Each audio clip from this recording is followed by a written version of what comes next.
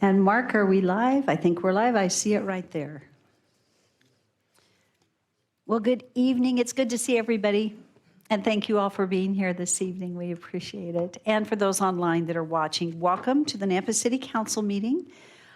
We do have a tradition here that I love, and that is that we have someone open us in prayer. And this evening we have the privilege of Reverend Bill Roscoe with the Boise Rescue Mission here to open us in prayer. Reverend Bill, thank you so much.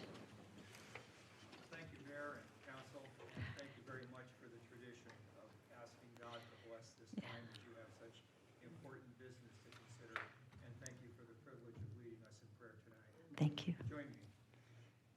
Gracious Father, we thank you so very, very much for your goodness, your kindness to all of us. We thank you, Father, that we can live in this beautiful community where so many people of faith dwell and share with one another. We thank you for the generosity and the compassion of the people of this valley. And so we ask you to continue to bless this place, Lord, this city, this valley, and the people in it. We pray for the family of our good friend Larry Gebert this evening, God, and ask you to comfort them in their time of loss and give you great thanks for this good man who served you and this community so very well. And as this council considers the business of the city of Nampa tonight, Father, we ask you to bless them with wisdom and discernment beyond themselves.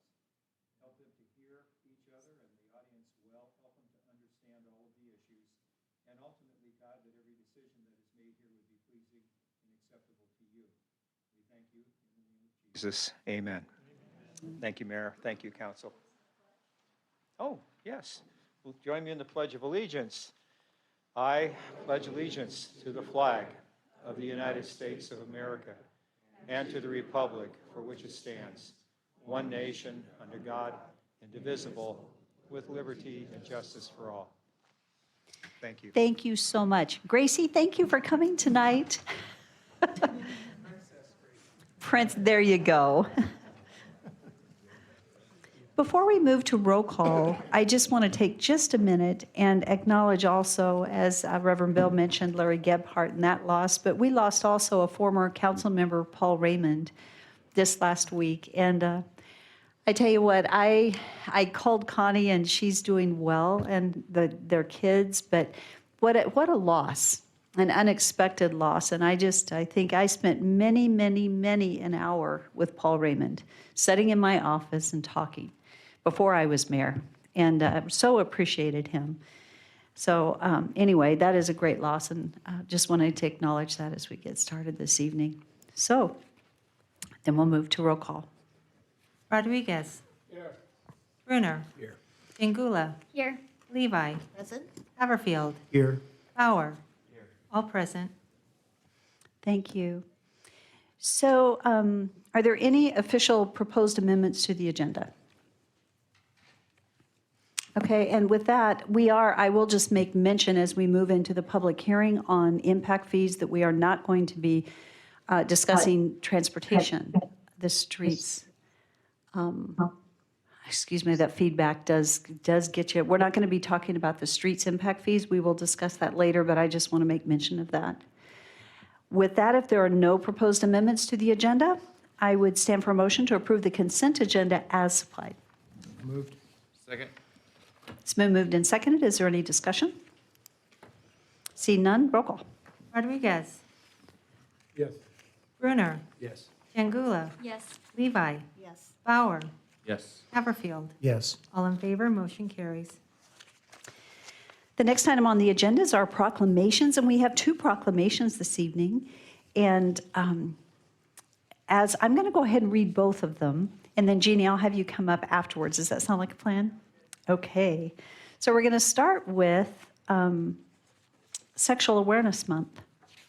Whereas the month of April is Sexual Assault Awareness Month, which provides an excellent opportunity for citizens to learn more about preventing sexual violence before it can start, and to show support for the Nampa Family Justice Center, which promotes safety, self-sufficiency, hope, and healing to survivors of abuse and other numerous organizations and individuals who provide critical advocacy, services, and assistance to sexual assault survivors.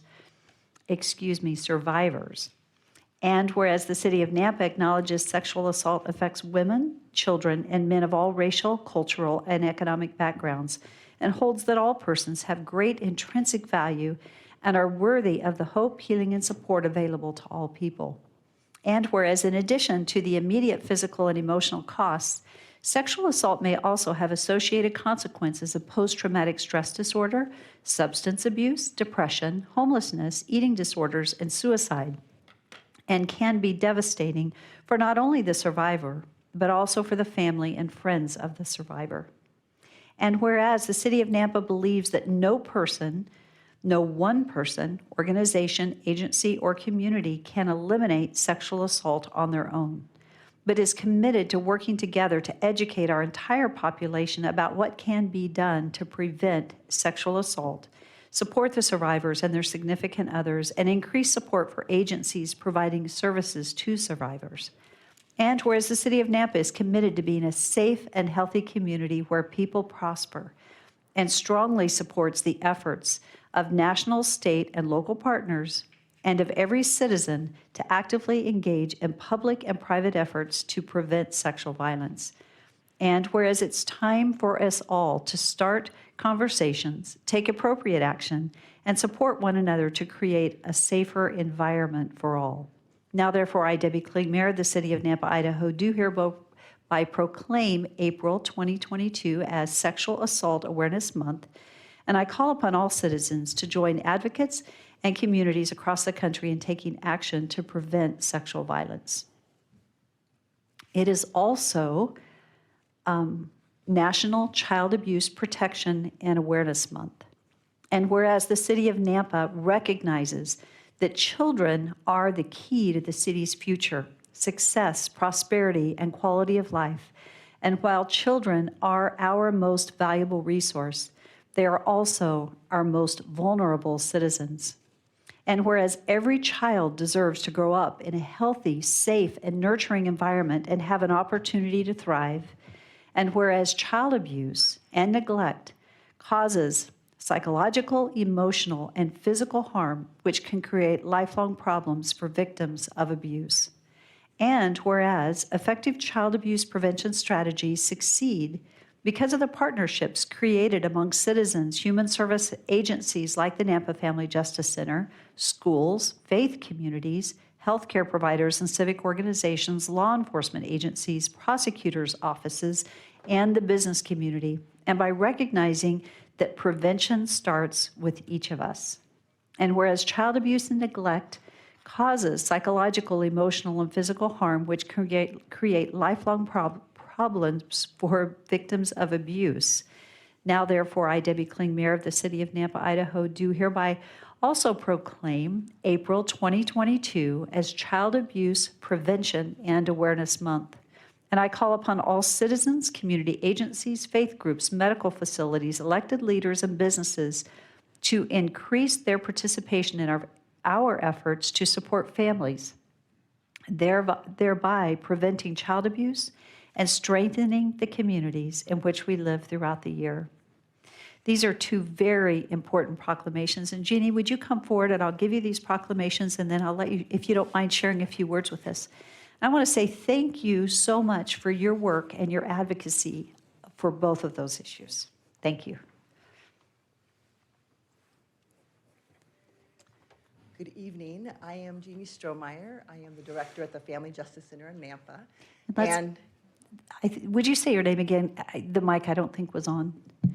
Go ahead. Thank you. Jeannie Strohmeyer. Yeah, go ahead and pull it up just a hair. Thank you. Jeannie Strohmeyer. There you go. Director of the Nampa Family Justice Center. And I just want to say thank you. We do a lot of work. We serve survivors of domestic violence, sexual assault, child abuse, elder abuse, stalking, and human trafficking. We are serving a population of people that are hurting deeply, and because of the support of the city and our community, we are able to do significant work. So thank you so much for all that you do to help support us in doing this really important work and recognizing that every citizen in the city of Nampa is important and valuable and worth They have dignity and worth our investment. So thank you so much. Appreciate you guys. Thank you, Jeannie. I tell you, we have an amazing team there with Jeannie and the entire team at the Nampa Family Justice Center and our police units that are also housed with you. And the work you do is so critically important. And it's unfortunate they're needed, but they're needed today more than ever. So thank you. Thank you. Okay, the next item on our agenda is where Nampa residents wishing to speak on an agenda or non-agenda item are here. And we're going to start with our wonderful Nampa Fire Department. It's so great to see you guys. Thank you for being here. And they have a presentation this evening.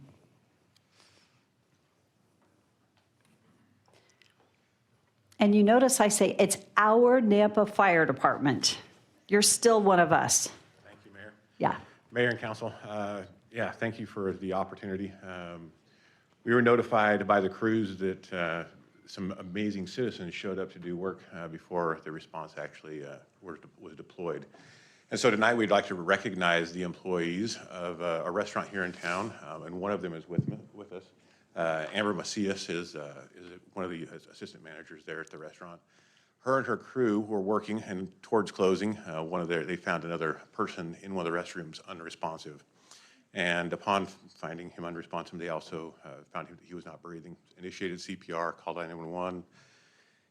The three of them took turns doing CPR to maintain the viability of this individual until our crews were there. And from there, the EMS crews did all of the actions that we necessarily do, and that patient actually is alive and well and fully discharged from the hospital tonight. So tonight, we'd like to invite Amber up to give her a little award for saving that person's life, her and her team. Unfortunately, the rest of the team was not able to make it tonight. They're in school, working, those type of things. So we'll go out and do a site visit to make sure we shake their hands as well. But tonight, we just wanted to formally bring her up and say thank you and recognize her and just share with you and the community what an awesome job that she and her crew did. So. Wow. So, Amber, Thank if you you'd like to come so up. much. Yeah, we'll bring the crew. Hi, Amber. Captain Simpson and Battalion Chief Elkins were also on the crews that responded, so they're going to sneak up here behind you. That is So Amber, wonderful. we just want to say thank you for your courageous efforts and leadership in that moment. It's really sometimes can be hard to recognize the need and then to act on that need. So the Nampa Fire Protection District and the City of Nampa would really like to say thank you for you and your team's efforts, because that person is here with us today, and his family, I'm sure, is significantly grateful for your actions. So thank you very much.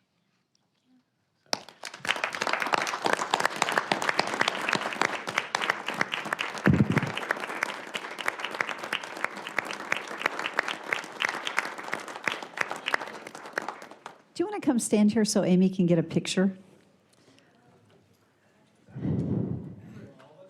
Let's just put you right up here and, yeah, all of you guys come up and let's get a photo. City Council, you can squeeze in. We can just stand behind him. Come on in. We wouldn't have known.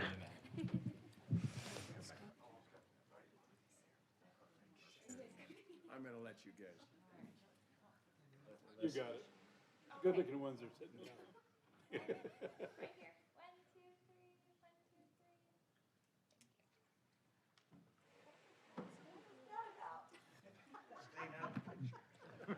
Right. Anybody else have anything for Amber before we leave? Okay. Would you like to say anything? We're just so proud of you. Please do. I just wanted to say that I am extremely proud of my employees because we all just came together and decided to help, and I couldn't be more proud of them for what they did. I have an amazing team, that's all. Thank you for sharing that. You know, when you get up in the morning, you don't know that that day you're going to save a life. And what's so cool is that somebody's life, they're here today because of the action you took, the quick thinking. Thank you so much, because that's not an easy thing to do, to give CPR to a stranger and to keep them going. But because you did, there's quality of life in someone here today. So thank you so much. Mayor, just a quick recognition. Where's, the restaurant's address is what? It's Sherry's in Nampa. What, Sherry's? Okay. Yes. Yeah.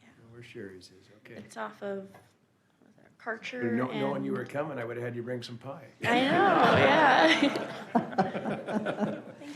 Thank you so much. Fire team, thank you. Thank you for the work that you do, and thank you today for your work, because I think you had a busy day.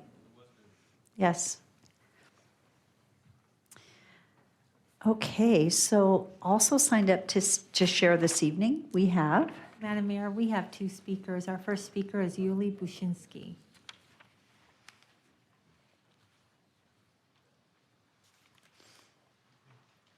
good evening. Go ahead and give your name and address, and thank you for joining us. My name is Yuri Buchinsky, and my address is 4106 Pintail Lane, Nampa, Idaho. This is kind of like a first stop. I've never done this before, but 2 weeks ago I went to Ukraine to deliver humanitarian help.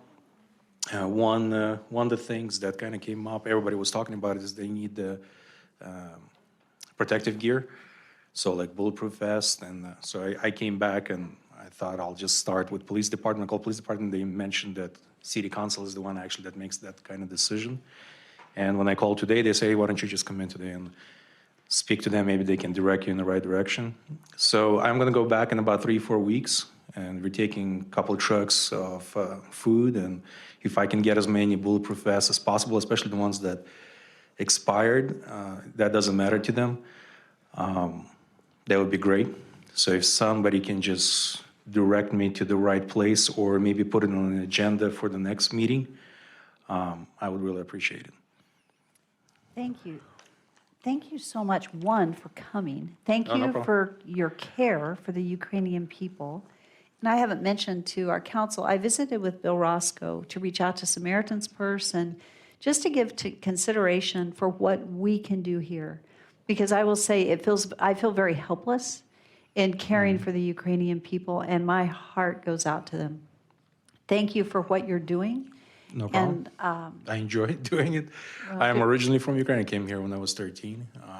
So it's been a while since I've been back. But this trip we made was to Romania, and then we went to Bulgaria, load up a whole bunch of trucks full of food, and just drove it over to Ukraine. We can't go to the hot spots, but we can get close enough where they can distribute with the locals there.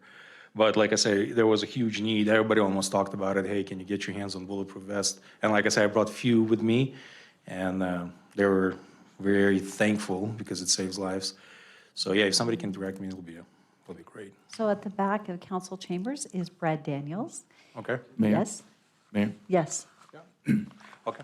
And then. I traded you a yes. couple of years ago, I don't know if you Yeah. remember me. Can I get your number? Yeah, 650 area code Yep. 766-6917.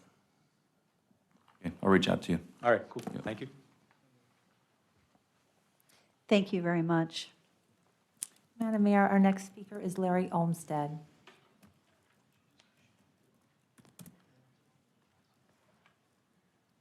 Larry Olmsted, 838 West Dallin Woods Way, Nampa.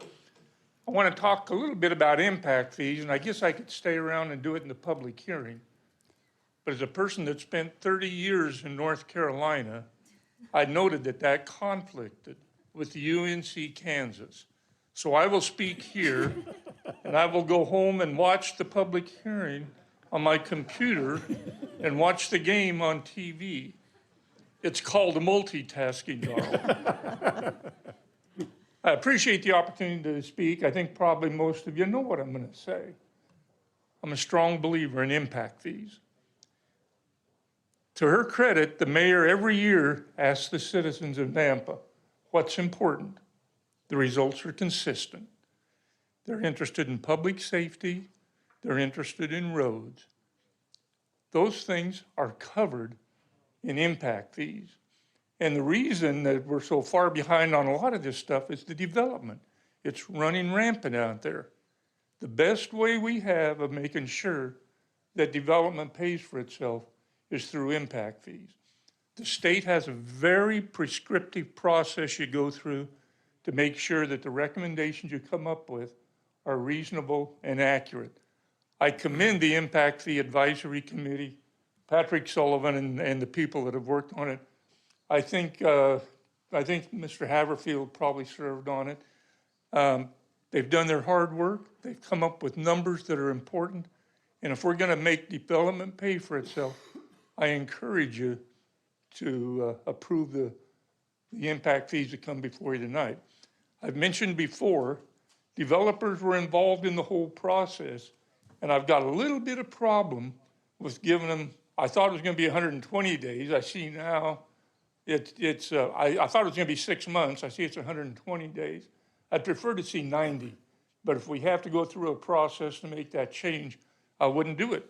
But the developers have been there the whole time. Trust me, they've been planning on it. They're ready for it. So I encourage you guys to approve the impact fees tonight. Thank you. Mayor? And I'm off to see the computer. And, Larry, before you go, yes. Yes. okay. Did you meet with the Canyon County Commissioners today? Yes, I did, sir. Did you bring this up with them as well? Yes, I did, sir. What was their reaction? Much like you'd expect the Canyon County Commissioners, they pretty much, I've gone to every one of those sessions, and I've encouraged them on 3 things, and I asked them today for an update on all 3. One, I wanted to know where they stood on impact fees. And I know that Van Beek met with the mayor, and I think Rick, and was real pleased. Patrick? But Pam White is entering the campaign, and she said, I know. She says, I invited Ann Westcott to come speak to us. Ann Westcott's going to come speak to us. I said, it was May of 2019 they voted on the jail. It was defeated, and every one of those commissioners says, we want impact fees, we're going to move expeditiously on it. May of 2019 till now, and they've contacted Ann Westcott, does not represent significant movement in my mind. The second thing I addressed them about, I'll take the opportunity since you've asked, thank you, is Capital Construction Fund. Right, Capital Improvement Plan? Improvement Construction Fund, where you can put funds in there and they can't be pilfered. Back when Ferdinand was there and Kathy Alder, they put some money there, it got frittered away. A couple years ago, we put $4 million in there, and Chris Yamamoto took it for our enhanced voting experience, which I enjoy immensely. Last year, they put $1 million in there, and they spent it on the fair. Once again, Pam White says, I can answer that. We're going to do it. We're going to do it. And then she started talking about how the fund needs to be replenished and put back all the money that's there. I'm going to send a note to her and ask her where she's going to generate all this money, but it was obvious she was in full campaign mode. The third question I ask is, they had the first bond in 2010, 12 years ago, and it's been a top capital priority. And I asked them, how many dollars do they have set aside earmarked for that jail? If you guess anything over 0, you've overestimated their ability to set money aside. So they can only set impact fees for public safety and parks, since they don't have roads and fire. So, but I know Hubert and I've been over there and talked to them time and again, talked to their development guy about leading the process. There's no reason for it to languish like it has. I commend you guys for moving forward like you have and protecting our taxpayer money. Can you set me up with another great question? Mayor, just as something important, by the way, I think the mayor's going to be rooting against you. She's a Kansas lady, so just so Sorry. you're aware of that. But we talked about it, so we'll just, you know what, if you win, I'll be thrilled for you. Like you said, I think you think KU may win. I don't know. Maybe And not. Darrell, I'll update you on the score. Watch your phone. No, He doesn't want to know. I'm recording it, so if we get out of here by midnight, I may watch it. Tell them in advance. Larry, thank you for all you do. I greatly, greatly appreciate it. Thank you to you guys. You are the most transparent group and responsive. I don't think I've ever sent a note to any of you that you haven't responded. Usually not the way I want.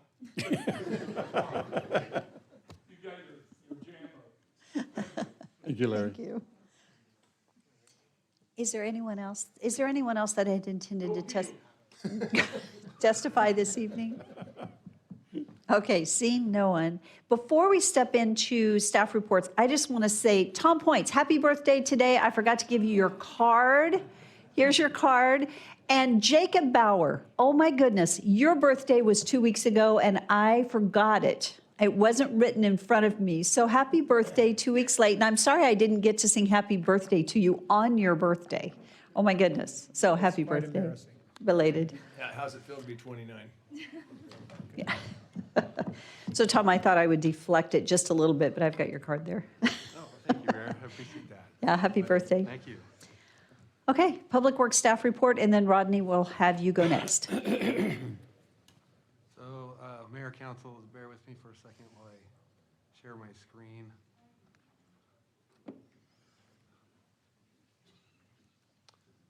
There it goes. Okay, yeah, two presentations on the staff report tonight, Mayor and Council. Got some exciting news about a realignment in Public Works. And Mark, can you come on up while I'm talking here? So this is the org chart for the Senior Director of Public Works, myself. And so we've got a communications and our admin assistant. We got Daniel Badger, our city engineer.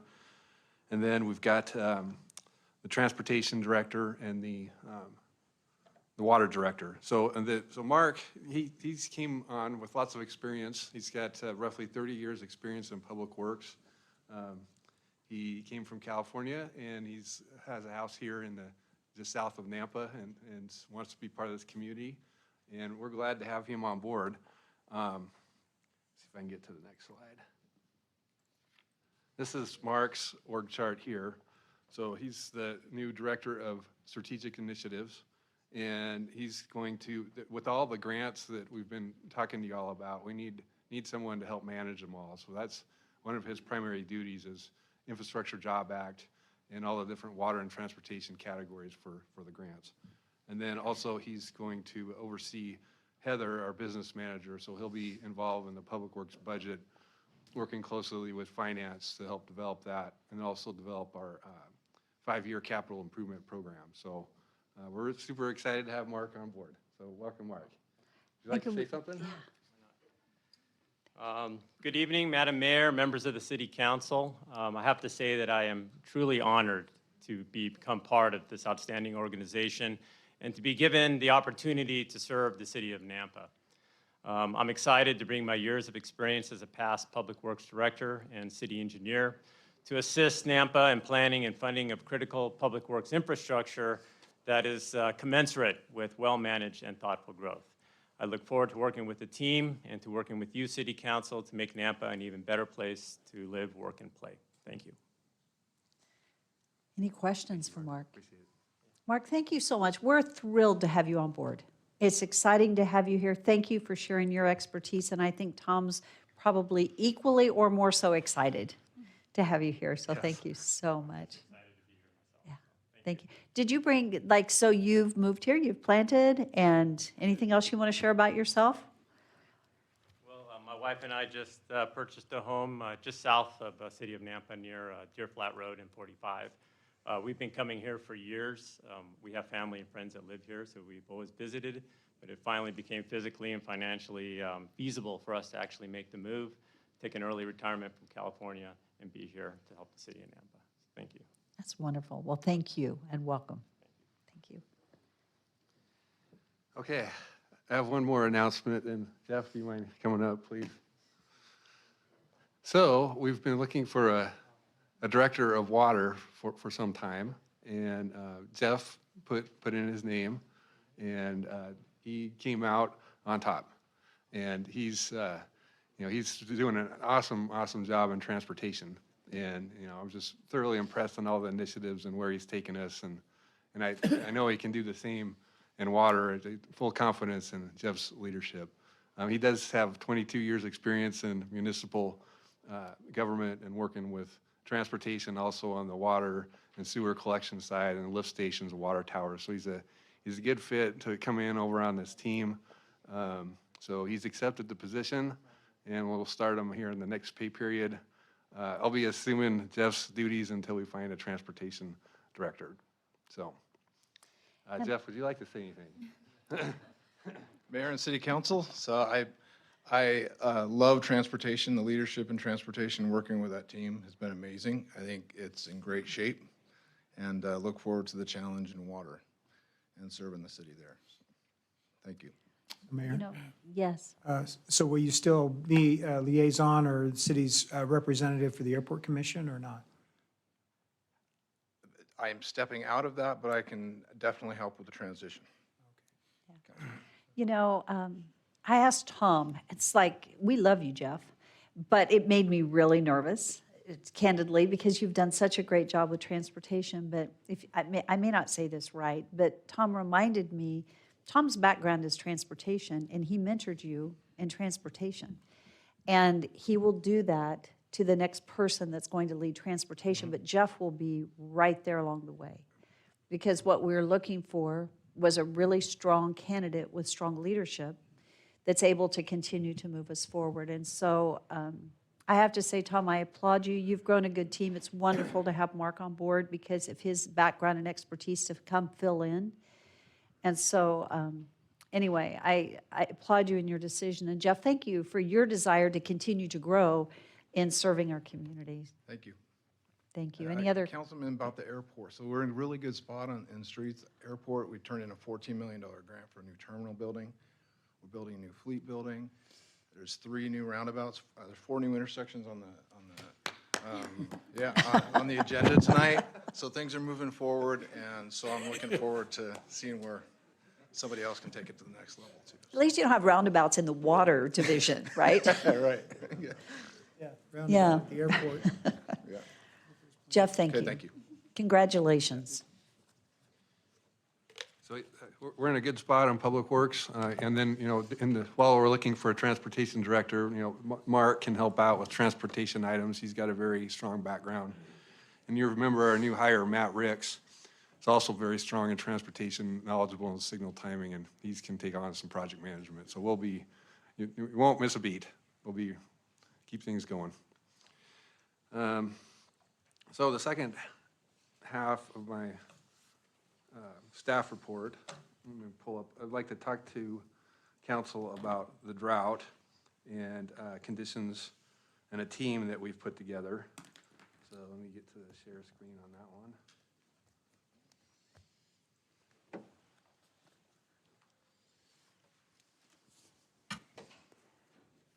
Got a lot of interest in this topic, and we're making lots of new friends that want to be part of this solution.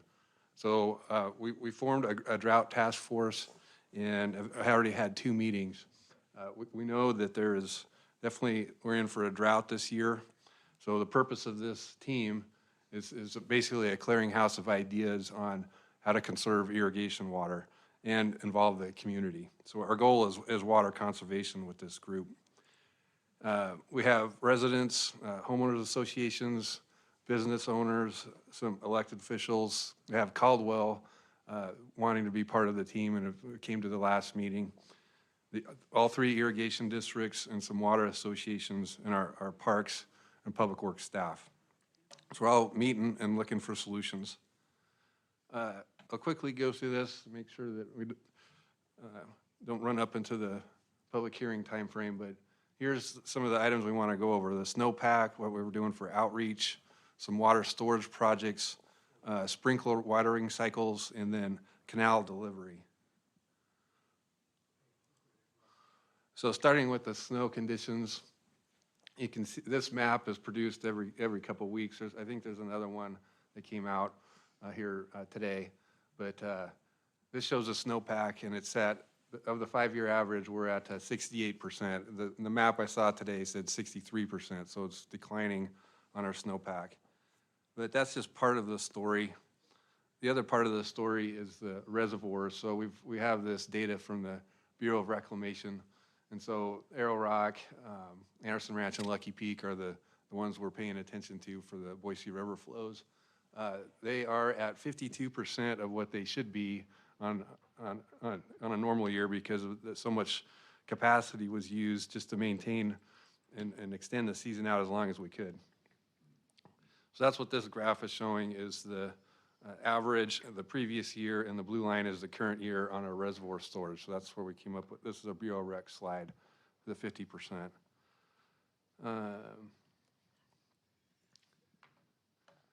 So our system is a pressurized irrigation system. We take the water out of the canal, clean it, filter it. We've got a number of artesian type wells around Mason Creek and Indian Creek, but we need canal water in order to keep pressures in our system. This is the percentage of water that we generally consume in Nampa for irrigation. So billions of gallons per season. So 42% comes from wells. But like I said, that's not going to pressurize our entire 500 miles of pipe. So we do supplement that with these 3 irrigation district surface waters.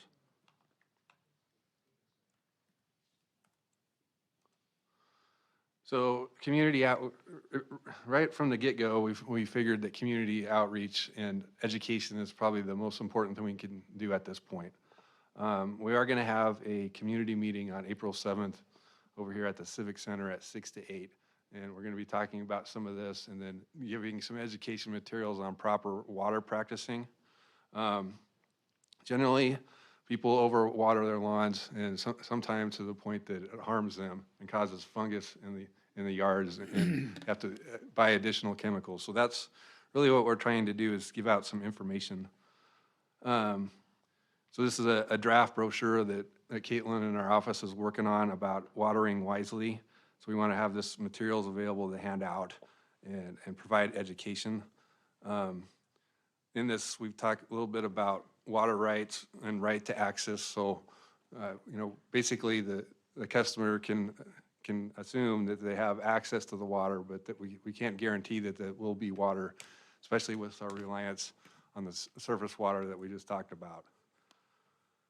And then, so we've got Josh Zamzos as part of our team, and he's very interested in this, and he does educational courses on how to proper watering practices. So we helped put this together.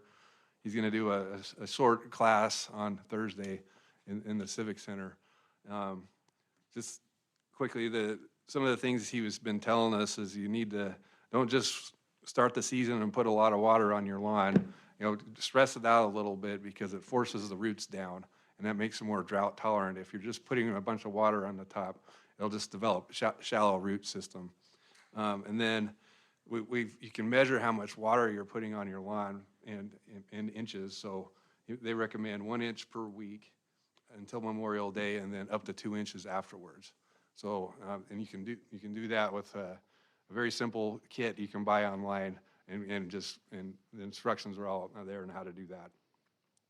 Make sure your system is calibrated well and your mower is in good condition, or some other things. So, we'll be, a lot of outreach material is being planned as part of our conservation efforts.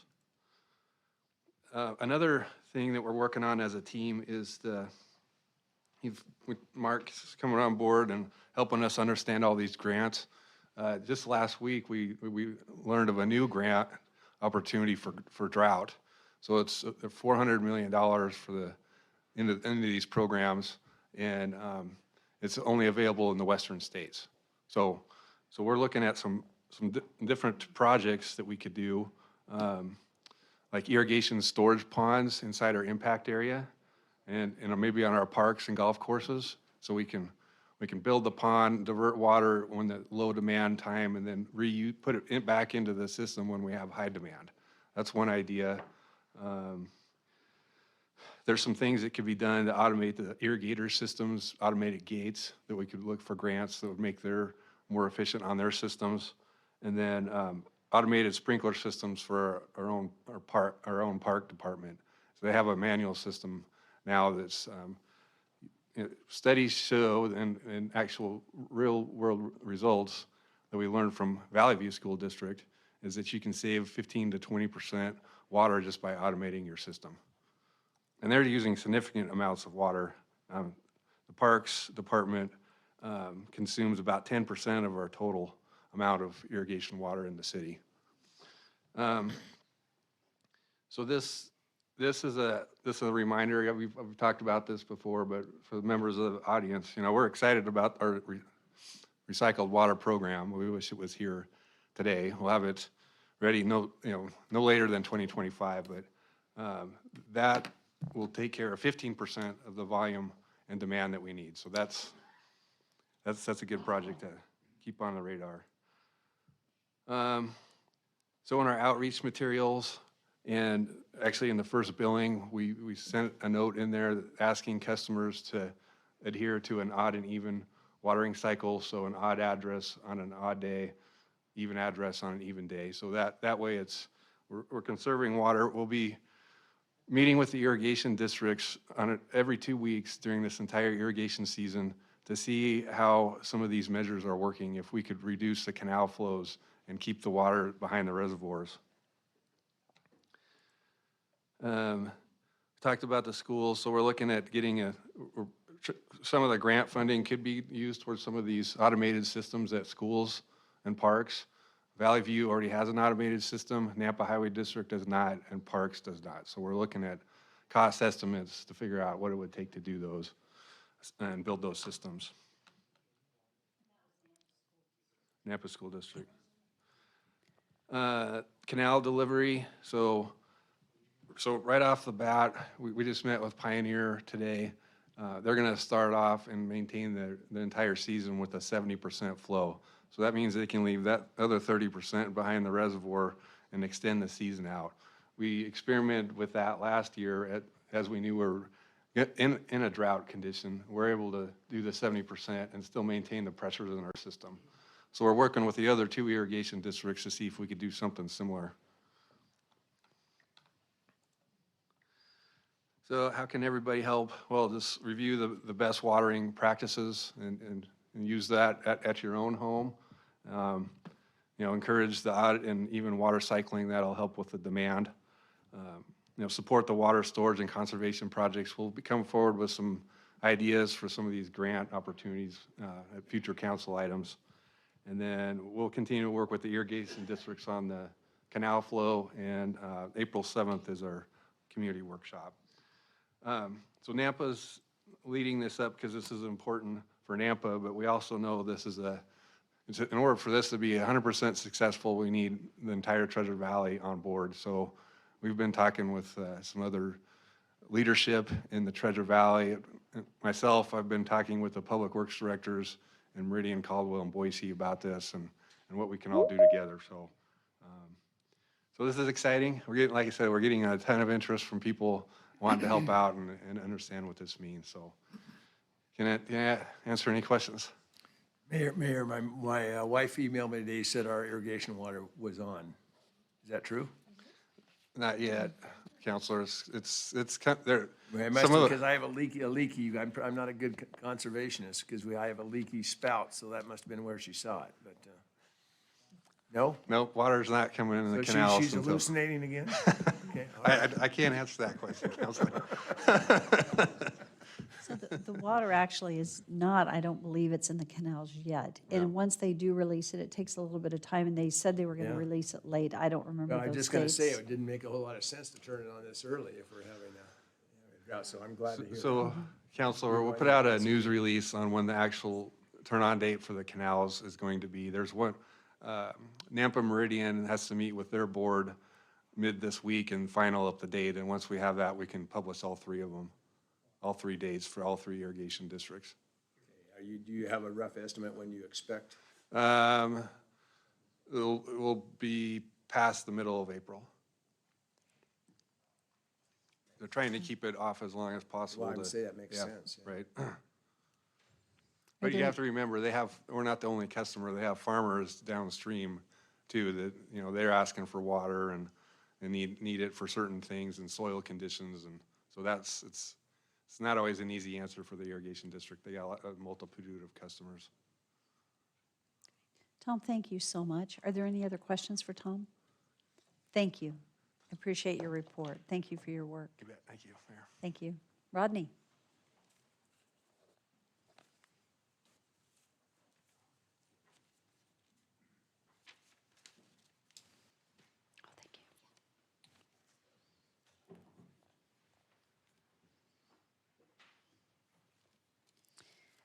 And we will get through the first couple business items before we step into public hearings this evening. Rodney, thank you. Appreciate this update. Rodney Ashby, Planning and Zoning Director for the City of Nampa. Mayor and Council, just want to give you a quick update on multifamily development. We've talked about this recently, and you directed me to do that, so I'll just wanted to cover one thing that we talked about last time we met in February is just the population. The rate that we're growing is about 3.4% over a 10-year average. Recent years were almost to 4% or over in the last 3 years. So that certainly has impacts on our services we provide and you know what our community looks like. So on February 15th, I presented the quarterly or the annual density report to you.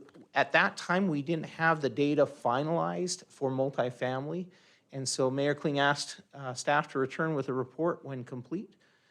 Council expressed some concerns at that time that multifamily development approved in Nampa appears to be far outpacing other communities in the area.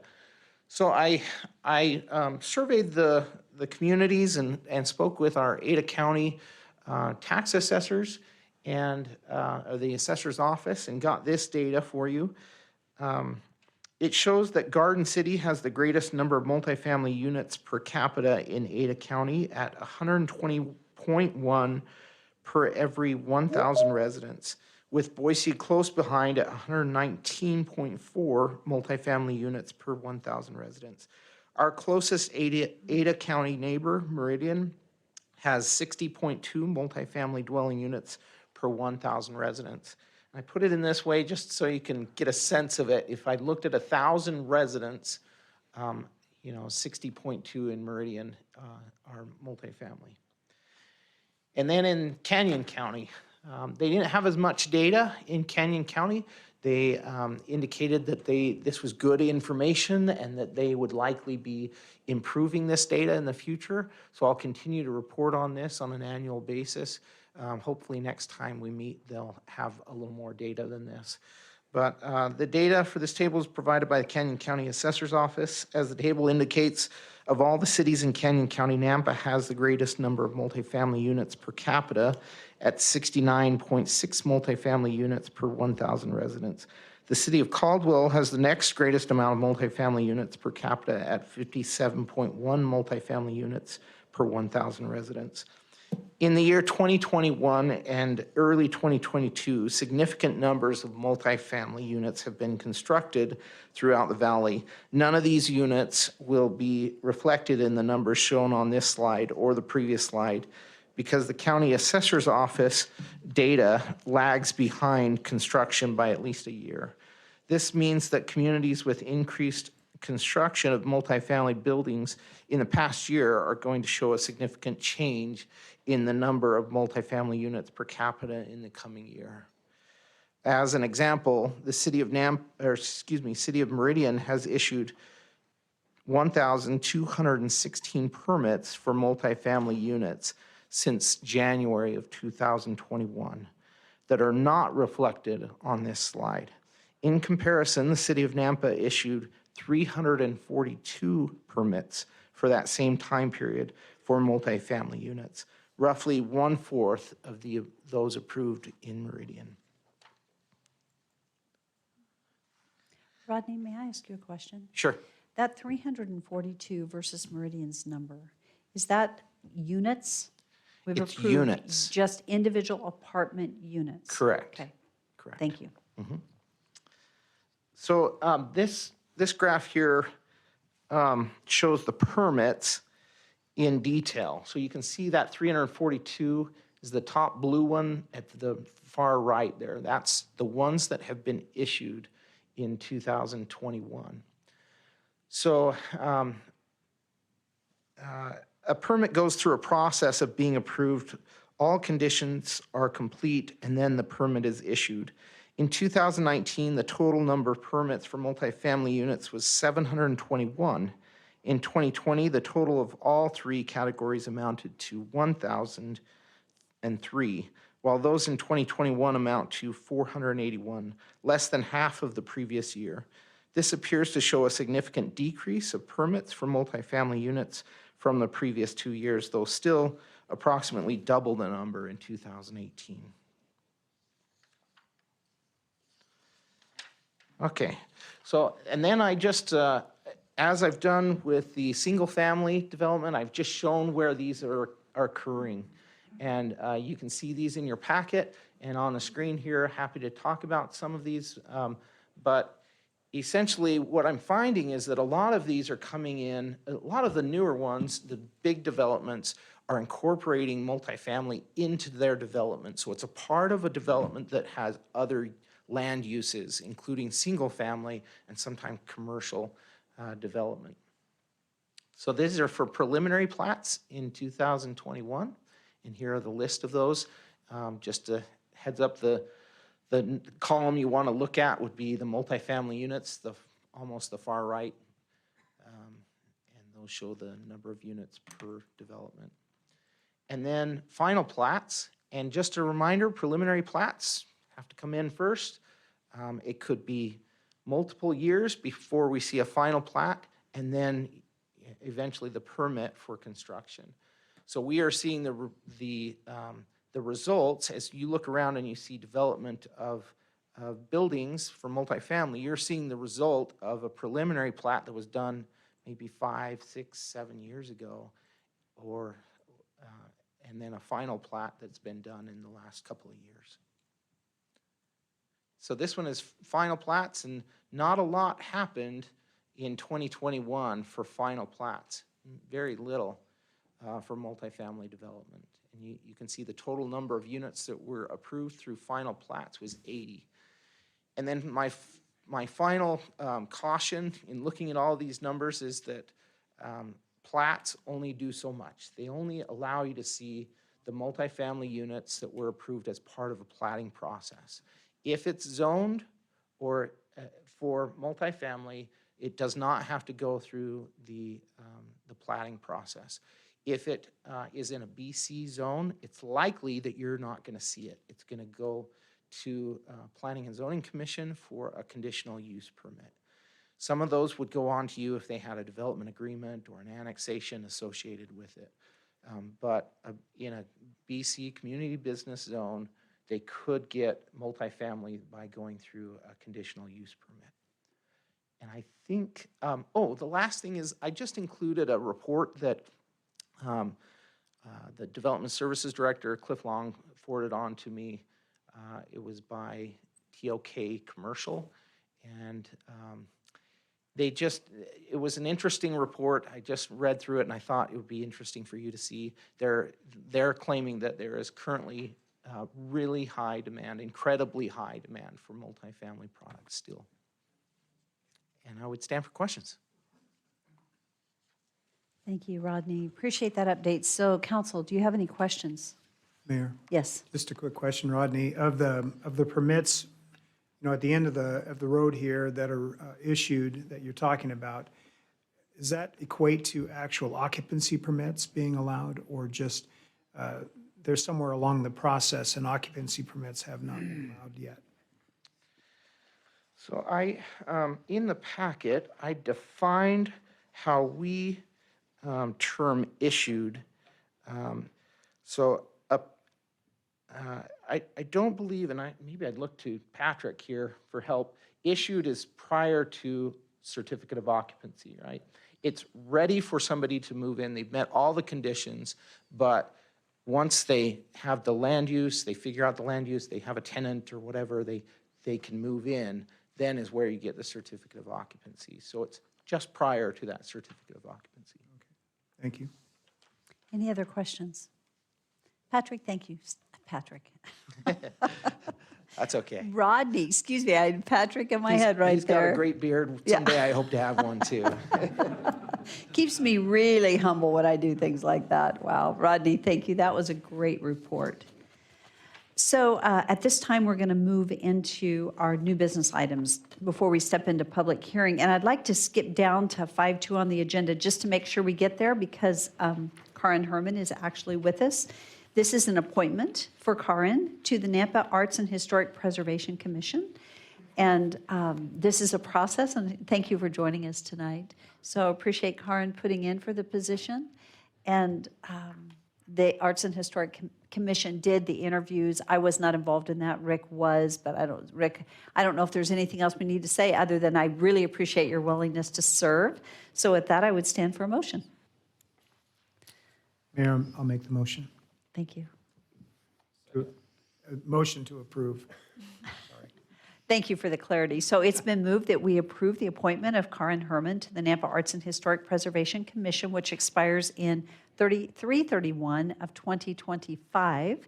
It's been seconded. Is there any discussion? Seeing none, roll call. Rodriguez. Yes. Brunner. Yes. Jingula. Yes. Levi. Yes. Bauer. Yes. Haverfield. Yes. All in favor, motion carries. Karin, thank you so much for your desire to serve. Thank you. We appreciate it. Thank you. Yes, thank you. Let's go back to action item 5.1. This is to authorize the mayor to sign a resolution to amend the FY22 budget, authorizing the public hearing, which will take place at our next council meeting. So moved. Second. It's been moved and seconded. Is there any discussion? Roll call. Rodriguez. Yes. Jingula. Yes. Levi. Yes. Bauer. Yes. Haverfield.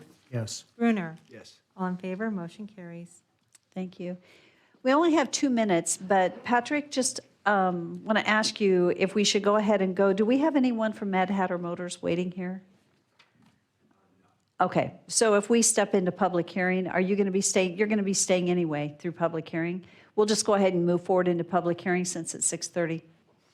Okay, so it is 6:30 and time to move into our public hearings. And so let's move over there. Our first public hearing is an action item. This is the proposed adoption of the comprehensive plan text amendment and the proposed ordinance of Nampa City Code pertaining to impact fees.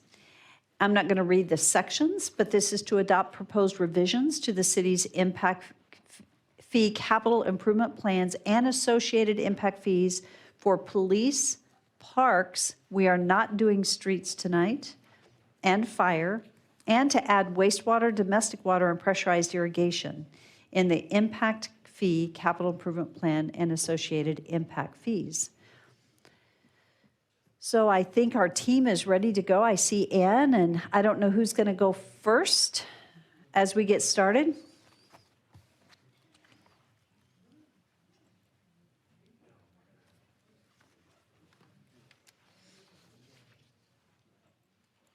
It looks like Patrick. Good evening. This is Patrick Sullivan, Director of Building and Safety. Thank you, Mayor and Council. We have a public hearing tonight. It'll be 2 items, actually, in the public hearing. One is the comprehensive plan text amendment for the impact fees, CIPs, and related impact fees that were recommended by the Development and Impact Fee Committee.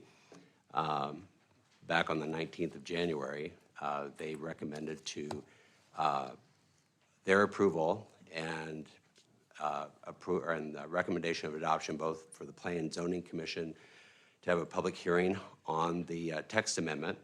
And the text amendment, what it is it's just bringing forward all of the studies for the proposed changes in the capital improvement plans for our 4 adopted impact fees, which are police, parks, fire, and streets. And we're going to be excluding streets from this public hearing because we're going to be moving streets back in the process, going back to the Development Impact Fee Committee, back to Plan and Zoning, and then back to you probably in a couple 3 months. So that's our plan. So we're going to be concentrating on the other fees. And then the other thing that we've brought up is we have new impact fees for utility fees, which include domestic water, sewer, and pressurized irrigation. And those are new fees we haven't had before. So that's what the comprehensive plan text amendment's for. And then we're also going to talk about the related ordinance, which adopts these fees into ordinance. It adopts the new impact fee reports that were completed and reviewed by the Impact Fee Committee, and it approves the fee schedules and also updates the level of service for each of the departments for the next 10 years on what their expected level of service is. So what we're going to do is we're going to hand it over to Ann Westcott just to go over just the capital impact or capital improvement plans and the fees. And then we'll come back and do a recap, and we can dive a little deeper if we have any questions.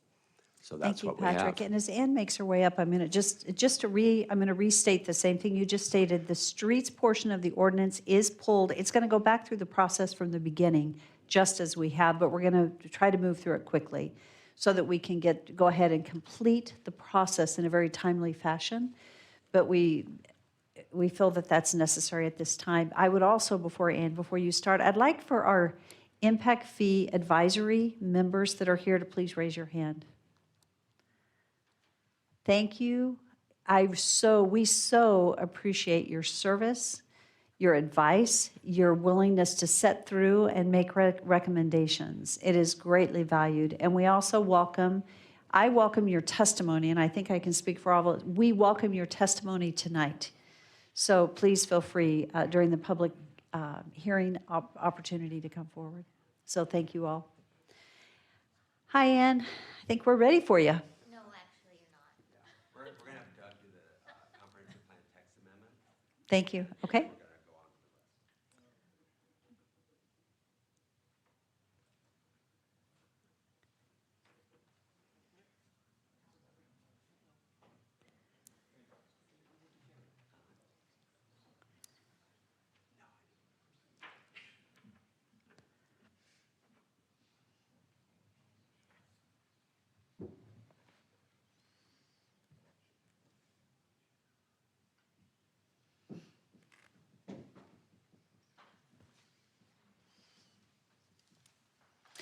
During this pause, so has the game started?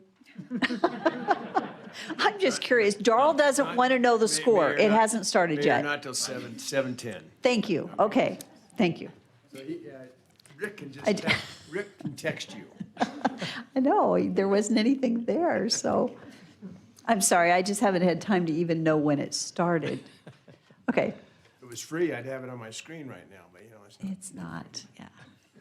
Good evening, Doug. Good evening, Mayor. I'm going to say something real quickly to council. I have been saying names and of when someone comes up, and so Doug, I'll let you introduce yourself. We're going to start doing that because the one thing that came to my attention was when someone is watching online and a staff member comes up, they may have no clue who that is. We all know who it is, but the people online or sometimes in the audience don't know. So we are going to ask staff to start introducing themselves. So Doug, I'll let you introduce yourself and then we'll let you go for it. Okay, thank you, Mayor.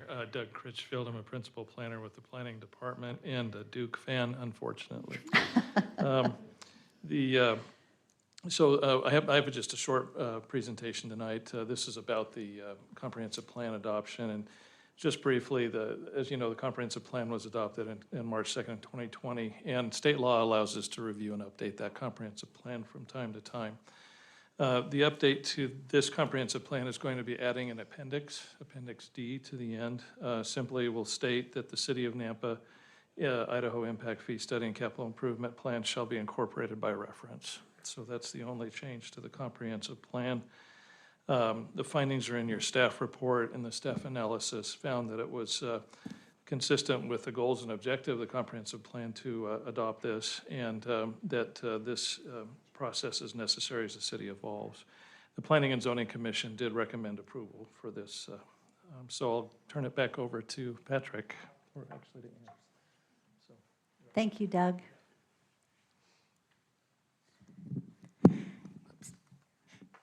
Do I have a advancer? Well, I will start by saying I'm Ann Westcott, your long-suffering impact fee consultant with Galena Consulting, and my family hails from Kansas, so we are Jayhawks. Thank you. I, however, don't really care, so. That was good. Let's see, it's not doing anything. Oh, edge.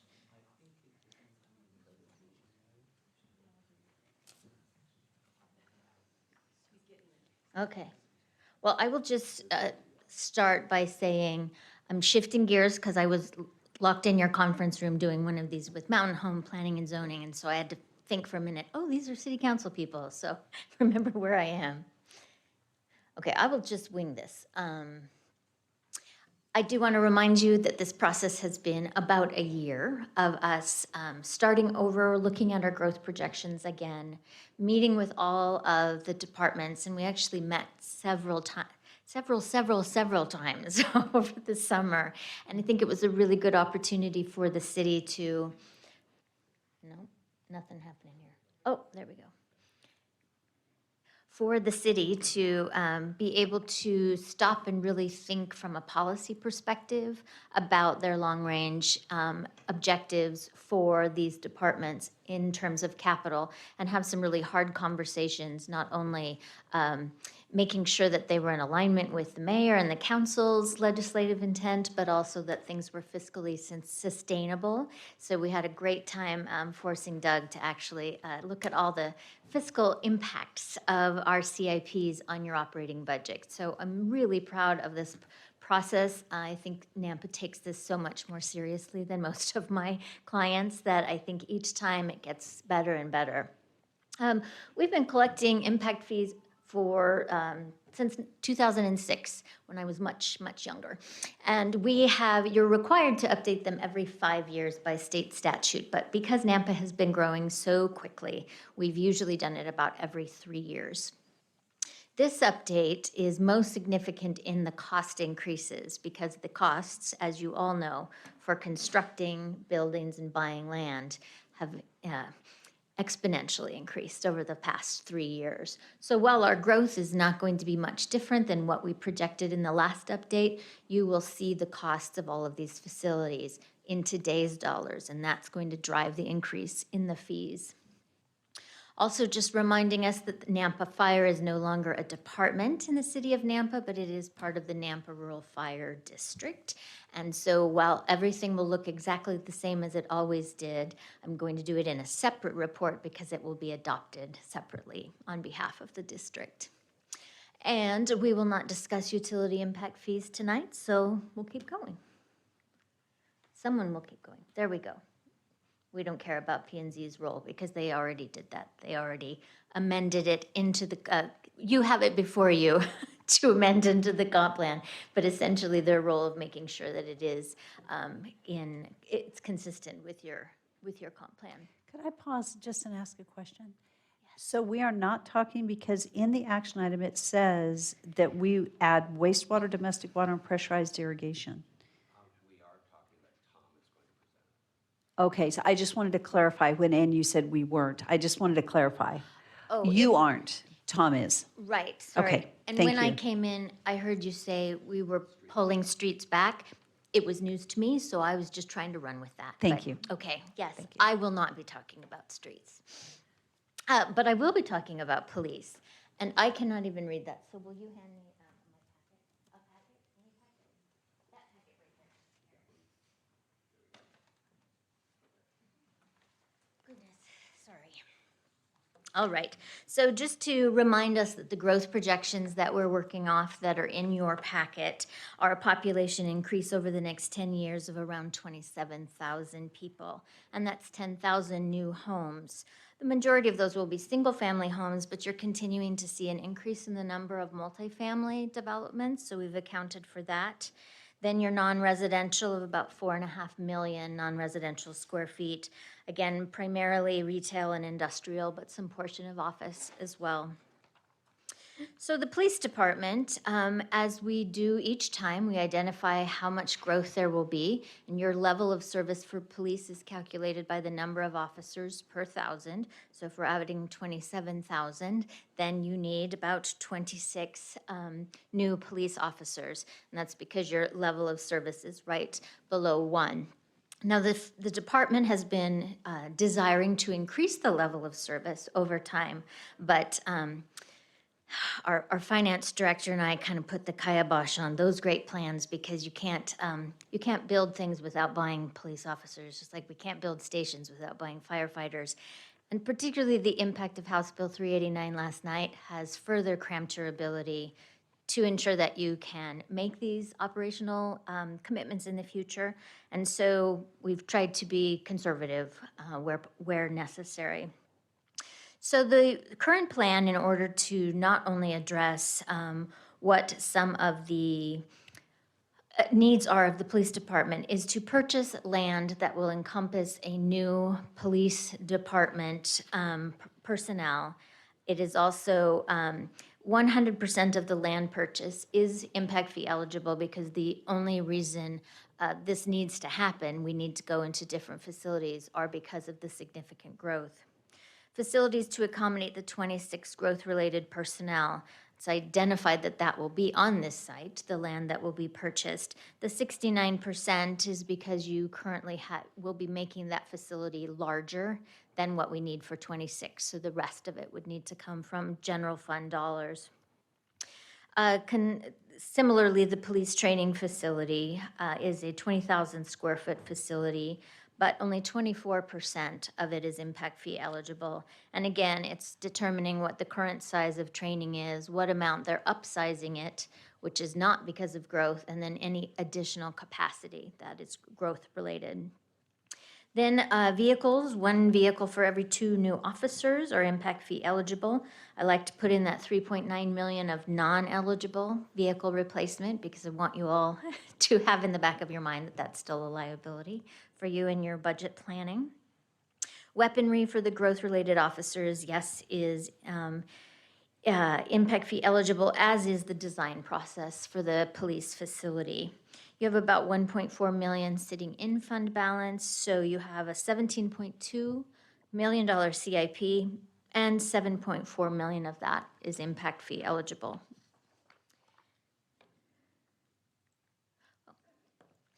And so we take that $7.4 million, we break it out by residential and non-residential uses, divide it by the 10,000 homes and the 4.5 million non-residential square feet. Each house would pay $604. Each non-residential square foot would be 27 cents. And that is compared to not only what the current fee structure is, gives you a change in dollars, but also compares it to the current investment, or in other words, how much everyone who already lives here has paid in to the asset inventory that you already have. So I'll stand for questions on that one.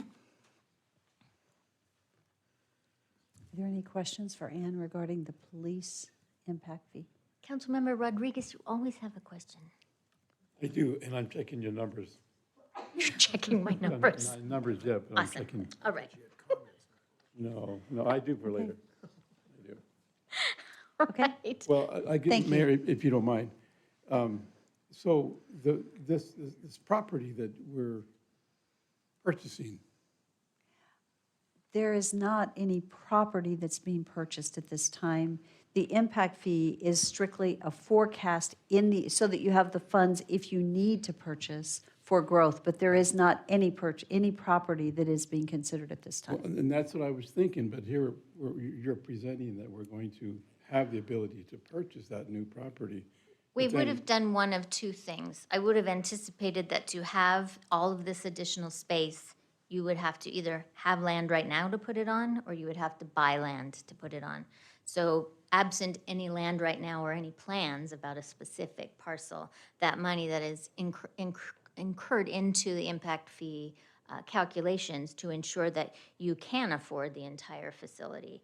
Usually, I include that land cost in the cost per square foot of construction, but I did not do that here because I wanted us to be able to see the different components. Well, see, now, that's what I was looking for, is the news about that. I'm not sure about that. But the other side is that the fire department wants to have their capital improvement, not capital improvement, but the purchase of more fire stations plus equipment.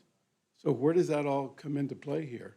Are we talking the same? We're not talking about fire, we're just talking about police right now. I know, I know, I'm just putting kind of it all together here, so. I'm not sure that they would be co-located. They're separate facilities. That's right. Yeah, I know. I'm just saying that we're saying one side and another side and another side, and the growth is definitely not gonna be able to pay for all this stuff. That's what I guess bottom line is. It Or is depends. it? So in a 10-year forecast, there are certain things that the capital improvement plan can fund and things they cannot. But the physical infrastructure can be funded through impact fees. And our challenge has been that we, for many, many years, one, we didn't have them. And then when we implemented them, we only implemented them at 50%. And so we are very behind on accruing the impact fees that we needed. And so at this time, which we did several years ago, we accepted the full impact fee proposed capital improvement plan. And then now we're updating based on that, the projected growth and the needs. So, and then we'll talk about fire separately, but yeah. And Councilmember, I think it's an excellent question because the biggest policy question is who's going to pay for growth? Growth can pay for it, the taxpayers can pay for it, or you can allow the level of service to decline. And the right or wrong answer is your answer. You get to pick what that is, or some combination thereof. These CIPs are following the directive that we've had thus far, that growth should pay its proportional share, and that still is leaving quite a lot on the general fund side as well. Yeah, so that's what I was thinking about, looking for Meridian's impact fee structure. And that's somewhat different than ours. Theirs is different because they've not updated it in 5 years, so Oh, they're is that needing to do why? that right now. Okay. So I would say it's sort of not comparable at this point. Okay. They do, one thing that's different is for police and fire, they do break it out by single and multifamily, and they break out the non-residential. In Ada County, I'm just starting to get dispatch data that breaks that out for me enough to be statistically accurate. We don't quite have that level of data in Canyon County. Well, which brings up the other idea that I had also, Mayor, if you don't mind, is just that, the multi-purpose apartment complexes pay for a police officer through impact fees. They can't pay for the officer, they No, just pay for, yes, right, a station. Right. Mhm. So in this study, because I can't tell you whether multifamily or single family calls for the police more than the other, I'm aggregating them. And so a multifamily unit and a single family home would each pay the same amount of their proportional share of the cost of that infrastructure. If we are able to continue to develop our data collection, i.e. when I'm dispatched to a call, I'm going to write down whether I went to a single family or a multifamily, then we'll have that data that will help me be able to say, yes, this is true or isn't true. And it's a source of conversation throughout the valley right now. Okay, well, that's where I'm headed so far, so you're on the right track. Oh, good. So a comment that you made, and I think I'd like to pause on that, just as a quick encouragement for City Council, that when we're in a public hearing, which we will step into a public hearing, the only items we can consider are the items that are before us. If we're doing any independent research, and if you have other areas that are entering into your decision-making process, as you just mentioned, they need to be brought forth so that we all understand whatever information we're considering that could influence a decision. So we need to disclose any conversations that we've had, but also any other research or anything else that we're considering. Late night Google searches. Well, I think it's just important so that, and I will defer to legal on this. Did I state that accurately? You did, Mayor, with us creating a record essentially regarding our impact fees and then also talking about a comprehensive plan amendment. We want to make sure we're making our decision based on what's in the record. And if we have things from outside, we need to put it in the record. Thank you. So, Mayor, since you brought that up, then, I haven't talked to anybody. I do a lot of study, and it's off of and information. Great, thank you. You're welcome. Thank you. Mayor Kling? Yes. And for the benefit of the council, just especially the new members, we're not approving anything tonight. All we're doing is looking at a direction that our capital improvement plan can go.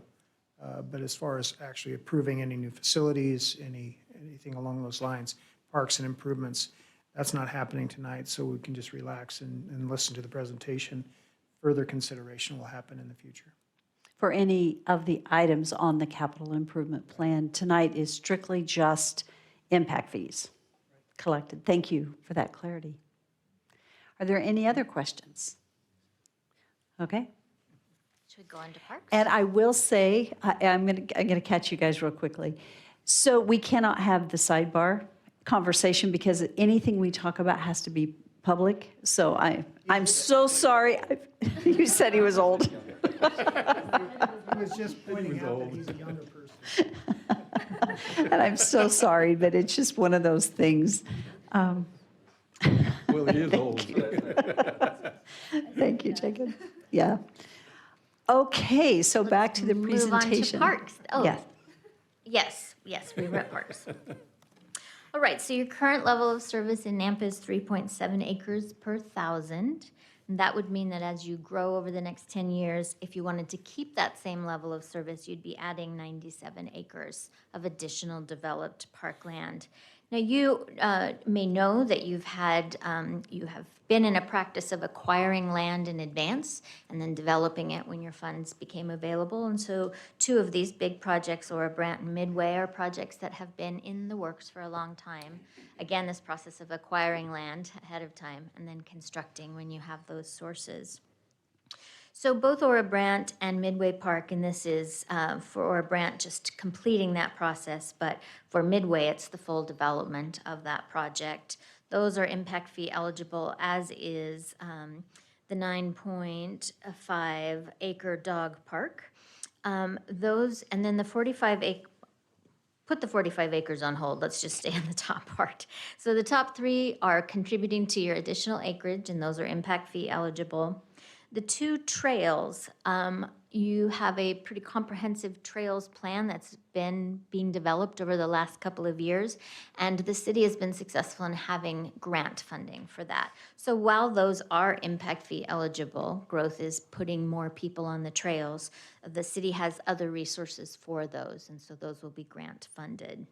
It does ultimately add to your acreage, but not through impact fees. Now, under parks amenities, so when we talk about recreation, the idea that's being developed within the city is a multi-use park and soccer complex. After many, many discussions with mayor and the members of the administration, there's not enough clarity on what this park will look like or enough design. There's also not enough surety that we'll have the money in a 10-year period to be able to develop it. Also, if we had included a $16 million park for 45 acres, the impact fee would be much more significant than it is. So a policy decision was made to try to use this $10 years worth of impact fees on acquiring the land at what are likely to be lower costs per acre. And then you'll see that we put in the development of the park, but it's pushed over to the other sources.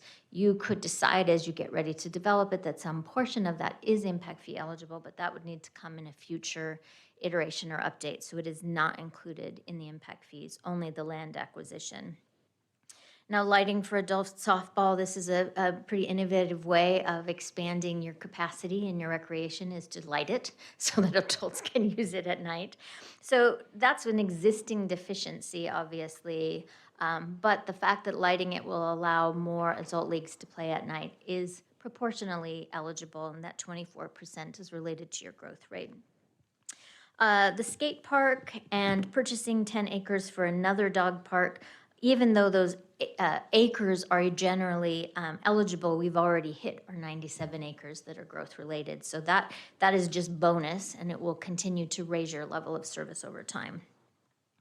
Recreation facilities, a pool to serve new growth, and then the recreation center expansion. And because they will need to push out recreation admin, to a new space, there's a line for that as well.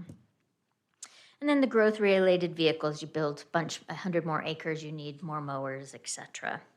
Then I do believe you're probably aware of the fact that the city is moving toward the design, development of a fleet and streets facility. And what I've done in each of these CIPs is articulate the number of square feet for police, for streets, for fire, and for parks that are needed because of the additional units required for growth. So if I added 13 police cars, then 13 police cars worth of getting fixed in the shop over a rotation is what's calculated here, so that the proportional share of just the growth-related part of the fleet facility is appropriated to the 4 departments. Now you have a healthy fund balance in parks right now of about $6 million, so out of a $40 million CIP, $23 million of it is impact fee eligible. And that would bring your fees to $2,340 per household, whether single or multifamily. Now, the current investment is almost $5,200, but your current fees are about $1,700. So it is an increase, and it is an increase that I've seen.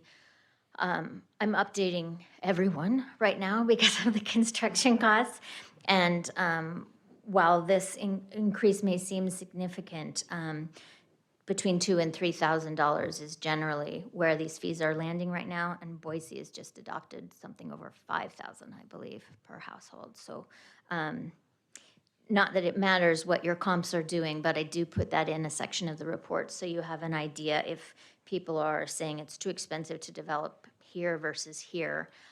We are continuing to all rise at the same rate. Are there any questions for Ann on parks? And I do have a question, and it may apply to everything, but the softball lighting is what sparked my question, and that is that if we were to proceed in investing in the lighting, and there's 24% of that we're responsible for at the I moved off to 124,000. If we don't grow at the projected pace, is that a liability to the city in our match dollars? Well, essentially, okay, so we're not talking about projects that are 100% growth because we either build them or we don't because of growth. I would say if you lit the fields and then apocalypse number 2 comes and we don't grow anymore, you could potentially want to, that's $122,000 that I think the general fund could probably reimburse the impact fee fund to make it clean. Okay, but we would have a responsibility to do so if that, I know that won't happen, but if that were to happen, that's what we need to be mindful of. I would defer to legal counsel, but I've never actually seen that happen, so it's my best guess. Thank you. We take these what ifs as they come, I think. So I'm not going to talk about streets, but we can go to fire. And the growth projections for Nampa Fire are obviously higher than, and I do realize that this has the wrong exhibit, so just look at what's in your report. My PowerPoint game is not as good as it used to be, so I'm good. No, it's good. Fire is obviously, it's not just the city limits, but in the unincorporated portion of the district that contributes to this growth. And that unincorporated portion is growing significantly as well. So the 10-year fire CIP is based on a continuation of the conversation that was had over the last 2 years as the district annexed the city into the fire district. The need really of looking at the geographic makeup of the district, including the city portion, where response times were getting longer and longer, and how the additional growth that's projected will continue to increase that response time. And so what was identified here is we do have 4 stations on this 10-year CIP. In general terms, every 10 years, you would probably be adding 3. But number 6 is on here because we still had yet to get number 6 done. So I think that just happens to be a timing thing, because if we had funded 6 last year, then it wouldn't be on here. So this is These are the 4 stations that are determined to be needed to keep the level of service from continuing to decrease. You will notice that 2 of the remodels, I think sometimes it can be argued that we remodel things because of growth to add this squad vehicle capacity, but we just use the growth rate here as well to identify that there is an operational transition to the use of these QRUs or squad vehicles, and that is not just because of growth, it's also a operational decision. The training sites, a percentage of these training sites obviously are growth eligible because you're making them, because you need to train all the additional firefighters you have. But because the stations were the most important or the largest priority for the fire chief, it was determined that we would not collect impact fees for the training facilities, and those would need to come from general funds within the district. Obviously, for stations, you need additional engines. So we have 3 new engines on there that are growth eligible, 2 squad vehicles. Again, I'm using this, we sort of needed them before, but we really need them because of growth methodology of 50-50%. And then the district has a large asset replacement list of about $5 million as well that they will need to be able to fund. And again, all of these items that you'll see onto the right that are coming from other sources, we have gone to the finance director of the city and then to the fire district and had them run out a 10-year fiscal projection to assert that, yes, this is within our ability. Obviously, things could change in a year or two, and that's why we update the CIP accordingly. Let's see, SCBA's or self-contained breathing apparatus, the turnouts for firefighters, those items are impact fee eligible, so they're included. So it's a $48 million CIP. There's $3 million in fund balance and $22 million of the entire amount, about half, almost exactly half, is impact fee eligible. So you look at your fire impact fee calculation, and I would remind us that because there were conversations going on about fire transitioning to the rural district, we really ignored the fire department fees in the last update 3 years ago. We made some minor changes, but a fee of $560 was nowhere near the comparable at that time, and it did not include the stations that were needed at that time. So again, this is one of these comparable things. I don't know that I would compare the 1,567 to the 560 because that 560 is actually more of a 6-year-old number than a 3-year-old number. You look at the current investment, this is where I'm really seeing with a lot of my clients that the increase in costs, and fire is the one that costs the most because we're building buildings and we're buying expensive pieces of apparatus. So this is what that fee came out of. I mean, the most simple way, if you want to keep the response time consistent, this is what it's going to have to cost for people who develop in the next 10 years.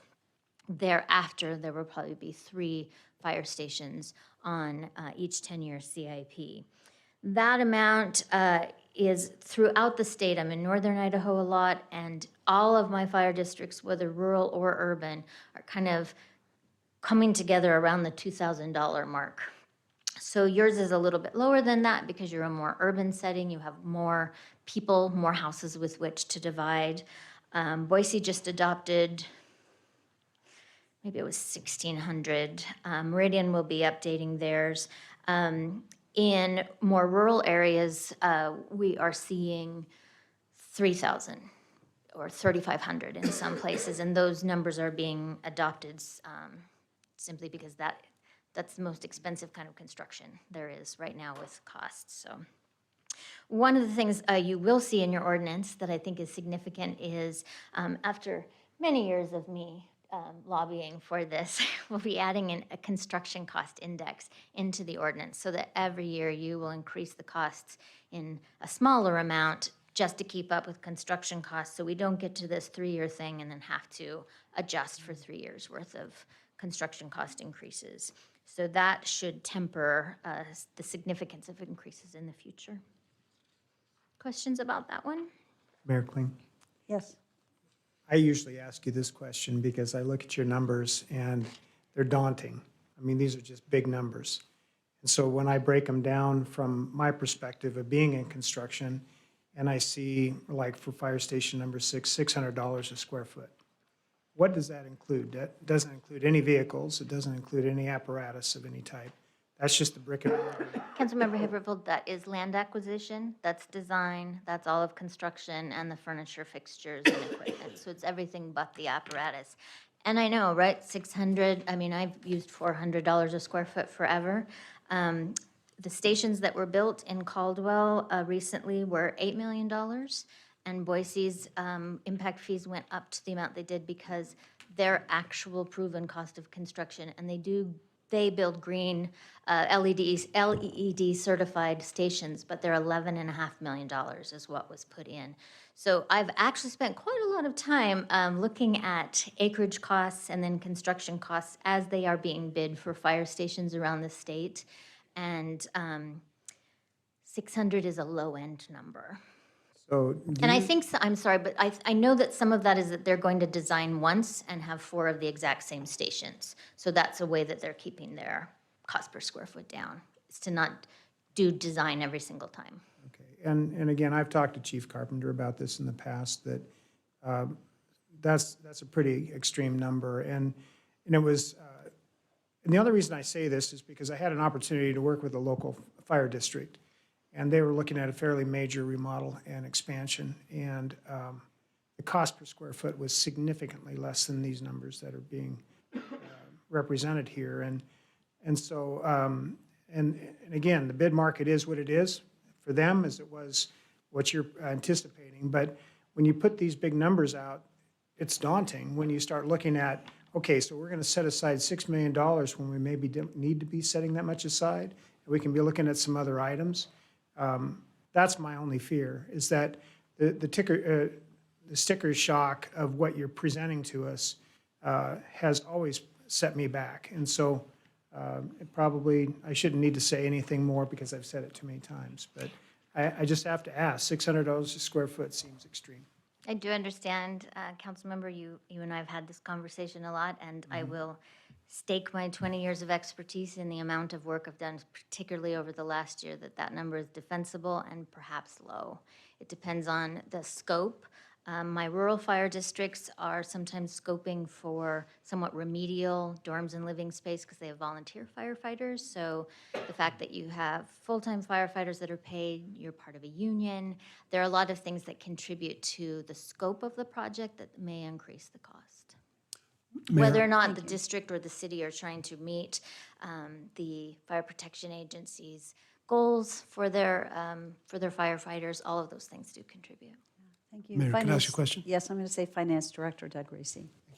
And a couple of questions. You mentioned that you're adding into the ordinance a construction factor. And is that based off a CPI or a construction CPI? What is it based off It's of? not CPI, it's the construction cost index, The the construct, CCI. that particular index, okay. Yes, it is the All right. CCI that's published by Engineering News Record or a similar type. And I know that the engineering department has identified the proposed, I think we had that conversation in roundtable once. Yeah, Yes. we did. I just want you to connect it with the price of lumber and land as it goes up, yes. Right. One other question. Not how much we spend on toilet paper. Right. Well, yeah. That's my other budget. So the cost, or the issue the mayor addressed about, could we ever get to a point where we actually have to pay back general gov? I think that's one of the things that I'd suggested, is that we come back, especially if things were linear and everything went at the same pace, and growth went at the same pace, and inflation went at the same pace, you could set it once and leave it. But when things aren't linear, when inflation changes, when growth changes, Mayor, we can't set this and leave it. We need to come back to it as frequently as we have time to go through this robust discussion and evaluate, are we setting the right values for each individual department that uses impact fees? Setting it once and leaving it is not the most advisable course if we're to maximize our use and the projects we can develop from it.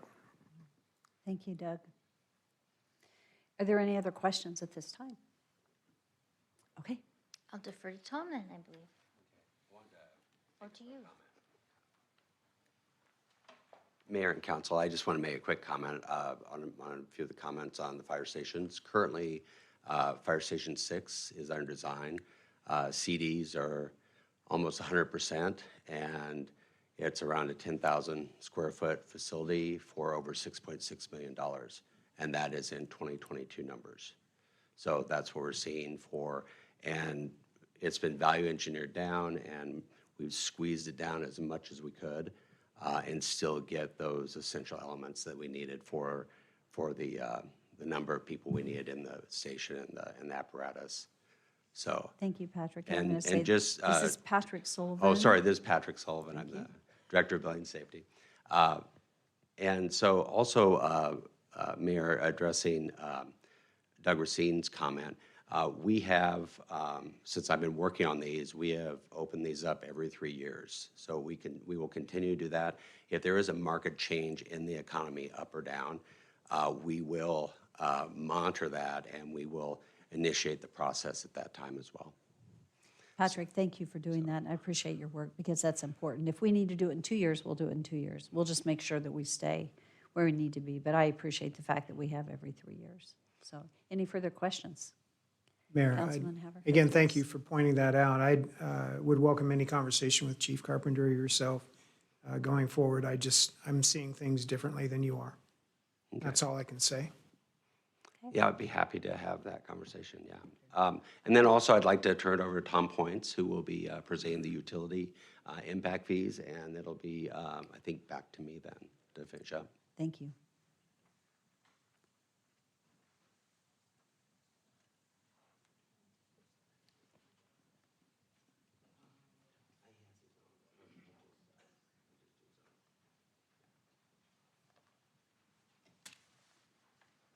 So, Mayor, Council, I'm going to share my screen again, and you should have this information in the packet.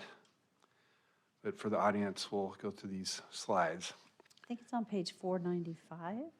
Is that the PowerPoint? Yeah, 495, just in case anyone's trying to follow.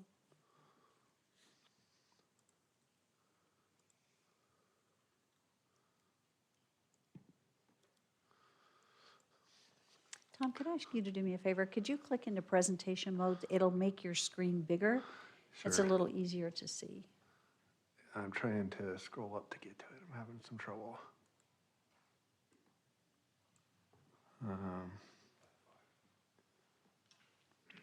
What's that? F5?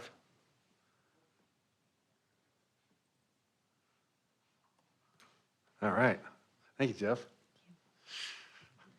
Okay, Mayor and Council, I'm pleased to present the water and wastewater and irrigation utility impact fee. Online, we've got our consultant from FCS that helped with some of the base calculations, Chris Gonzalez. So if you had any questions about the math, I'll have him help out if I can't answer it.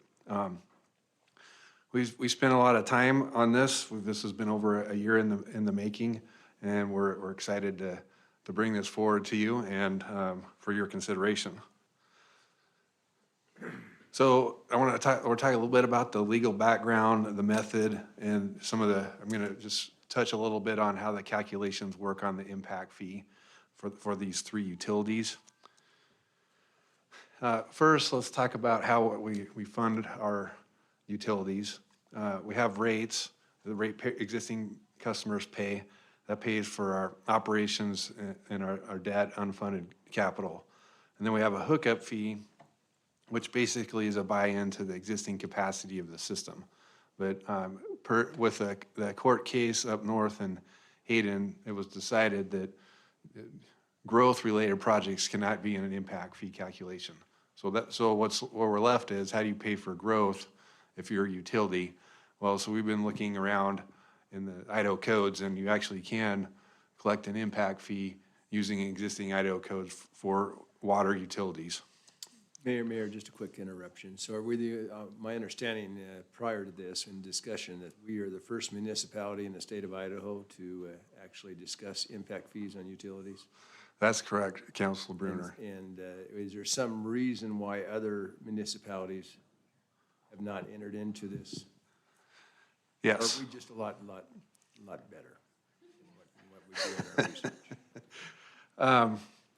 Well, I mean, it took us some time to figure out how to do it because you got to come up with it's easy to come up with a CIP, but you also have to project out what capacity you're generating and balance that between your level of service, because you can't use a impact fee to improve your level of service. So that's the level of service part is probably what has prohibited other cities from trying it and putting it together. So, but we figured out how to define our level of service for the utilities. So, and we've been talking with other cities about this as well, and it makes sense to them. And Boise and Meridian, Caldwell, they're all watching what we're doing in other parts of the state. So, Is this, and I'll follow up, then I'll be quiet and let you present. So are there other states surrounding us that have already done this? Are we reinventing the wheel to a certain extent, or where are we? maybe our consultant can ask if there's other states that have impact fees for utilities. Are you on, Chris? I am. So I've definitely heard that there are other states like Texas and maybe Florida where they call them impact fees. Many other states will have growth-related charges in their connection charges. They're basically their hookup fees. The reason this is required is because Idaho law doesn't allow you to include those growth-related costs in your hookup fees. Thanks. So this is a pie chart showing utility revenues today. So you can see we got our mainly hookup fees and rate revenues. So what we're proposing is reduce some pressure on rate increases by bringing in an impact fee, because we are funding growth projects today, but it's being done through rates. And so so this is a method to have growth pay for growth, as we've been talking about in this meeting today. So we put this chart together to help the customers that pay these fees understand why am I paying a hookup fee and also an impact fee. And I'll just walk you through this schematic here. It's like you can see my arrow. So you've got existing subdivisions, and then irrigation, for example, you got an existing pump stations there today. Those maintaining and operating that is paid through the rate structure. They also have filtration systems, and that's generating a capacity by providing clean water. So you buy into that capacity through a hookup fee. We also have irrigation wells that tie into our system, like we talked about earlier, and those have some capacity. Our entire system, all of them are interlinked. So basically what we're saying is that there is some capacity in the system through filtration and flow that can be bought in through the hookup fee, but there's not enough of it to serve new growth. So so that's where the new impact fee comes in.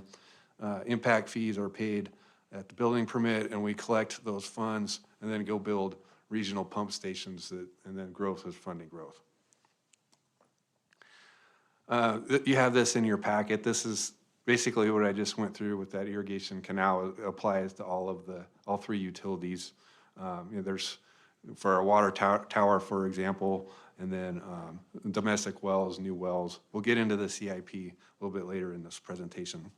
Also, the new construction at the plant that we've been talking about, there's capacity in that, and some of that is growth related and eligible. So this is for the residential fee. So the total hookup fee today is buying into the existing capacity, $5,819. What we're proposing to do on the impact fee for all three utilities is $3,215.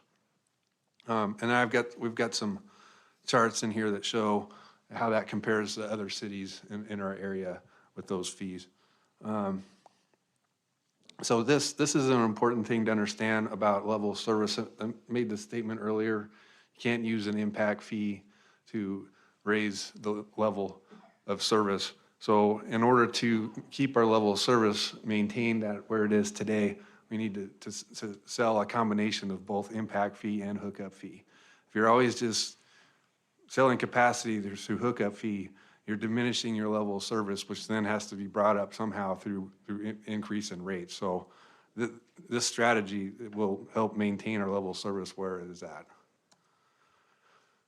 Okay, so these are the comparables for all these cities listed below. And so the bottom gray bar is the hookup fee.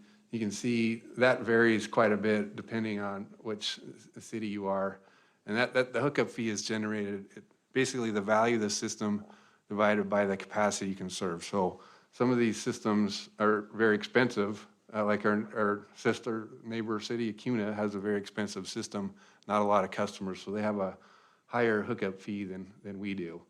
So these are our fees today, and then what we're proposing.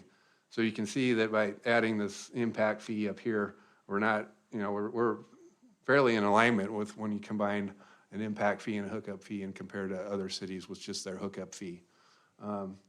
Also, this top gray bar is what we could gather for the current proposed changes from the cities on their parks and schools and other streets. So you can see that we're going to be up. If you combine everything up, we're still not higher than some of the other cities in the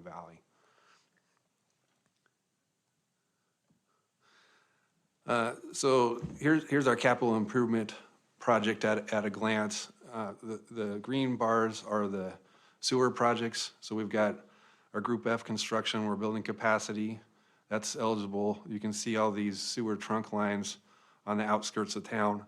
We pull these right out of our master plan, and then those are growth-related type projects. You can see they're on the outside of the city in our impact areas. We've got a couple wells that we added in, domestic water wells, and then a portion of the elevated water tank replacement is also growth-related over there by 11th Avenue and the interstate. And then our water shop is as we grow, we need more space in a new building. So there's a building in there, kind of like we modeled with streets. A portion of the impact fees would go to that new building. So you may ask, well, we've had the question, so what's wrong with rates paying for growth? And the answer is the rates need to go to maintain our system. And especially we'll use the example with the domestic water. We have over 500 miles of pipe, and 26% of those pipes will be at their useful life by 2040. So our goal is to replace 5 miles of pipe a year, and with the funding that we have today, we're only at 1 mile annually. So, if we're diverting our rate funding towards growth, then we're not able to meet our goals on maintaining pipes. So that is why it's important to have an impact fee and a cleaner way to collect for growth. This is in your packet. So this is the Idaho Code and the chapter that allows the impact fee for utilities. And so this is just a very simple formula, starting with hookup fee. It's the system replacement cost divided by the capacity able to serve in the system today. The impact fee, you come up with all these growth projects, determine how much capacity you generate, and then divide that, and that's how you come up with the fee. It's just a simple mathematical formula that FCS help us put together. In your packet, you should have a white paper from FCS that goes through all the calculations. I'm not going to go through all the calculations in all the slides. I'm just going to kind of highlight the CIPs. So on the sewer, we came up with $174 million projects that potentially could be growth related. And then, like Ann was explaining, not all of them are 100% growth related. Like the big one here for the for the Group F wastewater construction, only 18.7% of that cost is growth related. The rest is for recycled water or regulatory requirements at the wastewater plant. So $28 million of that is eligible. And then all of the trunk lines are 100% eligible. So we've added up all those. We have $50 million worth of projects on the CIP over a 10-year period that are eligible for impact fees and wastewater. Then we just divide that by the capacity that we're generating, and that's how you determine the fee. On the domestic water, Same thing, we came up with $15 million of projects, and then once we ran the percentages, not all of the water tank replacement, it was eligible for growth, only 67%. We have $12 million on the domestic water side. And then on the irrigation, so basically every new irrigation pump station that we put in is for growth. We've been putting in one of those a year. So we assumed over the next 10 years, one per year. And so that's how we came up with this CIP, and a little less than 10 million on the irrigation side. So here's the combined fees. So Nampa breaks down their wastewater fees by domestic flow, fire flow, and then on the wastewater side, it's on flow plus these constituents for nitrogen, phosphorus, suspended solids, et cetera. So you can see on the very far right how much these increases we're proposing. Irrigation is the largest increase because we don't have much capacity in our existing system to be able to provide through a hookup fee. So that one was the largest increase. And then the next largest was the wastewater phosphorus. So we are spending a significant amount on phosphorus removal at the plant. So that was some expense there. Unfortunately, the industrial customers that buy the phosphorus, they don't usually buy that much phosphorus, so it's not that really large of a cost. Most of their cost is in the flow and the BOD. I know council knows this, just for the benefit of the audience, and we're working on a recycled water program, and then also planning to get a pipeline up to the north industrial area, near north side, Cherry, Ustick, and Midland. So we're allocating up to 2 million gallons a day for industrial use. When we're talking to industrial customers, we mention this to them because this will be a much lower hookup cost than it would be to hook into our domestic water. So hopefully we can find a good customer that uses for cooling water, et cetera.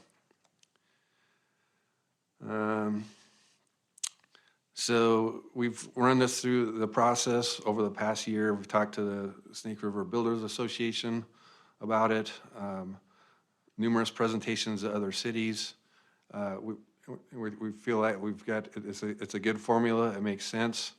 And, but we also do know that since the hookup fee and impact fee are somewhat related, when we do an impact fee, when we relook at that impact fee, we'll need to look at the hookup fee at the same time and rerun those calculations. Okay, any questions?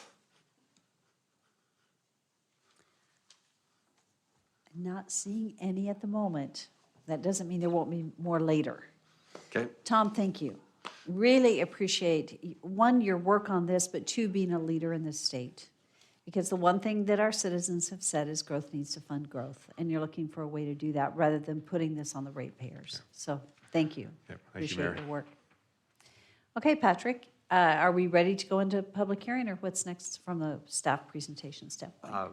Yes, we're ready to go into public hearing. Okay, thank you. Okay, so this is a public hearing, and as we, well, am I seeing that there's no one signed up to testify? Correct, Madam Mayor. Okay, so we don't have anyone signed up to testify. I would like to give opportunity for our impact fee committee members to speak if you would like to. If you do, I would like to suggest that we do not discuss streets at all because that's not on the agenda tonight, but just what we presented this evening. So I will open it if there's someone that had intended to speak that didn't get signed up. This is your opportunity. And is there anyone online at all? Does anybody, can anyone see the online side to see if there's anyone online? I just want to make sure we cover all of our bases. Okay. Hubert Osborne.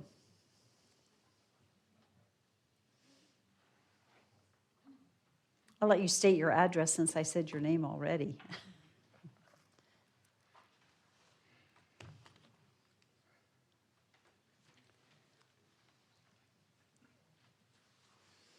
Thank you, Mayor. My name's Hubert Osborne. My wife and I reside at 4199 East Switzer Way here in Nampa. And since you asked for comments, here goes. My first questions, probably legal should answer. In section 3-7-5, it states the development impact fee administrator or a designee shall determine the validity of any claim for exemption pursuant to the criteria set forth below. Is it a wise idea to only have one person decide these things? You know what we'll do, because typically it's testimony, so when you're done, we'll come back and address these at the close of the public hearing time. Since the public hearing is your opportunity to share your comments, but legal is making note of your question, I believe. Staff, you should be making note of the questions so that we can then come back and address, at the end of the public hearing, we'll come back and address these and provide response. Okay, and if you go on down to number 11, it says, all existing significant industrial users prior to April 1st. How do you define significant? And is this a special carve out for somebody in particular?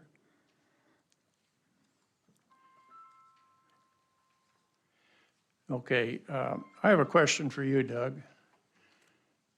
Did you review fire for M&O costs like you did for the city projects?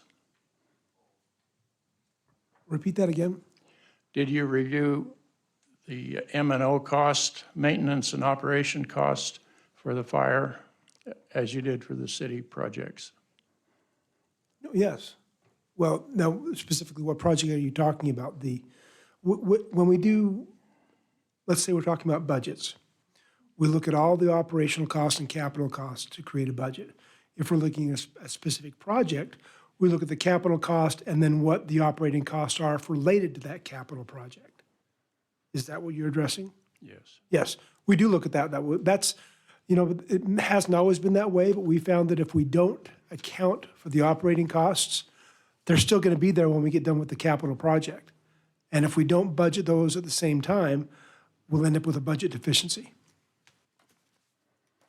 So the budget was figured in at the time the impact fees were presented? When the impact fees are presented in this context, the operations costs are not presented in here. When we go to do the budget and approve the projects that are sponsored by impact fees, that will include operational cost analysis. Since fire is not under the city, that would be a separate exercise that the fire district would be doing. All we do is collect impact fees. We do not provide any oversight to the fire budget. So basically, the answer is no. Perhaps Chief Carpenter could say who reviewed their M&O costs. Thank you. Correct. And each of you got an email from me giving my views on fire. I won't go through that. If you want to ask me any questions, I'll stand for questions. Thank you, Council. Do you have any questions at this time? See none. Thank you, Hubert. Appreciate it. Staff, I'm trusting that someone made note of his questions and we'll address them during the applicant rebuttal time. Okay. Is there anyone else?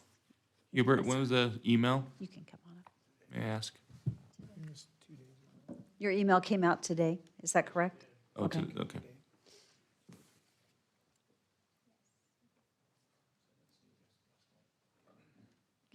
Hi, Sharon. Hi, good evening. I'm Sharon Harris, and I reside at 1612 South Miller Way, Nampa, Idaho. I am just here not to add anything else to the presentation, but just ask that the City Council please consider these impact fees and approving them. I think we've heard for years that our citizens are very concerned about growth and just needing to have growth begin to pay for itself. It can't possibly through all the impact fees, but it does send us down the road in a good direction. I do think that one of the concerns that some of our citizens have is not about the impact fees, but the accountability as to how they are spent. And with the different departments and some of the things that we saw tonight, is there a check and balance here? You know, so if there's some concern about the fire district and they have the money, how do we have input in how they how they spend it and decide to give priority to different aspects of it? So I think that's one of the big concerns. And as far as everything else is, I love the idea of impact fees. I love the water being brought into it too. So thank you so much. Thank you, Sharon. Appreciate it. So during the applicant rebuttal, what I'd like to hear is the response to Sharon's question regarding accountability to spending the dollars. And Patrick, I don't know, or Ann, because there is an answer to that. I just want to make sure that we address that in the rebuttal time. And thank you. Is there anyone else that had intended to testify on the impact fee during the impact fee public hearing? Okay, seeing none, this is an opportunity for staff to come back and to actually provide response to the comments.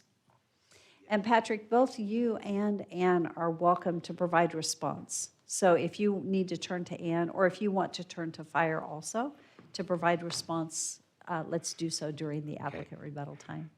Mayor and Council, I'm Patrick Sullivan. I'm Director of Building Safety. I'm also the Development Impact Fee Administrator. So whenever you see that in the ordinance, because I run the building department, we collect fees at that time. You need somebody to make sure that we're checking to make sure we're collecting the right fees. And we're also vetting each project to make sure it's categorized correctly. So in answer to Hubert Osborne's two questions, if you go to 375, development impact fees imposed, there is no change in Section B exemptions. That is the main charging language in that section, basically saying that the following types of development are or may be exempt from impact fees. And at being the impact fee administrator, when somebody comes in for a building permit, I will vet that building permit and I will see if that building type falls and that user of sewer fees would fall underneath any of these exemptions.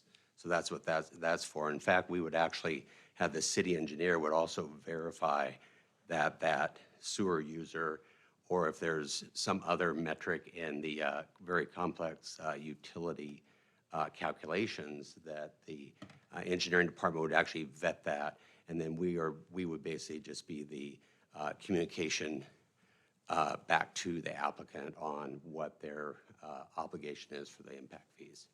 So that's the answer to the first question. Could I ask you a quick question regarding that? Yes.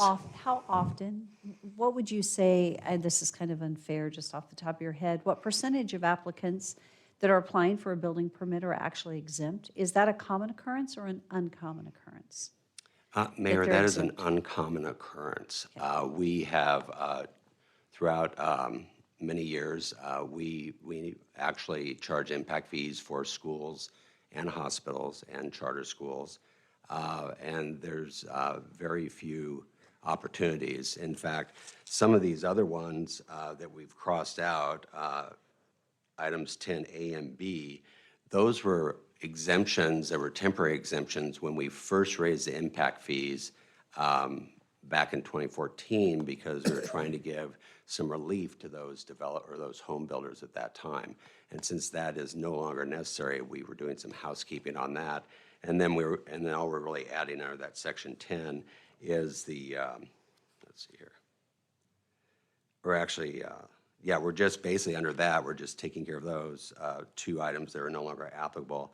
And then we've added number 11 as just a separate one for the domestic water and wastewater, domestic water, and pressurized impact fees for significant industrial users.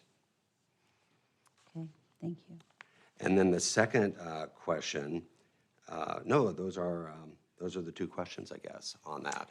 I think on section 11, there was, what I wrote down was the word significant. I think that'd be Yeah. a Tom. Thank you, Tom. Okay. Mayor, council, so that section that says significant industrial customers, that's for existing customers. And there's only 6 of them in the city.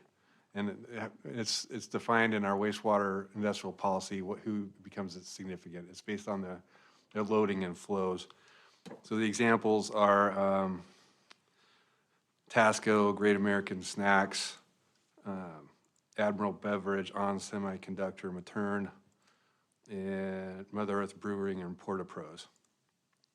So, and the reason, and we're exempting 15% increase in capacity because we didn't want to disincentivize these existing customers to buy a little bit more industrial loading through the flow and constituents so they can maintain their permit and not be in violation of their industrial permit. Because we provide them an industrial permit to discharge to our plant, and we're monitored by the regulatory agencies on how we manage those folks. And sometimes they don't have to do any expansion at all to their facilities, and they sometimes get outside of the limits in their permits. So that 15% gives them that buffer to be able to operate and buy more capacity, stay within permit, and do the right thing for them. If they were going to have more than 15% capacity, it would be, that's considered actually facility expansion, where they'd be building more facility. That would apply, and they would pay an impact fee for that. Thank you, Tom. So, go ahead, Patrick. Mayor, I can also answer Sharon Harris's question about accountability. And the accountability, reviewing the impact fees and actually recommending them to council for approval lies with the Development Impact Fee Advisory Committee. And that's where some of the accountability goes to, because every year what we do is we collect the money, the departments spend the money, our finance department and the fire district's finance department will monitor those expenses. And then usually in October, after we finish the fiscal year, we will bring a report back to the Development Impact Fee Committee on each one of the CIPs, on what we've collected, what's been expended. And so that really is and then we report back if there's a market change and we have to raise CIPs, we'll have a hearing. If not, we'll still come back to council and we'll report back to council after we've reported to the Development Impact Fee Advisory Committee on those findings. We'll actually then update the council, so it really comes full circle. It's the same circle we use when we adopt. It's the same as we monitor taking in the impact fees and then also expending them. Thank you. And just to clarify and to restate, there is no expending of any impact fee dollars for projects that are not approved on the CIP. All the funds stay very dedicated. We don't decide, oh, we're going to spend over here or there. Any changes to the CIP and spending need to come back to the Impact Fee Committee for full approval recommendation, and we go back through the process. Is that a correct statement? Mayor, that is a correct statement. Okay. And if I can add on to that, each fund, there's a separate fund for each one of the CIPs. So the money isn't mixed. It goes right from collecting at time of permit, and it's tagged with a GL code. It goes right into there. We have developed some more sophisticated reporting for that because of the fire district need to report individual impact fees and individual projects and what impact fees are charged each one. And we're going to roll that out for each one of the CIPs so we can have that report rather than just the raw numbers that go into our financial system. So we'll do a better job of keeping track. Thank you very much. Mm-hmm. Okay, so council, do you have any, before we close public hearing, do you have questions for staff? Yes. Mayor, Chief I Carr? think Rodriguez is first. Thank you. I was winking at her. He was, so thank you. It's just that process. I have to learn that. I need to start winking at the mayor. Councilman Rodriguez. Thank you. Thank you. Okay, so I'm not sure who's going to answer this one, but Patrick, you probably could. So every time that the impact fees are increased, does the percentage that the city has to match change, or is it the same? Mayor and Councilman Rodriguez, it depends on what the expenditure is. In the case where a fire station, for instance, where it's 100% impact fee funded, then as soon as we have the fees available to pay for that design construction, then we would make plans to do so. If it's a 25% percentage, say for the softball lighting, then it would be the same thing where we would identify the project, figure out when we would have the funds available on the parks side in the impact fee fund for 25%, and then we would work with the mayor and the finance director during the budgeting process of any given fiscal year to figure out where are we going to get the other 75% for that project. Okay. And it's very similar for streets projects, which we aren't talking about, but for illustration, most streets projects are 50-50. So a lot of times they'll leverage the impact fees for grants, so they'll pay for more of that. That's what I wanted to make a point out, that they waver up and down depending on the cost of the actual, okay, David, yes, thank you. That's correct. Thank you, man. Okay, Councilman Brunner. Chief Carpenter, if I may. Is he still considered? The public testimony is open, and yes, he is, yes. We miss you, by the way. I miss you guys. Thanks for all you guys do. I am going to hit you a little bit. I'm not going to hit you on the square footage cost. I'll let Councilman Haverfield keep working on that one. I'm a little concerned with the apparatus and costs and so on. What building fires? And I don't know how far you want to go back. What's the percentage of building fires of all your calls that you get? What would you, in the last year, or where you want to go 5 years? What's the percentage of actually building fires? So the average percentage of actual building fires is about 1 to 2% of our call volume. So when we have 11,000 calls. 99% are medical? Or 65 to 70 are in the EMS sick person realm, and the remainder would be everything from car wrecks, public assistance, and all the other things in between. We've had several discussions over the years, and I love the squad cars, and I think your firefighters are maybe more encouraged and liking those more. I get concerned when I see these big, huge fire engines, and I understand, because if you get a call for a building fire or something of that sort, and if some of your firefighters are out changing, doing a great service as far as residential fire detector batteries, et cetera, are going to have to go to a store for some reason or whatever. But I would hope, and we've had this discussion, that, and I know you've said you've been working on it, that volunteers, and we can, like the police department, that we can get more volunteers to do more of those type of things. For the smoke detectors? And not have these big apparatuses out driving in the streets. Yeah, and it is definitely one of the things we want to take a look at when it looks, I'm sorry, Mayor and Council, it is good to see you.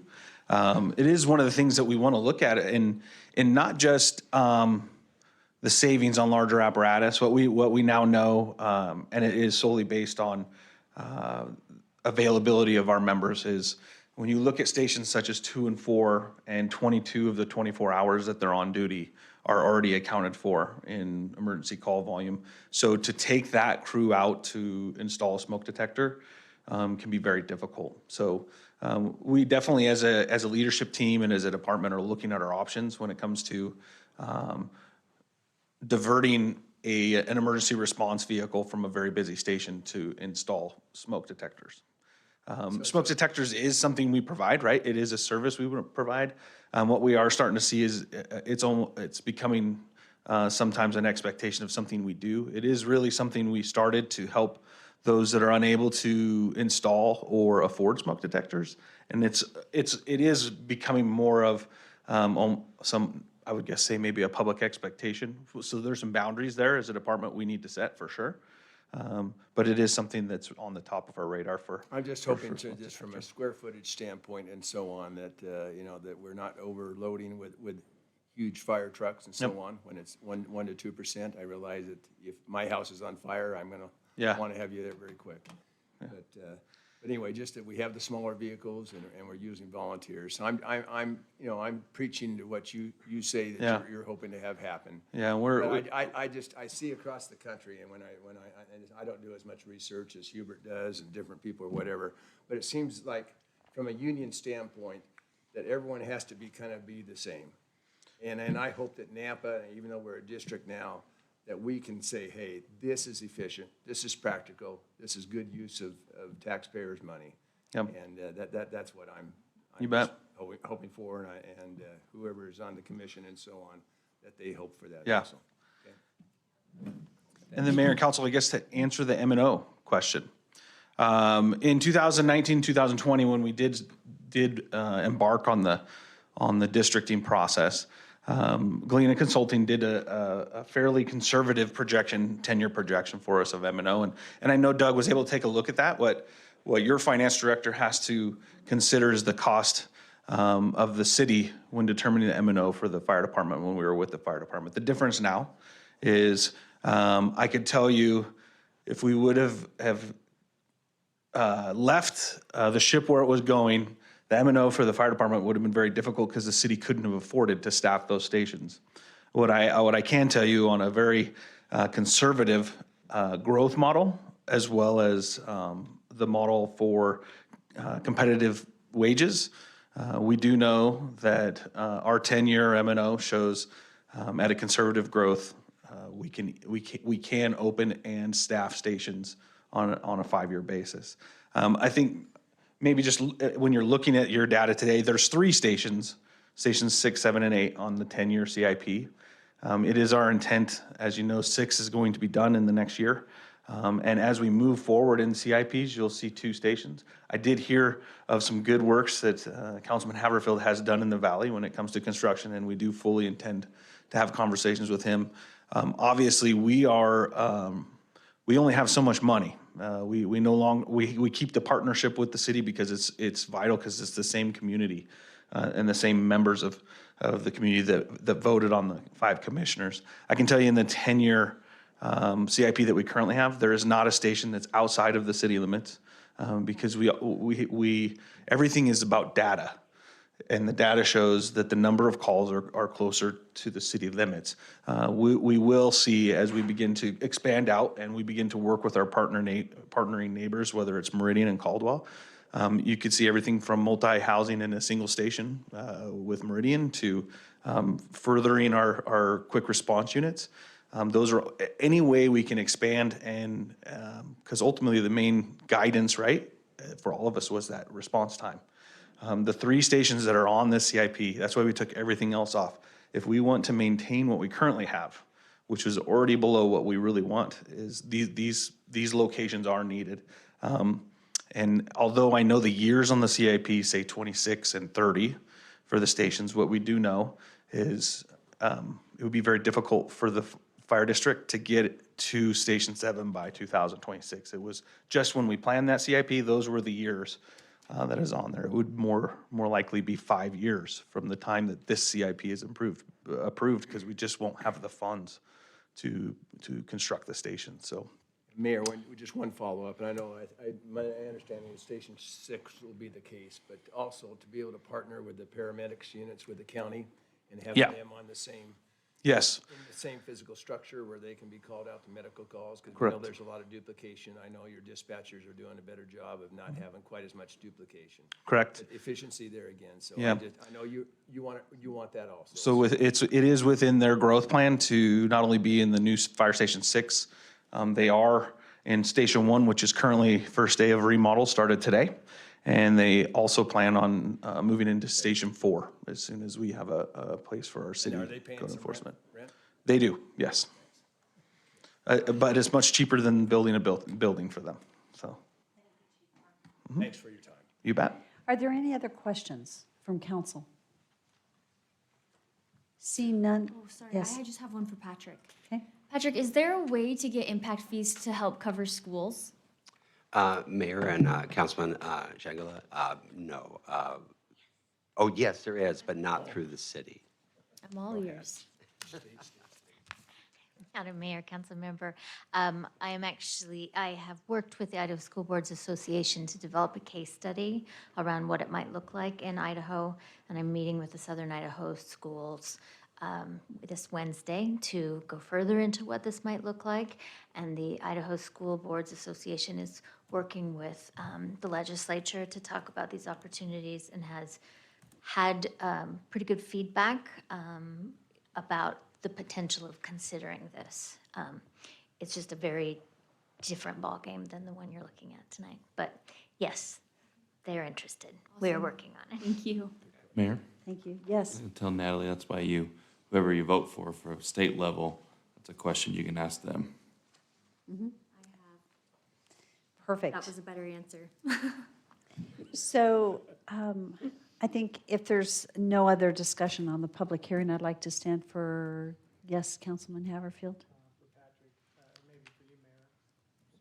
Need to turn my microphone on. Have we received any correspondence from the development community?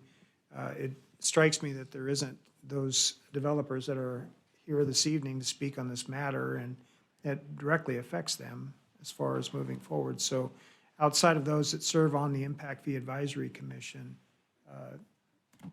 I'm just wondering, have you had feedback? Have you had conversation with the Snake River Valley BCA beyond just the Chip or someone like that from the commission, that they are making vocal their thoughts? Yeah, Councilman Haverfield, I think Tom Points has had meetings directly with the BCA, Snake River Building Contractors Association, and I think a lot of those discussions really, and their concerns were around the street impact fee, and that's why we have pulled the streets out of this discussion, because most of the feedback was directly related to that particular one and how we were going to move forward with that. Okay. I didn't Due to catch the that. level of more recent, because there's been a lot of communication over time, but due to the level of communication that has come forth really recently, we realized that we need to go ahead and have a separate discussion, further flesh that out and come back.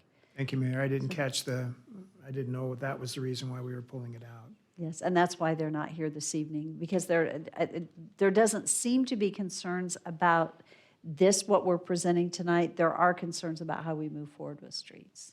Thank you. You're welcome. Okay, I would stand for a motion to close public hearing. So moved. Second? All in favor? Okay, so this is an opportunity for council to discuss and to share their thoughts on the impact fee process and where we are, and decision on how you would like to move forward. Mayor, is this where sorry if I'm missing this, but if we talk to people based on this, we need to disclose it? Typically, before I close public hearing, I would ask for that to be up front, just because once we've closed public hearing, we would not be able to have anyone come and speak again. I'd have to reopen public hearings. So typically, it's earlier in the process. But if you have something to disclose, please feel free to. Yeah, I met with Larry last week, and we met about other things, but then we discussed this at length too, so. Thank you. Thank you for sharing that. Yep. Larry Olmsted, yep. Thank you. Okay. Thoughts? How do we want to proceed with the impact fees and the proposed, and just to say something real quickly, what I will be looking for tonight is a motion to direct staff to prepare a resolution and an ordinance for consideration, and that ordinance and resolution would reflect council's decision this evening, and if you'd like to move forward, if there are any suggested changes. And that resolution and ordinance may actually come back after the streets public hearing, and then we would adopt it all at one time. Or should we adopt it, I forget, maybe I'm forgetting it, we talked about both, but maybe we would go ahead and adopt at the next council meeting the resolution and ordinance, and then we would do a separate one, We'll do a separate one after the streets discussion. I'm sorry, I almost messed that up. Thank you, Todd. So Mayor, I'll make the motion as far as what's on the screen. If we Oh, there we go. I didn't read it. Separate motion? So as you just stated, I move to direct staff to prepare a resolution for the consideration decision on April 18th of the comprehensive plan text amendment incorporated by the reference of capital CIP and associated fees for the city of Nampa and Nampa Fire Protection District. I'll second that. It's been moved and seconded to direct staff to prepare the resolution for Mayor. consideration. Yes. A question then. I was understanding there were two motions, but this encompasses both? No, There'd this be a is just second one. Okay. This is the comprehensive plan text amendment, and then we'll come back The for impact another fee one. and CIP is the separate. Yes. Yes. Is there any discussion?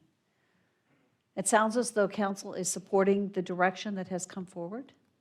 So there is a motion and a second on the table. Is there any further discussion? Seeing none, roll call. Changula. Yes. Levi. Haverfield. Yes. Bauer. Yes. Rodriguez. Yes. Brunner. Yes. All in favor, motion carries. Okay. And the next motion is before us on the screen.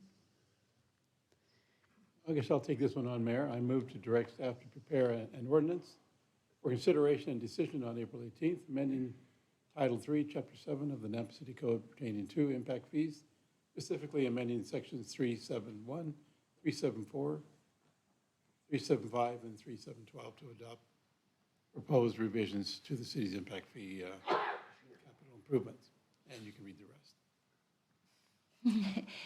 Okay, so I'll finish reading for you. So to adopt proposed revisions to the city's impact fee capital improvement plans and associated fees, impact fees for police, parks, and fire, and to add wastewater, domestic water, and pressurized irrigation impact fee capital improvement plans and associated impact fees for the Nampa building official.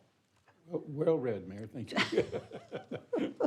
Just to make sure we do I it know, appropriately, okay, I got it, yes. Thank you. So there is a motion. Is there a second? I'll second that. Okay. Is there discussion? There's some discussion, I think, happening. Okay. I was just Councilman reading Haverfield. through the minutes or notes in our packet, and it just struck me, it says the discussion by the committee, which is the Impact Fee Advisory Committee that I sit on, for all of the CIPs was robust.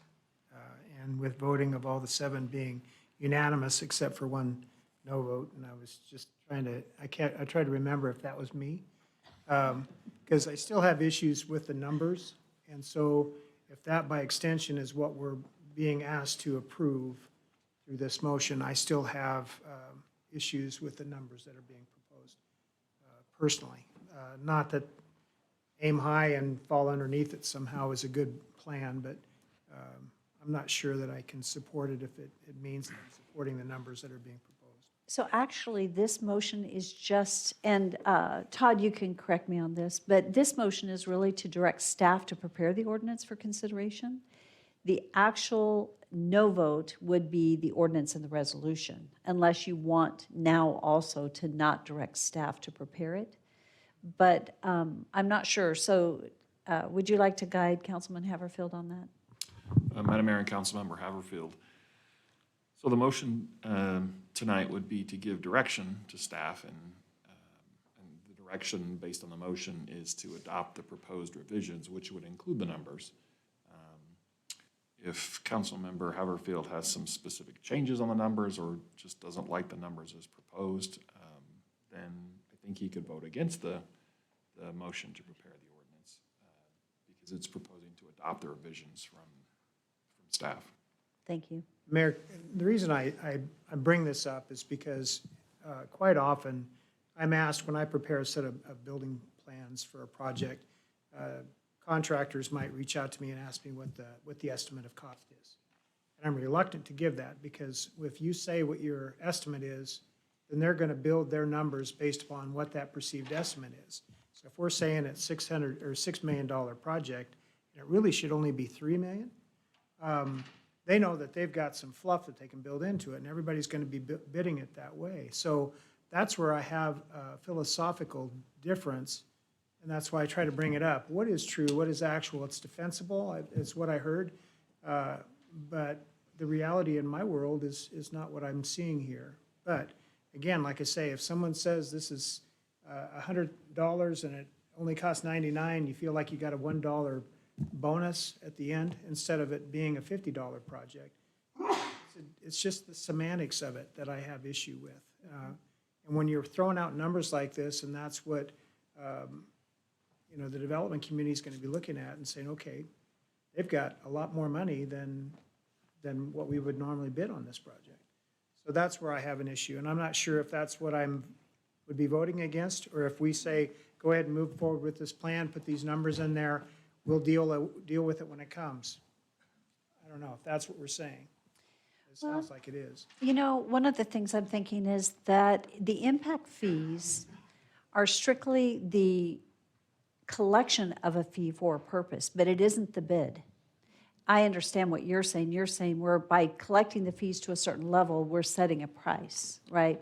But the intent isn't to set the price, but to collect the fees for the project, which we have set at that level. And I'm just saying the capital improvement plan, as it's defined, is a wish list.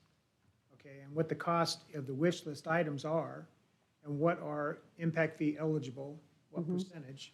So that's what we're looking at, is that list, and what has more priority than others is what this council determines when we go through the process of validating what the requests that come before us. So I'm 100% behind that. I have an issue with what the project amounts are listed in there, and when, like I say, when the sticker shock is 6 million, I'm just using the fire station as an example, 6 million, plus you need another 1 to 2 million for apparatus, plus you need an ongoing operational cost of 3 to 6 to 9 different service providers within the facility. That's what pushes the end result out. You know, when you're looking at, okay, we want this to happen, we want it to happen tomorrow, but we can't with these numbers. We can't come up with the value. Where's the money going to come from? So that's where I think it's a philosophical thing that I struggle with. So, all that to say, I don't want to hold up the process. I think we do need to move forward, and I think it's appropriate, you know, when people come forward like Hubert that express concern, you know, we need to be listening to that, and then working with Chief Carpenter and our fire department, and police department, Parks and Rec, all of them, you know, each one of them have their specific goals in mind, and we want them to be prosperous and protect us. So that's where I just, like I say, I take a step back and, you know, bite my lips sometimes, sometimes I don't. Yes, Todd. Thank you, Mayor, and Councilmember Haverfield. I just had a little more thought as you were talking. The motion is to direct the staff to prepare the ordinance for consideration. You're not taking your final vote on the ordinance itself. But if Councilmember Haverfield is okay with that, move it forward. The final decision can be when you consider the ordinance. Or if you're so opposed to that motion, you don't have to vote in favor of the motion tonight. But I would say the final action is when you have the ordinance and the resolution in front of you. And that would be after the streets conversation. No, the streets will be different. It will come probably at the next council meeting. We'll have the ordinance for these initial impact fees. I still would like to talk to Chief Carpenter eventually, but I'll support the motion. I think it's Okay. appropriate to move forward with some direction given. I just have, like I say, issues with the numbers, but we're not approving numbers tonight, other than we're setting it in a document form that someone's going to be looking at down the road. Right. So Mayor, just follow up with legal. So once the ordinance is before us, there is going to be the ability to discuss some segmentation of that and some changes, whether it be Parks and Rec or fire or whatever the case is. I mean, there will be, it's not an all for or nothing type, there will be this ability for discussion at that point in time. Madam Mayor and Councilmember Brunner, yes, but what you would be doing is if you have that ordinance in front of you and you need changes, then you would have to make a motion either directing a new ordinance or directing approval of the ordinance with those changes. So you don't have to take the ordinance as written. You're saying, please bring an ordinance back that looks like this. Yeah, I just wanted clarification and confirmation that that was the case, that there could be further discussion and. There will be. However, I will say that it would be helpful if we are looking to not approve it, to go ahead and have that discussion and to instruct staff how to prepare the ordinance this evening. we will have the opportunity to approve it, but ideally, we're instructing them on how to draft the ordinance, because they can't draft it without the guidance, and so that would be helpful. And I may be being presumptuous, Mayor, but I think the one area that I at least am concerned, I'm not going to speak for any other council people, but is in the cost regarding the fire district part. That's where I would like a little more confirmation, and Ann does such a wonderful job. Trust, I know she does her research, but I still would like Councilman Haverfield and so at least that part is probably, I'm going to want to see more on that before I would accept the full ordinance. So just for clarity, needless to say, it's a public hearing process. But what I'm hearing from council is that they're looking to get more information on cost before they can make a final decision. So is it okay that they are having meetings with fire before they make that decision? Or outside of a public hearing? So, Madam Mayor, we've had the public hearing. I think it would be appropriate, you could still take staff comments after the public has had an opportunity to comment. I guess that would be my preference is if you would like additional information from staff in regard to it, that they could come and make that presentation at the next meeting as part of the ordinance. Okay, we could have them go ahead and make the staff presentation related to it. Okay. And one thing I have to say, it's a reminder, and I understand, Councilman Haverfield, your concerns, because the process many times, when you put that price out there, then people bid to the price.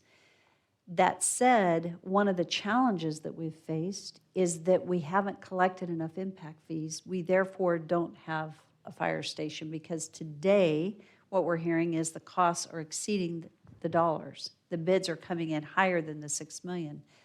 So if we don't collect the impact fees, then it either has to be paid by our citizens, and growth isn't funding growth, or we push out. It's going to be a lot longer to hit the dollar amount to actually get the work done.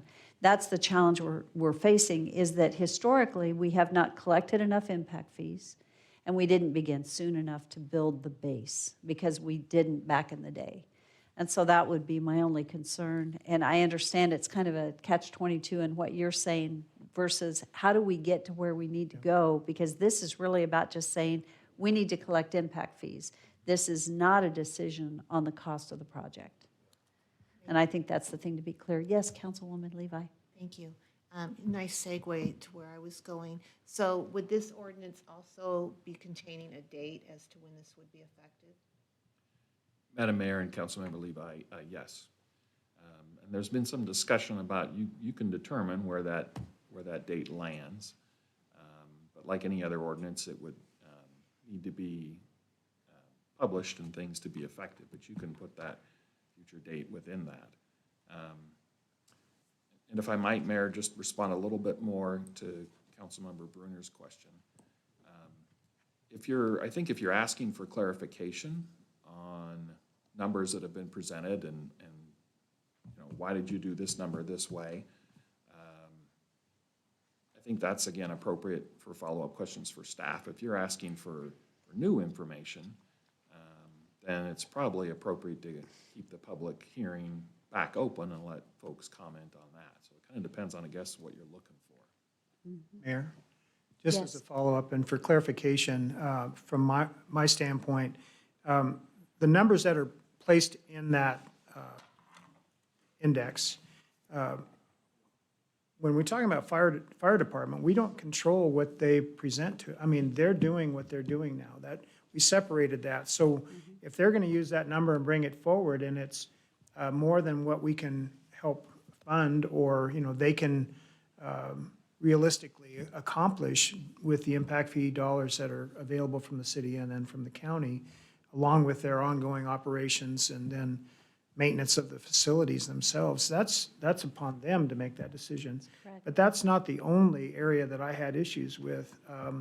It's like the police department facility and its cost. I would just think that it would be nice if we had the ability to be more involved in that, or if we could redact that from what's being presented to the public, but I'm not sure that we can do that. But once you set that out there, and that's what the expectation is from the development community coming in, then they're gonna design to that number.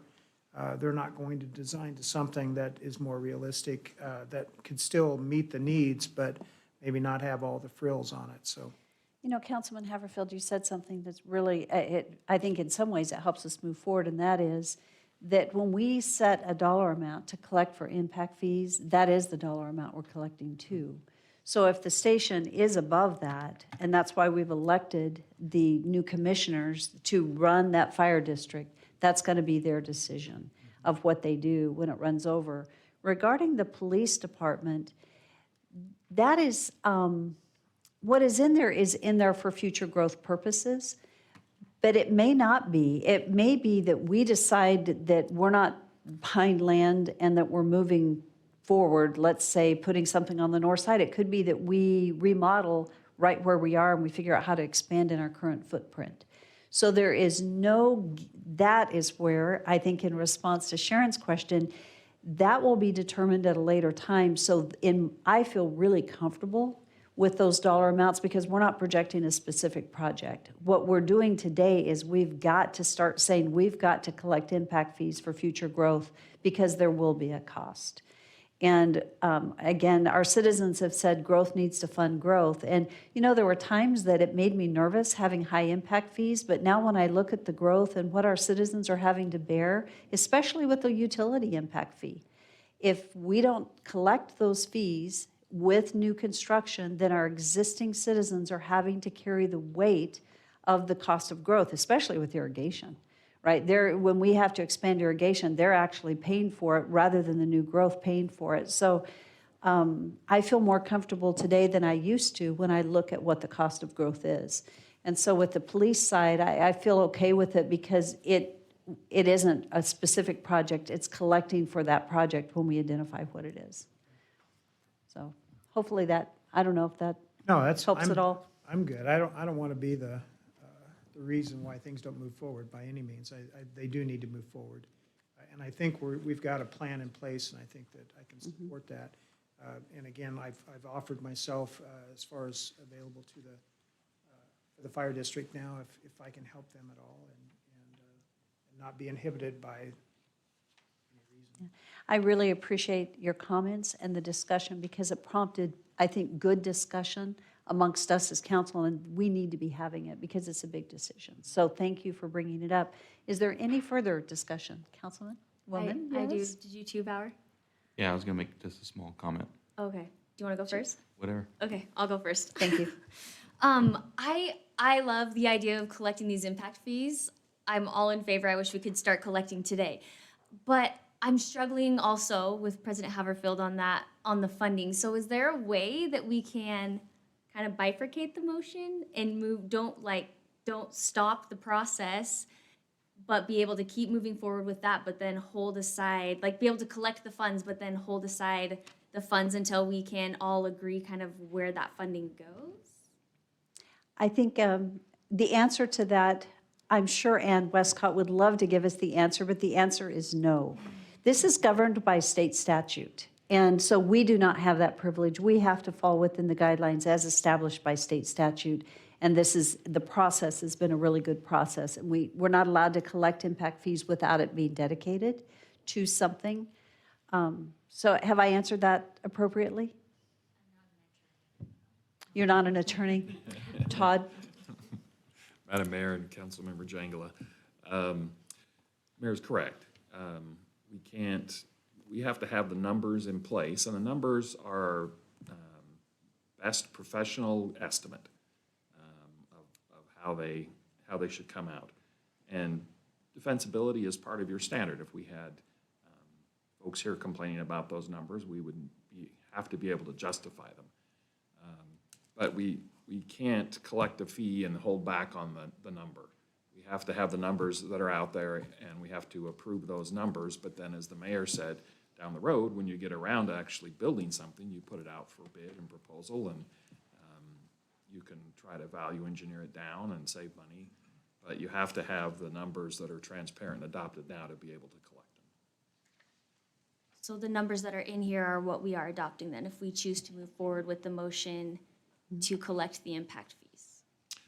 Madam Mayor and Councilmember Jangula, if you want to collect the fees as proposed, if you think the numbers are too high, then if you reduce those numbers, then you collect less fees. Okay. Thank you. Yes. And that was, and sorry, Hubert, I'm treating patients pretty busy today, so as at 8 or 9 o'clock, I didn't see the email, but spoke with Larry. The concern is if we don't pass this, then we're not collecting the impact fees, and there'll be like a lull, right? Is that what I've gotten? So Larry's advice was to pass it and trust in the impact committee and the commissioners that, they'll do, and I know Chief Carpenter, I know that, if aim for the moon, but we can settle for space and kind of, compromise a little bit and with some of these folks and with the citizens, and have a lot of respect for Hubert and the 5C folks and Larry and also for our fire department. And you guys are heroes in my mind, so we could just, give a little bit, negotiate a little bit, and come up with something, and work with these folks and work with our impact committee, then we can all kind of be happy about it, because we all want safety and we want our folks to be safe, and we want you guys to have the stations and things like that. So there's a little wiggle room. We can negotiate a little bit and create something that makes everyone happy, and I trust Larry that if we pass this, then our folks will get together and make something work for everyone. So I'll be voting yes. Thank you. Okay, any further discussion? Roll call. Changula. Yes. Levi. Haverfield. Yes. Bauer. Yes. Brunner. Yes. Rodriguez. Yes. All in favor, motion carries. Okay, so you know what? For those of you that are here for the public hearings, I just want to say I apologize. I wouldn't have thought it would have taken this long, but it's a big decision. So how many of you are here for public hearing 6-2? Okay, 6-3?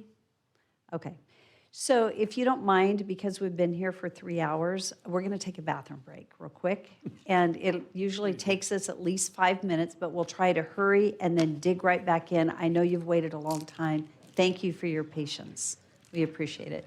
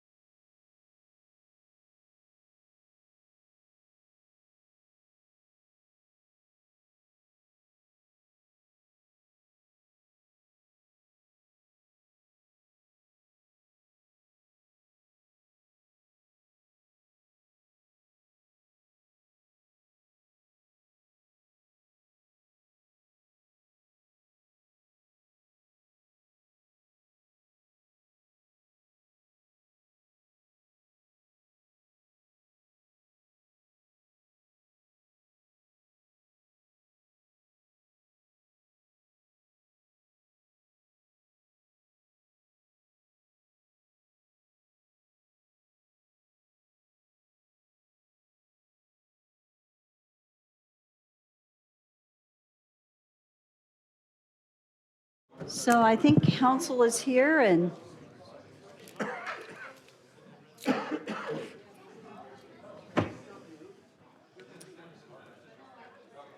okay, I think we're ready for action item 6.2 on the agenda. It looks like, Christy, you're ready to go. Thank you. Okay.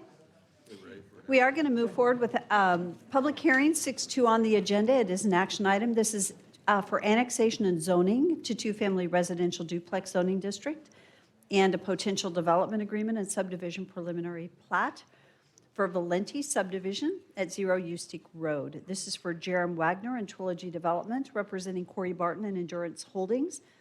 And I believe we have, thank you. I'll let you come forward as the applicant on behalf of Jerem and give us your name and address. Thank you, Madam Mayor, council members. That was loud.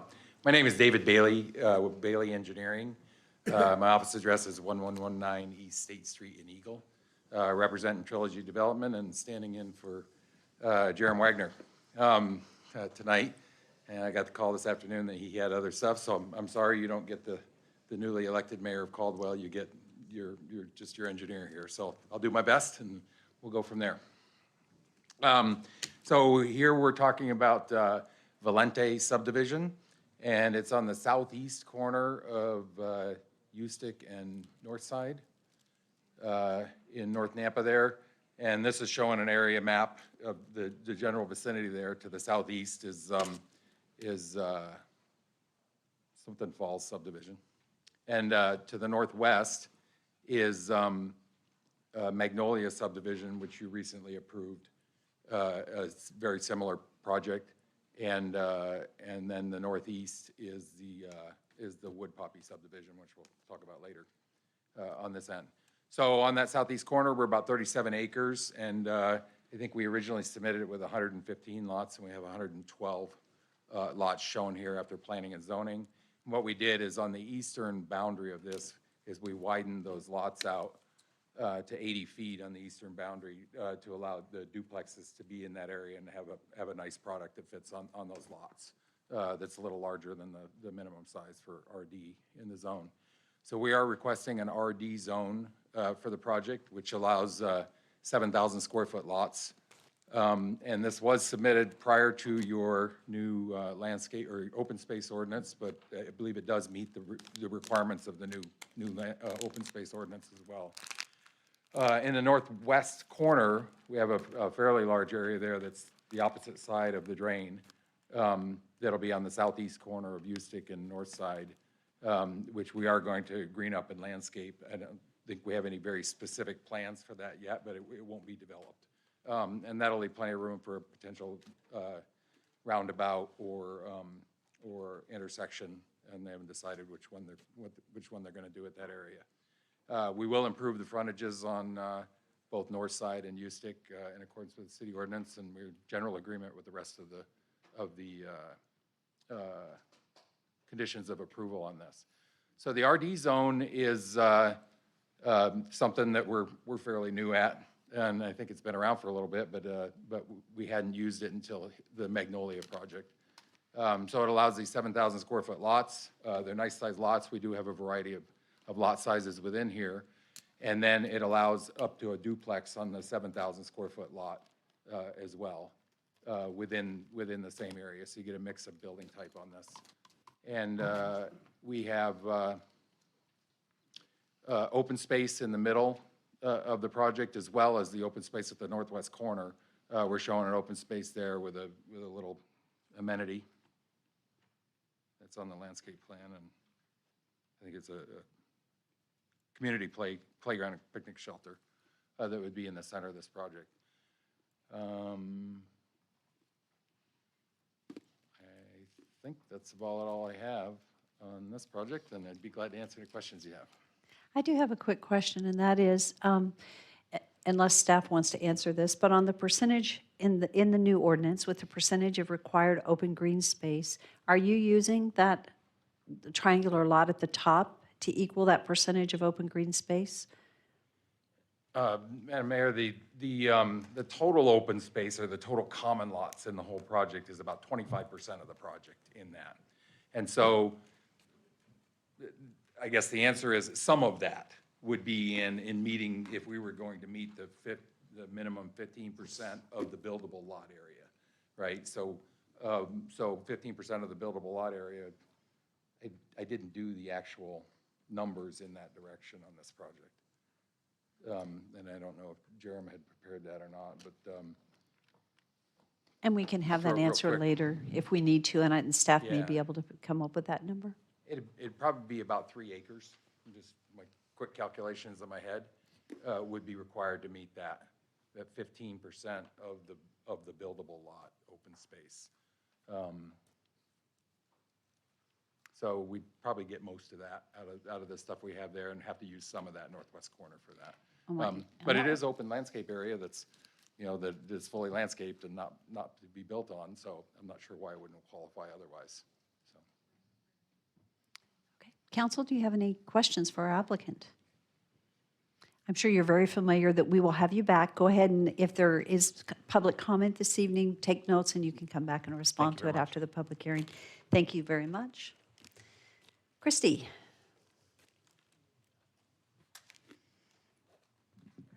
Thank you, Mayor and Council. Christy Watkins, Principal Planner for the City of Nampa.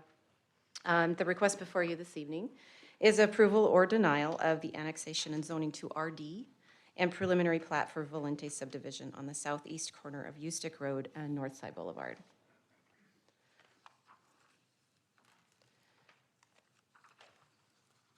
So I'm going to start with the findings in this case. Staff supports the Planning and Zoning Commission's recommendation of approval based on the following applicable regulations used to determine the findings and decisions in this case.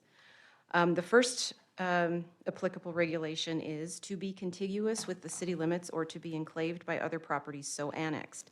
Staff finds that the property will be contiguous to the city limits based on the fact that Magnolia Estates on the northwest corner was approved for annexation with RD zoning in December.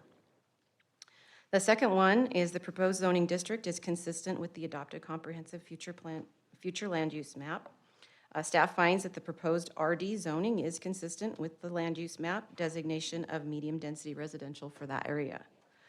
The third annexation regulation is that this property is reasonably necessary to assure the orderly development of the city in order to allow efficient and economically viable provision of tax-supported and fee-supported municipal services. This particular conclusion of law does provide you a significant amount of liberty to determine whether or not the timing and location is appropriate for annexation.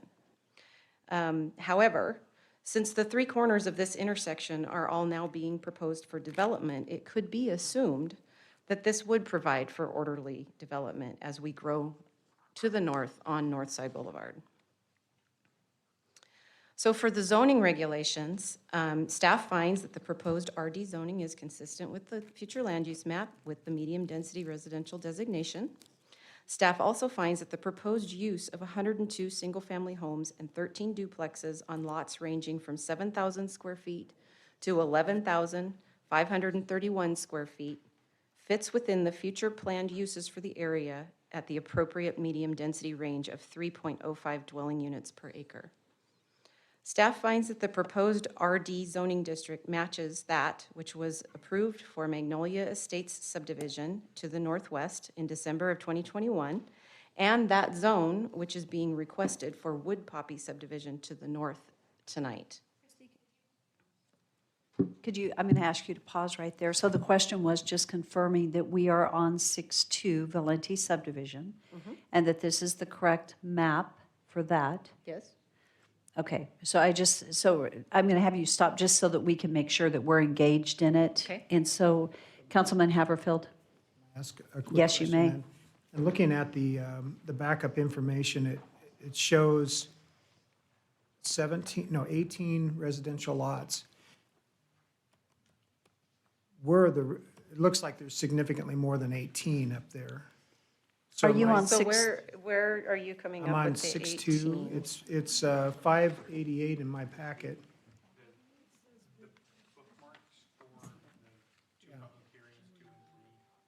Right, so Oh, so Wood Poppy's showing first. If you're looking at the bookmark, it should be public hearing number 3 is Valente.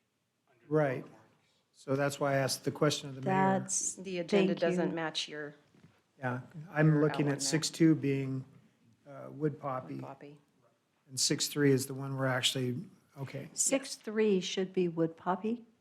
6.2 should be Valente. And in the bookmarks on the side of our agenda, we have them backwards. We have 6.3 as Valente, and so I totally get it. Thank you, and that's, I so appreciate you speaking up. So public hearing 6.2 is actually Valente, so we'll have to switch to the packet. So are we going to be on? We're on 6.3? we're on, in the agenda, it is 6.2. In your packet, the back, you need to look at the Valente, Which is 6.3. which is 6.3. Which lists 117 lots, which makes more sense with what's shown on the screen. That's why it didn't match. I can see where you'd be confused. Good catch. Thank you. Thank you. Okay, Christy, you may continue. Thank you. Thank you, Mayor. So for the fourth regulation, staff finds that the proposed RD zoning would not create a spot zone because it is consistent with the comprehensive plan. The last regulation, staff finds that the proposed development is consistent with the comprehensive plan goals of encouraging a variety of housing types and opportunities for Nampa citizens. So based on the analysis that was completed utilizing these conclusions of law with the comprehensive plan and Nampa City Code, and the conditions that are listed in the staff report, the project appears to meet all of these requirements. So staff can reasonably recommend to City Council that the project be approved. So as far as transportation is concerned, there is going to be some level of right-of-way dedication on Northside Boulevard and Ustick Road. The city is in the process of coordinating a corridor study for Ustick Road with Canyon Highway District Number 4 and Nampa Highway District Number 1, because all three of them have jurisdiction there. And they will develop a concept plan for that intersection through that study. So that's why he was talking about the area that could potentially be dedicated for a roundabout. That just has not been determined yet. Frontage improvements will be required on Northside Boulevard. That includes sidewalk and drainage. A traffic impact study was prepared and reviewed by our staff. So Ustick Road will require a left turn lane, a westbound left turn lane, and an eastbound right turn lane. Ustick and Northside intersection is planned for a roundabout, but again, will be part of that whole study that's going to happen. And then Ustick Road and Madison Road, which is not actually listed in our master plan at this time. So those are the applicable regulations for annexation and zoning that you must consider in your decision. We did receive some correspondence from the public talking about traffic concerns in the area. The Building Department, Parks Department, Nampa Highway District, Engineering, Police, and Fire. And that is all in your staff report. He spoke very clearly about what is being proposed for this project, so I will just zip right past that. If you want me to come back to it, I certainly can do that. The applicant has assumed that a market value between $400,000 and $500,000 for these properties, which does provide a benefit to the city as far as the fiscal impact study goes. So then for the preliminary plat, Mayor, you did have a question about open space. So according to what they have calculated, they meet the 10.5% for the qualified open space, which is 3 acres.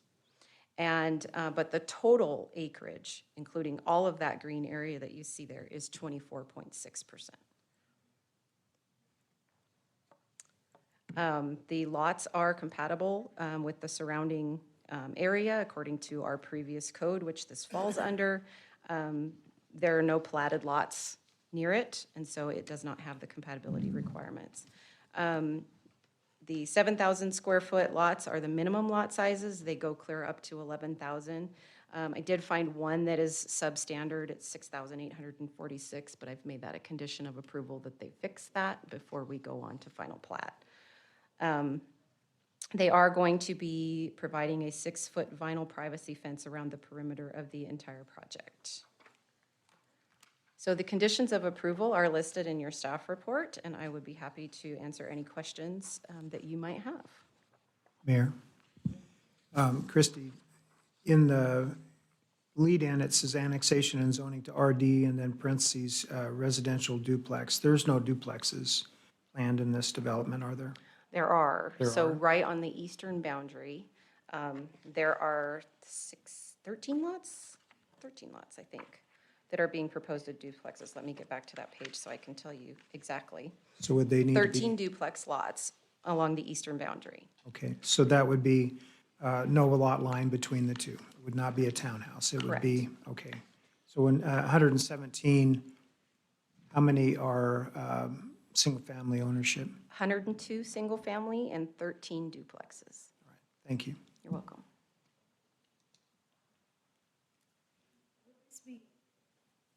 Christie, is this going to be governed by an HOA? Do you Yes, know? it will be. It will be, okay. So Mayor, so I was thinking the applicant said they had dropped it from 115 to 112. I have not seen that revised plat. I'm just going off of what I had in my documents, so. When he comes back up, we can address that. Okay. Are there any other questions for Christie at this time? I do real quick, Mayor. Christy, for that right-of-way study that you keep referring to, when is that supposed to take place? I would have to defer to Daniel on that particular question. Thanks. Mayor, Councilman Jangila, Daniel Badger, City Engineer. That study is currently underway with the consultant being done. Jeff, do you remember when that one's scheduled to be complete? So the study is. Okay, so schedule was September to be complete with that. We're ahead of schedule, so it would likely be August or maybe late July. And that's just the study. That is the study identifying the corridor needs there and prioritizing the intersection, as well as having some concepts for those intersections involved with that as well.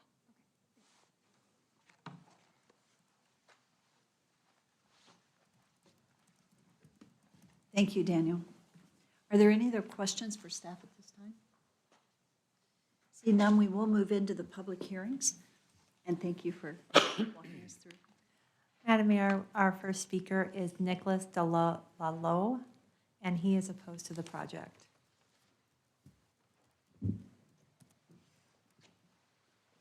Mr. Lowe, thank you for stating your name and address, and then you'll have 3 minutes to present. Good evening, Welcome. Madam Mayor. My name is Nicholas Delallery. I live on Eustick Road, 8767, which is just east of North Side, right on the corner where that property is going to be.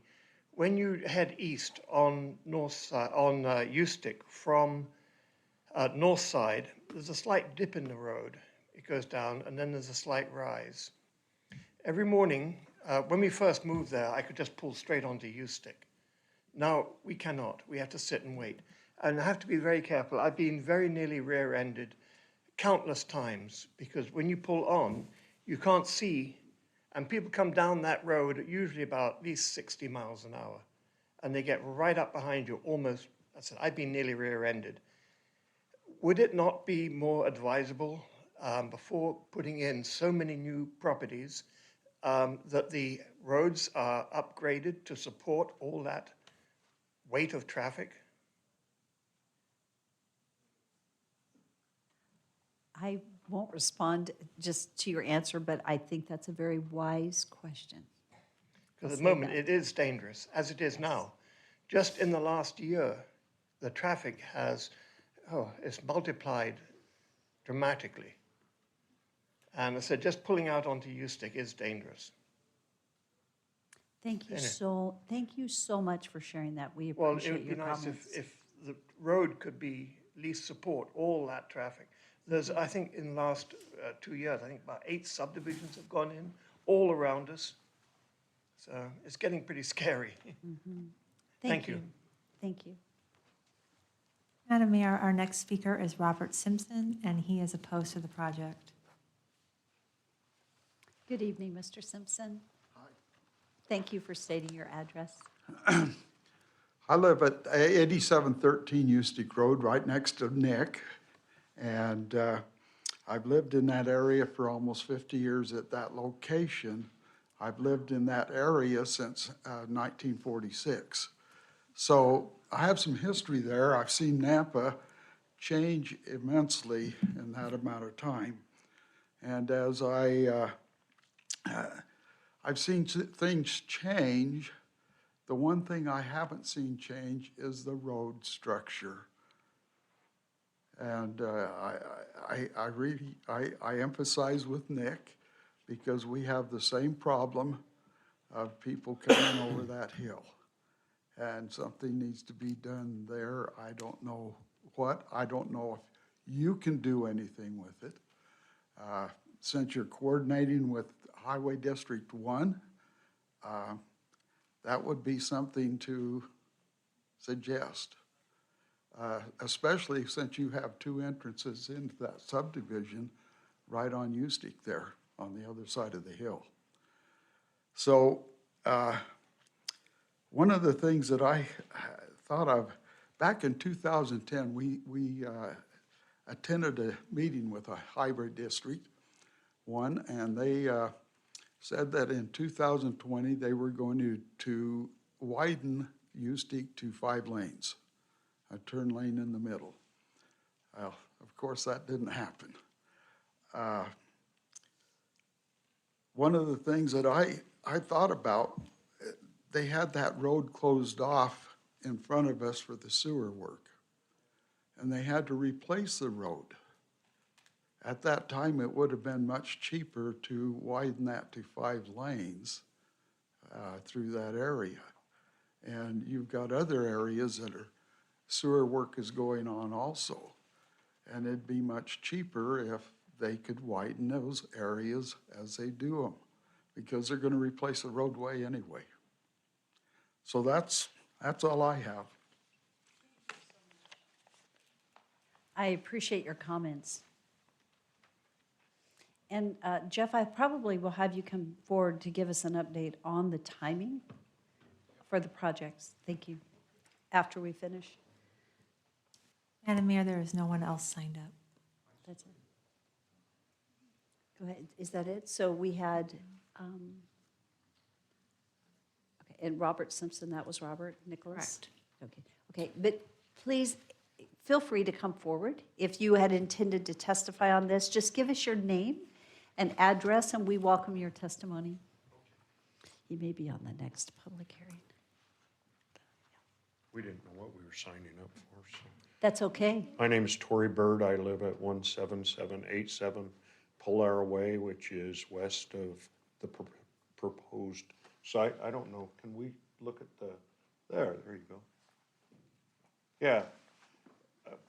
Quick question for you. In 2020, we were supposed to have a stoplight there. We don't have that. We don't have a 5-lane road on north side. When they did the study on the new project that they're doing, industrial area, they said that they were trying to open up north side. We call north side, it's called the drag strip. And from Eustic to Polaire Way is almost a quarter of a mile. And in the mornings and at night, you can't hardly get out on that road because they see how fast they can go from Eustic to Polaire Way. And it's really becoming quite scary. I'm not opposed to the project. I am opposed to it, but it's going to happen regardless, probably. But if there can't be something done with north side, I've been driving semi-trucks over in this area for the last 20 years. And one thing you realize is that those corners weren't made for semi-trucks. And we've, north side I'm sorry, Ustick Road, you have traffic going clear up to the Simpsons house every night, and then we come back down this way, and at Cherry Lane, we have the same thing. And they're saying they're having these studies, and that possibly the time frame is 2023 to 2029. So I'm asking that this development be put on hold until these things are taken care of for the public safety. It's apparently Mr. Barton's not listening to the people, because this doesn't fit into what everybody wants in this area. And I'm sorry to say that, but the number of cars and the traffic is just horrendous on Northside Avenue.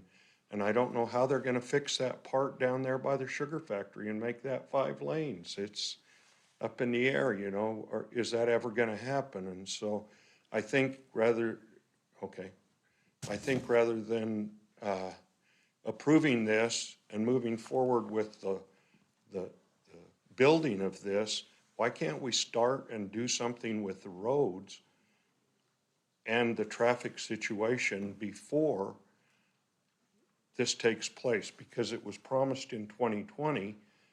Now we're going to be at 2029.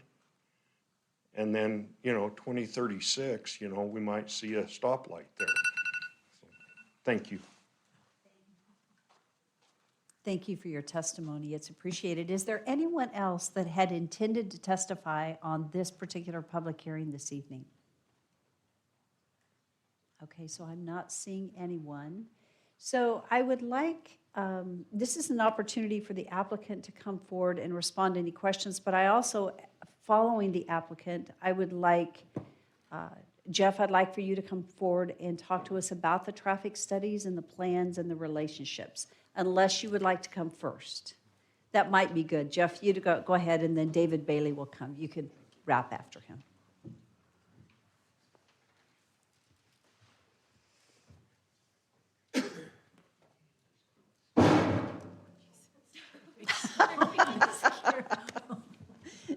That's all right. Drum roll as Kevin.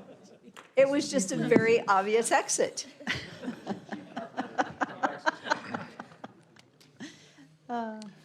Madam Mayor and City Council, Jeff Barnes, Director of Water Resources.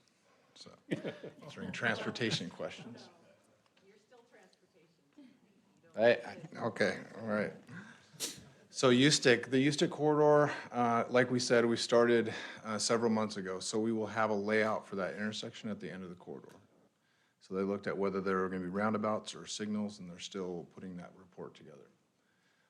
Once that intersection is done and there's a concept, we have talked to Nampa Highway District and Canyon Highway District, and that would be a priority intersection to move forward. We have half the impact fees to put toward it.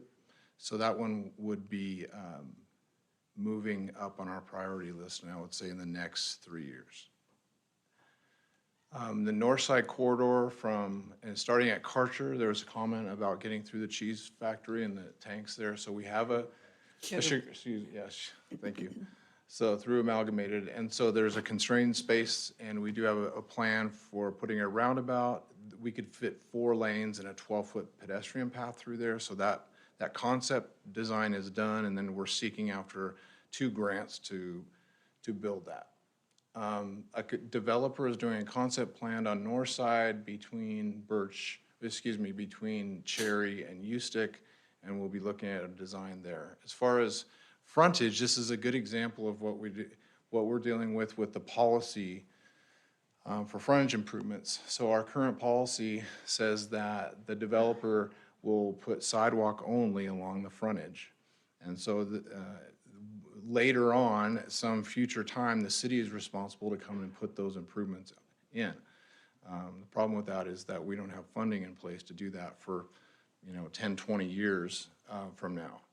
So the funding issues that we have in transportation, this is a great example. So impact fees are a great source of getting the intersection, and we're starting with intersections. And so we have many of those underway around the city, but we haven't even hit the corridors and widen these corridors like Ustick. Trying to think of other projects in the area. If Mayor, if there's any other questions you might have, council members.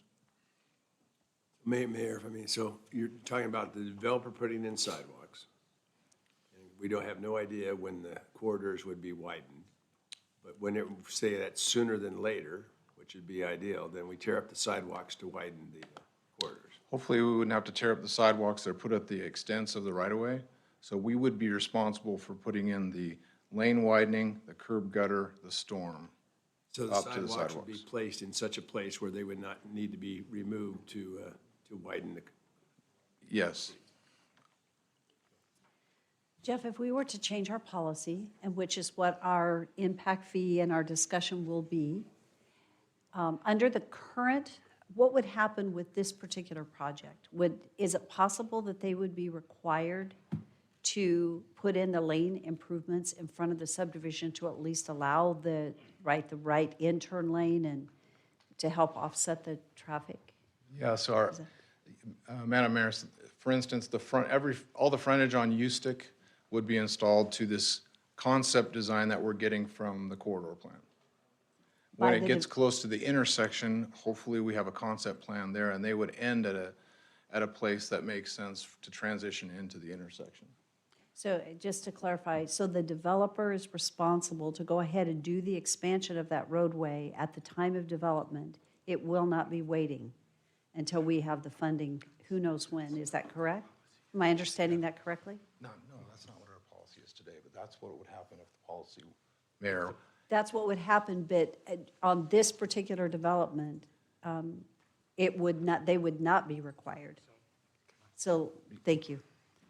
I just need the clarity. Mayor, the traffic study for this development identifies the need for turn lanes on Ustick at their approach at the street there at the west side or east side. So they would be doing widening there to put in those turn lanes that are dictated by the traffic impact study. Under the current policy, they would not be doing widening beyond those turn lanes. Okay, so they are required, due to the traffic impact study, to do the turn lanes. But like if there were a right in or left in or right out, whatever it is.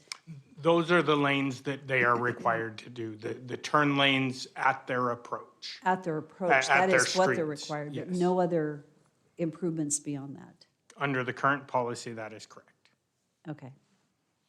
So Mayor, just to clarify, so Daniel, what's the length of turn lanes prior to the entries? So the turn lane stacking on a residential subdivision is typically 2 to 3 cars stacking. And then the transitions beyond that are dictated by the speed limit. And I don't remember off the top of my head what those are. Likely probably 200 to 300 feet transitions depending on the speed limit. Mayor. Yes. Daniel, Ustick, it appears that the access is there on the northeast corner up there. Correct. We're talking about widening the road on Ustick to provide a second or a turn lane coming into the project, which would be a right-in at that point. So you're widening the road along the frontage of the development, but you're not widening the road on the east side of that entry in front of somebody else's property. Let me pull up the actual conditions there.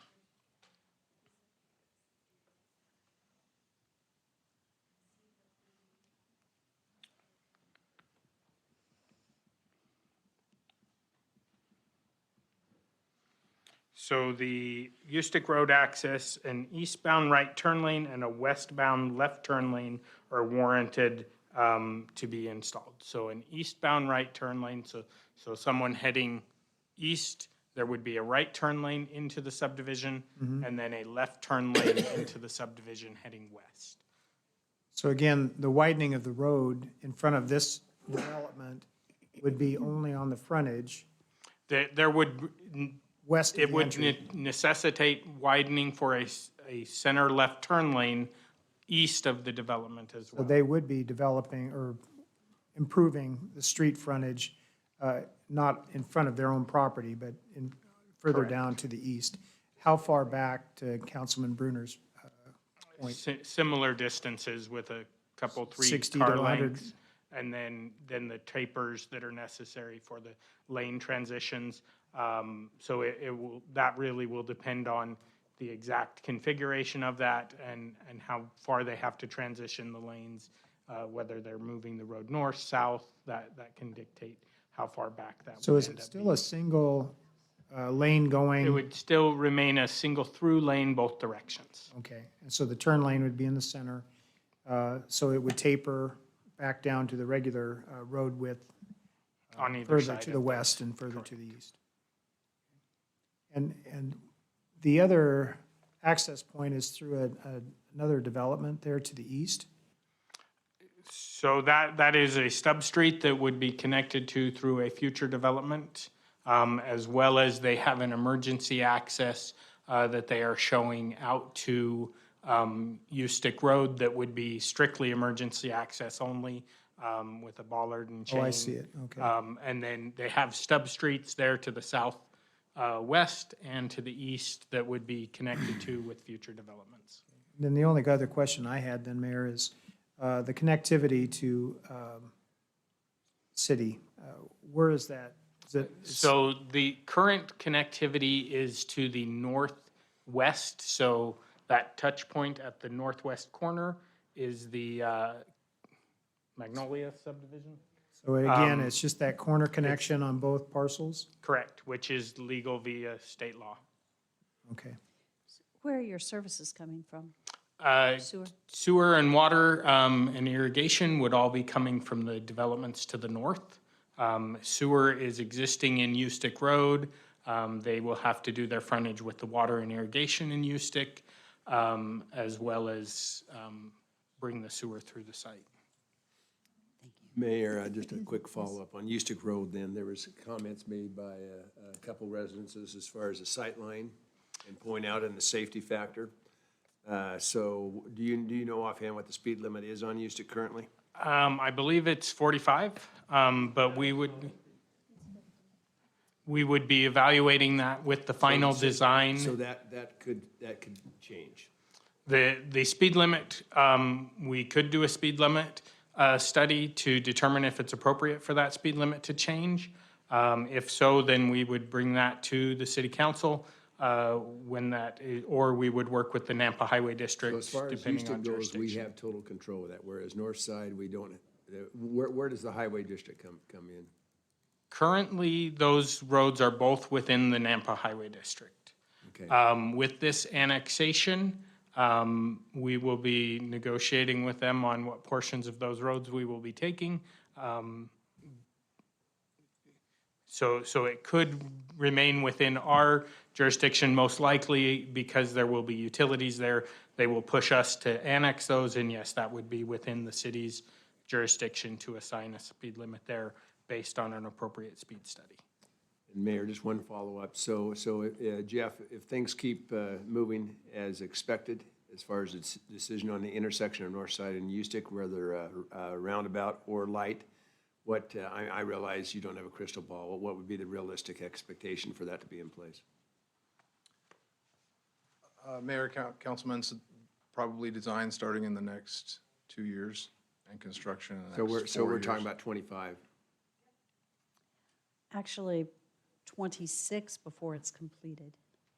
Because design would be in 2 years. It would take, possibly, it could be 26 before it's completed. Okay, thanks. Mayor? Yes. One last question. I didn't see it in the packet, but what school district is this? Valley View. They've been providing a letter in the past that's been included in our packet, but I didn't see it.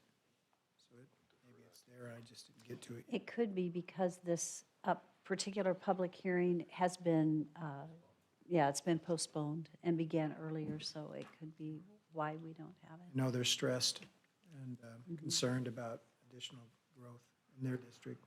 Mayor, not to elaborate on that too much at the moment, but do we have anyone that even from our staff or whatever that can relay as far as legalities on school districts, so on, and 'cause my understanding is, in talking to Napa School District, because of older residences and so on, there's quite a bit of capacity.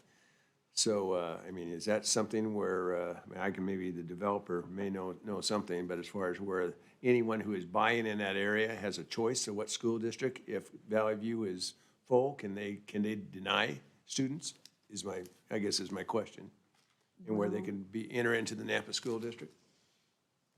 I could not speak to Okay. that. My kids are in Valley View and it's not open enrollment. So if they're zoned for that, they have to go to They that. have to accept them, no matter whether they have space or not? Okay, thanks. Mayor, So yes, can I comment? yes. I got family that's in Valley View that goes to Skyview. So I know that there's open enrollment opportunities, plenty for people. Well, did you say for Skyview? There's Yeah, those girls that Okay. came 6 months ago. Are they on scholarship at Skyview? No, but they're in Valley View School District, But they're, okay. but they open enroll. If they're volleyball Thank you. players, there are, no, I'm just kidding. So one thing I think it's important, one thing that I think is important to understand as a city council is that when we annex property in, one of the things that we're not necessarily budgeting for is annexing the roads in. Because once you annex a property, then the discussion with the highway district is, are we annexing now the road? When we annex the road, we're responsible for that road. And we don't have additional funds paying for the construction of that road. So, Jeff, am I correct or Mayor, incorrect? we do get some money for the mileage through the highway distribution account, but it's not enough to maintain the road at our current funding amounts. Okay. Thank you.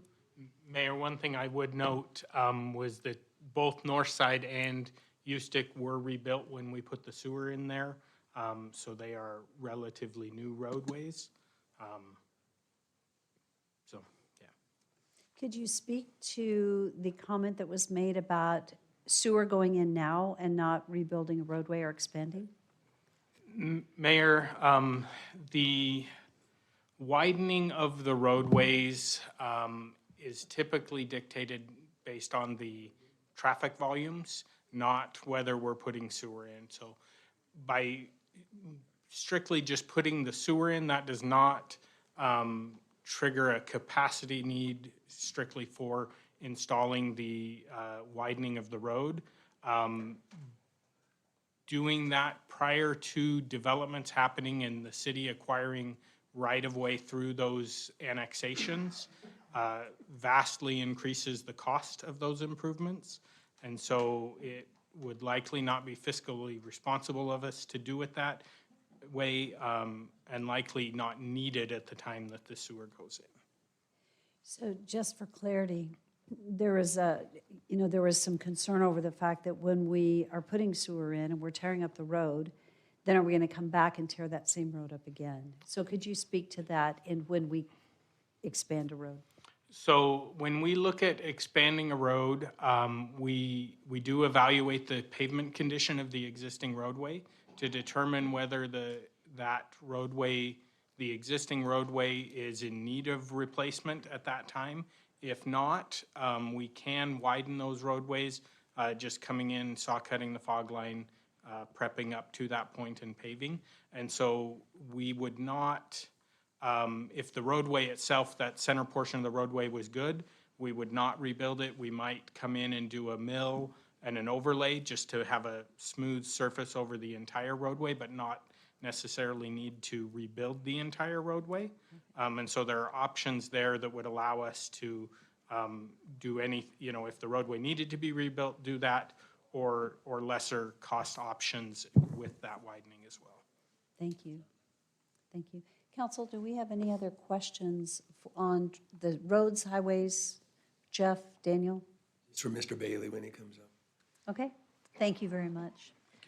Thank you, Mr. Bailey. It is your turn. Thank you, Madam Mayor. David Bailey again with Bailey Engineering. And I'm super glad they got up first because I would have stuck my foot in my mouth several times probably, and understanding what's going on here on that end of things. So I'll start out by going over a few things, and I'll be glad to answer any questions as best I can. So I did want to throw out there that I didn't point out at the beginning that we are building a full multi-use pathway along both the drain on the southwest side and on the northwest side. I think there's some question as to whether it'll be in the park area or on the south side of that. But in the layout, we did leave a full 20-foot common lot specifically for that. That's not within the easement. So we made room to make sure that those work well for the city. The side comment there. As to the roads, so I guess, you know, I've been working on this for quite some time. And in fact, I designed all of the subdivisions from Coulter Bay to Astoria Park to Meriwether subdivision, all the way up through there to still can't remember the name, Klamath Falls? What is it? The one on the east side here, all the way through this area. And we're working on Kinghorn, and we're designing Magnolia right now, and worked in this area. And of course, in Nampa, Canyon County in general, we used to just build all the widening improvements and build all the roads out with curb and gutter all the way out. And that was in exchange for not having the impact fees. So obviously the city's changing the way they do business, you know, in doing these things, and the developer's happy to follow the rules of the city.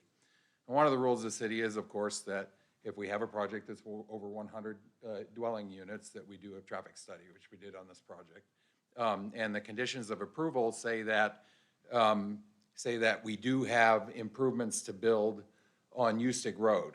Now, we do only have one access to this project. One is we don't have any reasonable way to get access to North Side. But we've split that, and we've added the emergency access so we make sure that the fire's okay with our project here. And then we've provided 3 stub streets to adjacent properties so the connectivity is there and the future emergency access is provided for in this project.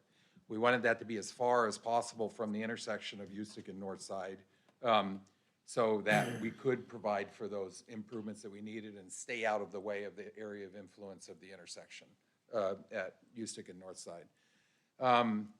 I don't know what that'll come out to be, and we're talking about that improvements to that intersection being done. And I think you decided that would probably be about 2026. And here we are in 2022, and if we were to get some houses started building in 2023, I would be surprised on this project because it just takes that long to get there. So this project build out of this project is probably still after those improvements are done to that intersection.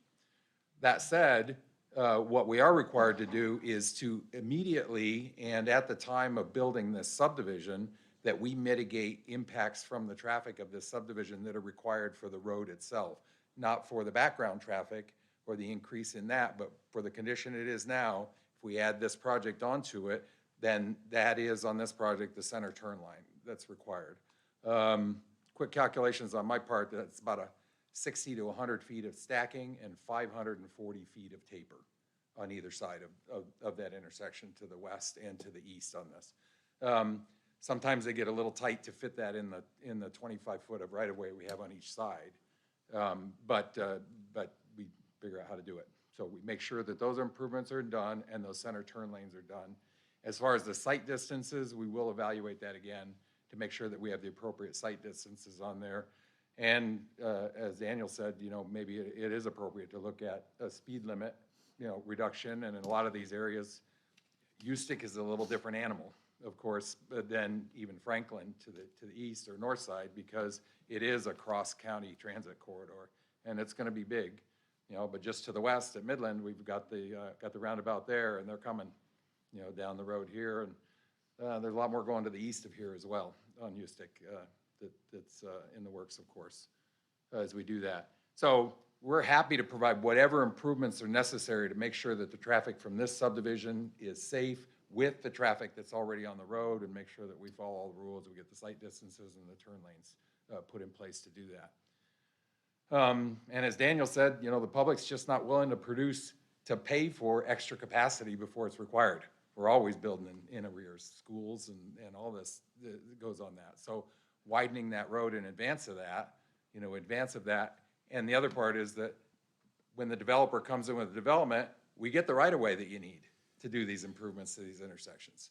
And in this case, this frontage will be improved. The frontage on the east side of, north side will be improved. Magnolia will improve the frontage on north side, north of the intersection and west of the intersection on those corners there, add the sidewalk and provide any turn lanes. I think there's a turn lane at Kinghorn to the north of that, which this developer's working on.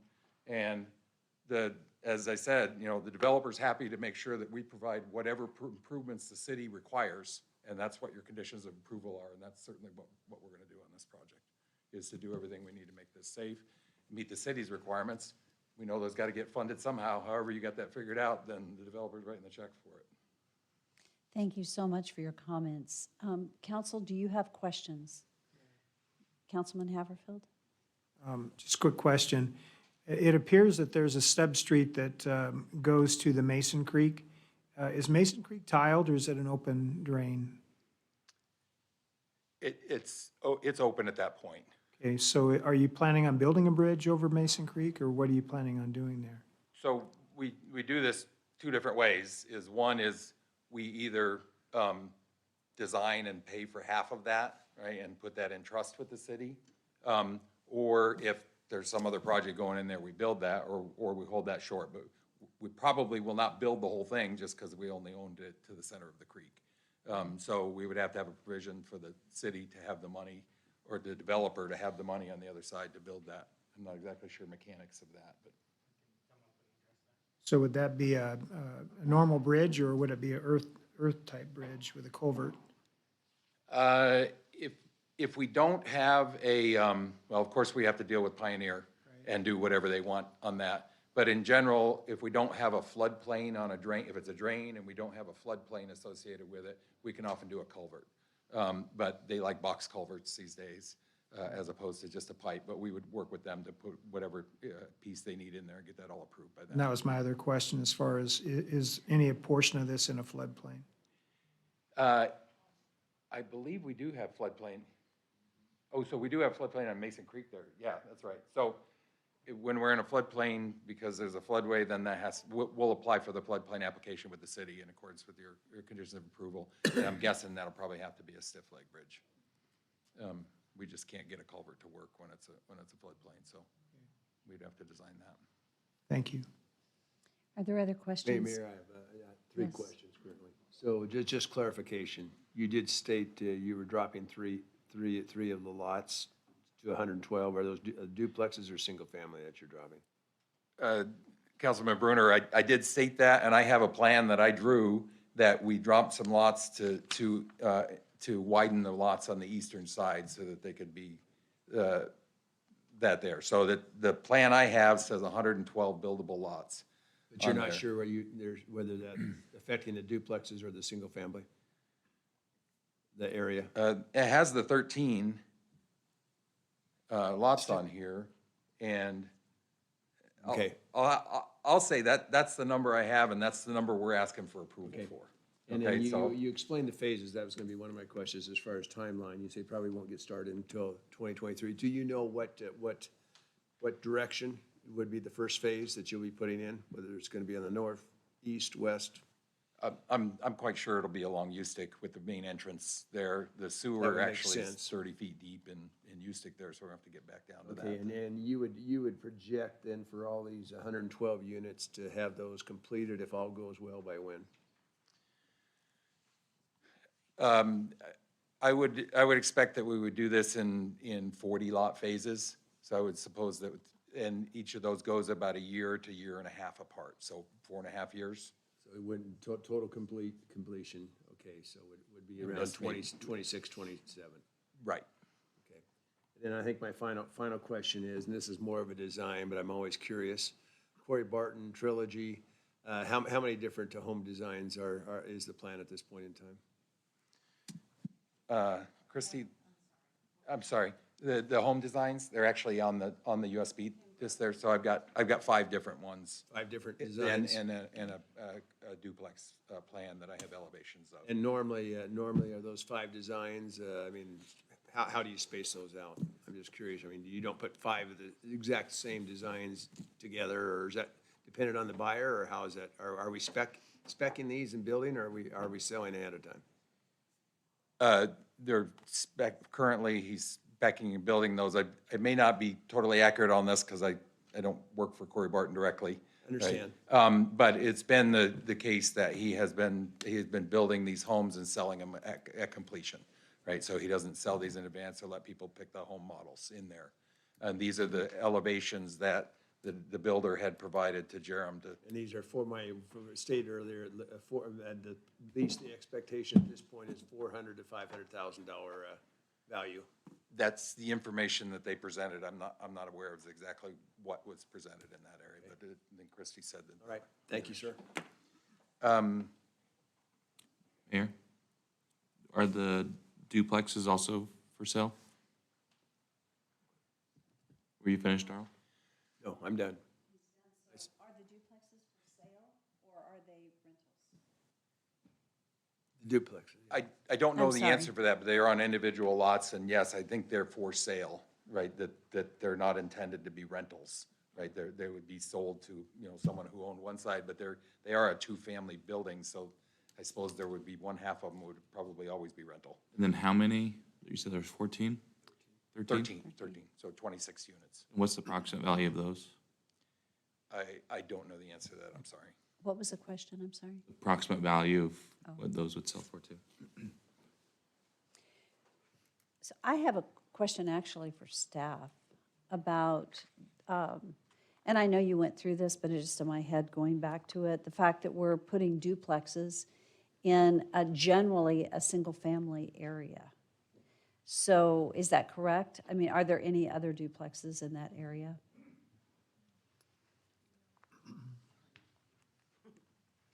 Thank you, Mayor. So not at this time. This is all undeveloped land out there in that area. All 3 subdivisions on each corner are asking for the RD zoning. This one has those 13 lots that are duplexes. The Wood Poppy proposal that you'll be hearing next is majority duplexes, I believe. Parker can clarify that. So yeah, these would be sold to an individual owner, but likely would either be rented out or one side would be rented out at some point. Or both sides rented. Quite possibly, yeah. Thank you. You're welcome. Hey, Christy, I have a question for you real quick before you sit down. So with the new impact fee change that we're discussing, if we were to approve this today versus once that's in play, what is the difference that the city is going to get or lose with that change? So that's when they pull the building permit. So if you guys go ahead and approve the impact fees that were presented this evening, in, this month or in the next 2 months, they're not going to be ready to pull building permits until 2023. So the impact fees that you approve with this change that we talked about tonight would apply to those future building permits. So it's. It wouldn't be grandfathered to what it is now. Thank you. Yeah, you're welcome. Thank you. Are there other Mayor? questions? Yes. Question for Christie then. Looking at the conditions of approval recommended by staff, the number 1 was provide a revised preliminary plat. Without having that to be able to look at tonight, how would we move forward with an approval if we don't have the plat to review? So Councilman Haverfield, that only applies to that one substandard lot. Just one lot? Just the one lot that's under 7,000 square feet. I need them to make that 7,000 square feet. Otherwise, the plat isn't going to change. So what he spoke about as far as having a sketch for a different layout, making those lots along the eastern boundary line, that's not what you're talking about, but that's what was alluded to and what we're And making a that would not be decision. what we would consider to be a significant change. They are allowed, if at some point in the future they get this whole thing approved, our code reads that they can have 10% change, depending on when they actually start doing the construction drawings and those kinds of things, and they run into issues, they might have to adjust lots here or there. They can change that by 10%. So would we need to, as a part of a motion, make a determination that the change would be along that boundary line as spoken to by the applicant, along with what you're asking for, a revision to reflect, to make that one substandard lot whole? I guess that would be up to you if you wanted to do that. Well, I think we need to give direction to what needs to be changed. If we're worried about compatibility along a property line with adjacent property owners. Yes.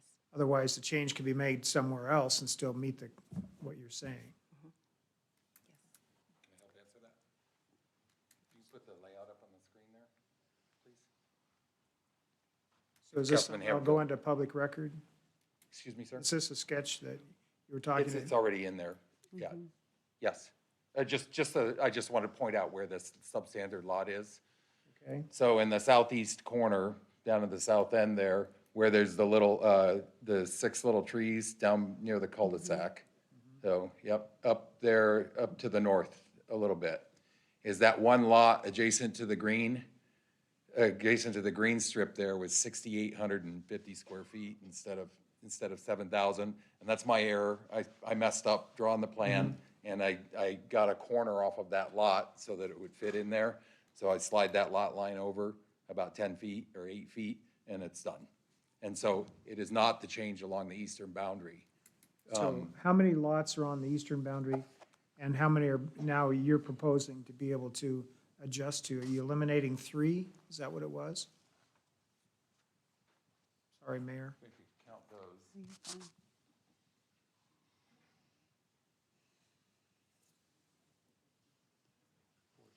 There are 16 along the eastern boundary in that plan. And the plan I have, which I'll give to you, so you have that in the record here, I have 13 lots around there. And I widened them out to 80 feet wide so that that duplex unit would look nice, that would fit on there. And that's a nice looking duplex look on the lot. So, and I apologize for the confusion on that. And I don't know why that didn't get submitted to the city, because I myself made the changes to adjust that lot, undersized lot, and to move those lots out so they were bigger on that east side. So what you're giving to Christie is also reflecting the change to that substandard lot? Yes. Thank you. So I have a question, maybe before we close public hearing, and it may be towards staff or to legal. For me, it's hard to understand why we're putting duplexes in here and increasing density versus single-family homes. And so, but tonight, do we have the opportunity tonight, because we're approving an RD, which gives them the opportunity, if it were not RD and it were, would it be RS7? That it would fit within the RS7 zoning instead of RD? I understand we've got projects coming in as RD, and in some ways that's unfortunate because we're increasing density in an area ahead of development. It's the beginning of development in that whole area, and we're increasing our density. And that concerns me just a little bit, especially listening to our citizens and seeing how we are behind on the roads, and then to see us increase density. And this isn't necessarily the place to be sharing my opinions, but at the same time, I want to make sure I do it while public comment is open so that you can respond to my comments. So maybe my question is why, and it's hard for you to answer that one because I'm not sure that that's your that you can, but would you like to comment on that? I would like, thank you. Okay. Thank you, Madam Mayor. So why are we proposing to put duplexes in this area? Right. And go back a little bit, and I personally do a lot of the layouts on these, so I look at them and say, what are we gonna do here? So I made this choice on this originally for the developer of what we wanna do here. And the take is that, we're looking for a reasonable density on the property, and we were looking at the time, at the restrictions of the RS7 versus the RD, and we figured we could get probably about the same number of lots going either way, or the same number of units going either way on this. But this project had some restrictions with, well, one, the big area in the northwest corner.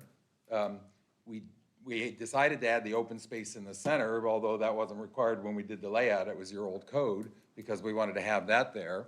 And we looked at the RD zone and said, well, that makes a lot of sense to try this out, and it looks good. And we met with your staff and talked to them about that, and they said that's allowable use in that area, and that the density would come out about that. And they said, well, it allows you to plat 7,000 square foot lots, and then when they're platted, you can build either single family or duplexes on them.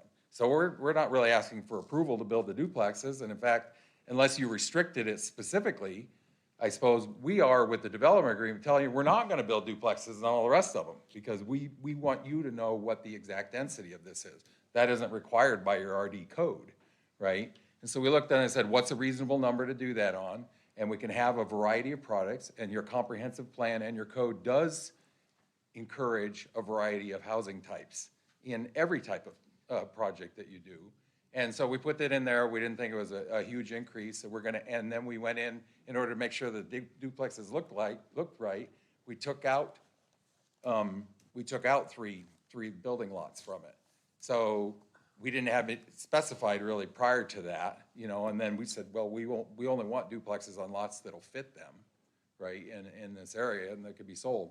In all of my experience in planning, a duplex in a single-family residential neighborhood is just another use in that area. You go in Meridian, you go all the cities there that adding a duplex, and then in Boise, once you do a duplex, they say, well, you can just do an administrative split and make it into a townhouse, because it's a compatible use with a single-family home. Duplex is just attached homes on that end, and it provides for a variety of housing types. So that's the reason behind where we went there, and what we come out with is a density that's pretty similar to what we would do if we were gonna do an RS7, and it's not a really high density for this piece of property in general for your medium density comprehensive plan designation. I don't know if that's a too practical explanation of how we got there, but hopefully that answers it. It did answer it. I understand it. And I'll just say I understand it.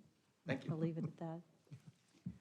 So are there any other questions for our applicant before we close public hearing? Seeing none, I would thank you. Thank you very much. Appreciate it. And we're not allowed to come back up with an additional comment after we've commented. I'd be open to staff if you have a comment to make to staff. My name What- is John Chapman, and I sent a letter in to have you read, and I just wanted to ask the question of, have you all read it? Mr. Chapman, thank Has you. anybody not read the letter I sent? Thank you for mentioning that. So was that included in our packet? It was included in the packet? Okay. Has everybody read it? Yes. The only comment I'll make is there's some design flaws in what they're doing, because we used to own the farm, and there's a French drain that goes right through part of the property that they haven't addressed. And part of that letter has to do with the fact that they wouldn't communicate with us.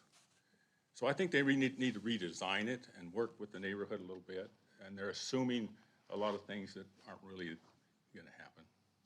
And Mr. Chapman, thank you for coming up before we close public hearing, because it is, I mean, we're kind of right there at the end, but could you go ahead and so that we have you of record, go ahead and say your name again and your address. John Chapman, 17706 Northside Boulevard, Nampa, Idaho. Perfect. 83687. Thank you so much. Okay, so you are the owner of the property. We were You were. originally, and sold it several years ago Okay, under the estate that my parents had. And we own everything to the west of that on Mason Creek. okay. And there's been a poor communication between Corey Barton and the rest of the family, and trying to figure out what to do with the area. So that was my explanation in the letter, and I think they've missed the boat on their design and need to go back and redesign. And I could help them do that, but if they don't do it, they're gonna run into some problems with the floodplain and with the French drainage there that they don't know about. I tried to tell them about it, but nobody would listen, so. Okay. Thank you so much. We appreciate your comments. Thank you for making it of record. And staff, thank you for following up with that information. So, okay, so it stands for the motion. Thank Mayor? you. Thank you. Before. Thank you, Rodney. You close public testimony, You need to give Mr. Bailey an opportunity Oh. for rebuttal. Thank you for the reminder. Mr. Bailey, I'm sorry, thank you so much. You do have an opportunity to respond to that. Thank you. And we'll certainly get in touch with Mr. Chapin and check on that. We have done the topography on the site, and we'll do the engineering appropriately. If there's something we've missed on that, we certainly would talk with him. But I had like I said, we did soils testing, and we've had the topography done on the site, and are familiar with it. And it may or may not be easy, but we'll make sure that we get any information we can on the engineering before we proceed on that. Mayor? Thank you. Yes? So then, can I follow up? Are you aware of this French drain? What feeds it? What water source is it being a filter for? I'm not specifically aware of it. I know there are drains on the property that are, a French drain is, in my impression, would be an underground drain that collects water and takes it to the creek, right? Takes it to the creek. It could out be, of to it could be drain the one property or the itself. other, but it's a retention area. The water's coming from someplace. So is it just stormwater? Is it coming off of the Purdom or the Mason Creek? Are you aware? I am not aware exactly what the answer to that is right now, but we'll investigate it and we'll find out what it is on that area. But we do have soils testing, and we know that we have fairly high groundwater in this area, right? And it'll need to be drained, and we'll either have to do fill or provide, drainage to that, to the creek, in order to make sure that we have proper separation on the homes, so. So the FEMA map, would the FEMA maps be your direction as far as where you have water issues? They're part of it, and we actually plot the FEMA map boundaries, and we'll do it. I think this is studied already. So there's a base flood elevation on that. So that's part of the information we use. Okay. And then we do actual soils testing on the site, and dig holes, and then we do a complete topography of it to locate all the facilities we can. Okay. So I'll at least be able to know on my topography where that drains into which drain. So we can back to trace the it back. mayor's question earlier on, in the northwest corner up there, is that meant to be a stormwater retention area, or is that meant to be a little park site? Or both? It's meant to be a park site. We don't have any need for stormwater retention there. We can't get our stormwater across the drain. Right. So our stormwater is in the ponds that are shown on the map. And that's it in our calculations that were submitted to the. So, and where are they at? There's one on the west side. Okay. And there's a small one within the park. There's one down here. There's one down in the southeast corner. And have those been sized based upon the soils reports you've received? Yes, and it's a preliminary design that's done on them, so we'll go through that all again and have it reviewed by the city before any of that's built, that's constructed. It might affect your lot count when you're all said and done if you have to widen an area because of depth of groundwater.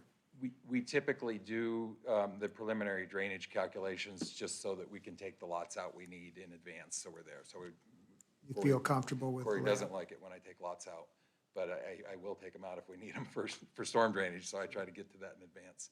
Not much and when surface we did the water. Fall Creek subdivision to the east of this, we had similar groundwater conditions and under drain conditions that we worked through to get that built.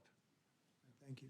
Thank you, sir. So if those are actual storm drains or ponds for water retention because of high water levels, then are they also already included in the open green space piece? And so we may, this is going to be a question for staff, and then you're going to get to talk one more time. So I'd like to hear from staff on that, because one of our goals, what you see here is you've got a whole lot of houses and small lots and really limited open green space. And if some of those ponds are part of the open green space, then how are we meeting the new requirements that we've set forward to make sure that our subdivisions are great places to live? So Mayor, again, this is before these codes were in place. So they do have 10% what they're considering qualified open space, which is where the playground and the gathering space is right there in the center, and the pathways. Okay. Everything else that would be considered common area actually is up to 26.4% of the overall area. But the corner could be lost to a roundabout, correct? And the other may have Right. water in And it, no? Yeah, and so that would not be, under today's code, would not be qualified open space, but this is meeting a code that doesn't have those requirements. Even though we have yet to annex and to do anything. And would Unless we be choose your by decision development to say agreement. start over. If you choose to tell them to start over, that's up to you. Okay. Thank you. Mhm. Hi, you're back again. I'll be really brief on, I appreciate that, Christie. On the, so the ponds are common area, but they're not counted in the qualified open space. I think is the simple answer to the question. And on the northwest corner there where the roundabout goes in there, actually you see where the trees are on that, on the edge of that? That's actually the outline that the roundabout would take if there were a roundabout. Because I've laid in a roundabout here and showed it on the plans for all three of these subdivisions because we made room for that within the right-of-way that we're proposing on each of those. So it would be a small portion of that would go to the roundabout, wouldn't be the whole thing. Thank you. Thank I you. appreciate your answering So, my Mayor, question. Mr. Yes, Bailey? Viv? Mr. Bailey, just a quick question. As far as on the northwest corner up there, that grass area, is it separated from the residential development by an open water feature? The Purdom ditch, whatever it is? Yeah, it'll stay open, yes. So how do you cross over? Is there a pathway? There'll be a sidewalk on Ustick and a sidewalk on north side. So you go And there'd around be a it? culvert. We're gonna have to extend both of those culverts on Ustick and north side in order to put the sidewalk in there. So they'd be able to walk on either street over there. Okay, so it'll stay open feature with a fence along those property line then? That's our intention. Actually, there's a pathway in between, right? So there's a path, the open feature, the pathway, and then the lots there with that common lot in between. I just wanted to make sure there was an access point for the kids or for the, for recreational purposes. Right. Thanks. Thank you so much. Thank you. Are there any other questions? Thank you. Thank you. Okay, at this point, I think we would stand for a motion to close public hearing. Moved. So moved. Seconded? All in favor? Aye. Mayor, I'll just comment here. I'm not going to be voting in favor of this tonight. I'll just give some reasons. This is going to happen, and I would probably be leaning, I don't know if I'll be around then, but 2024 is when it needs to happen. I want that roundabout to be close to being in. I'm not going to be voting for RD. If it was townhomes, I would be fine with that. Sell outright. Valleyview School District just denied 2 elementary schools, so they are over capacity. And there would need to be a reduced speed limit before I would consider this. So just FYI, I will not be voting for this tonight, the way it currently reads. Is there other discussion? And one of the things I want to say, and Todd, I'm going to ask you to help us here. When we do a denial, to ensure that it's within the appropriate reasonings, and what I think I'm hearing you say is the timing. It has to do with the timing of it. 2024, I would probably, with a few other changes, conditions of approval, I would be. Okay. Not at this point. Okay. Other council comments? Mayor Kling? Yes.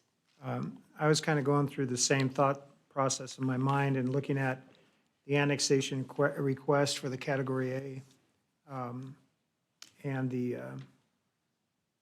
things that it met and the things that were still questionable. And one of them is the timing issue and the statements made by adjoining property owners to the concern about the traffic generation.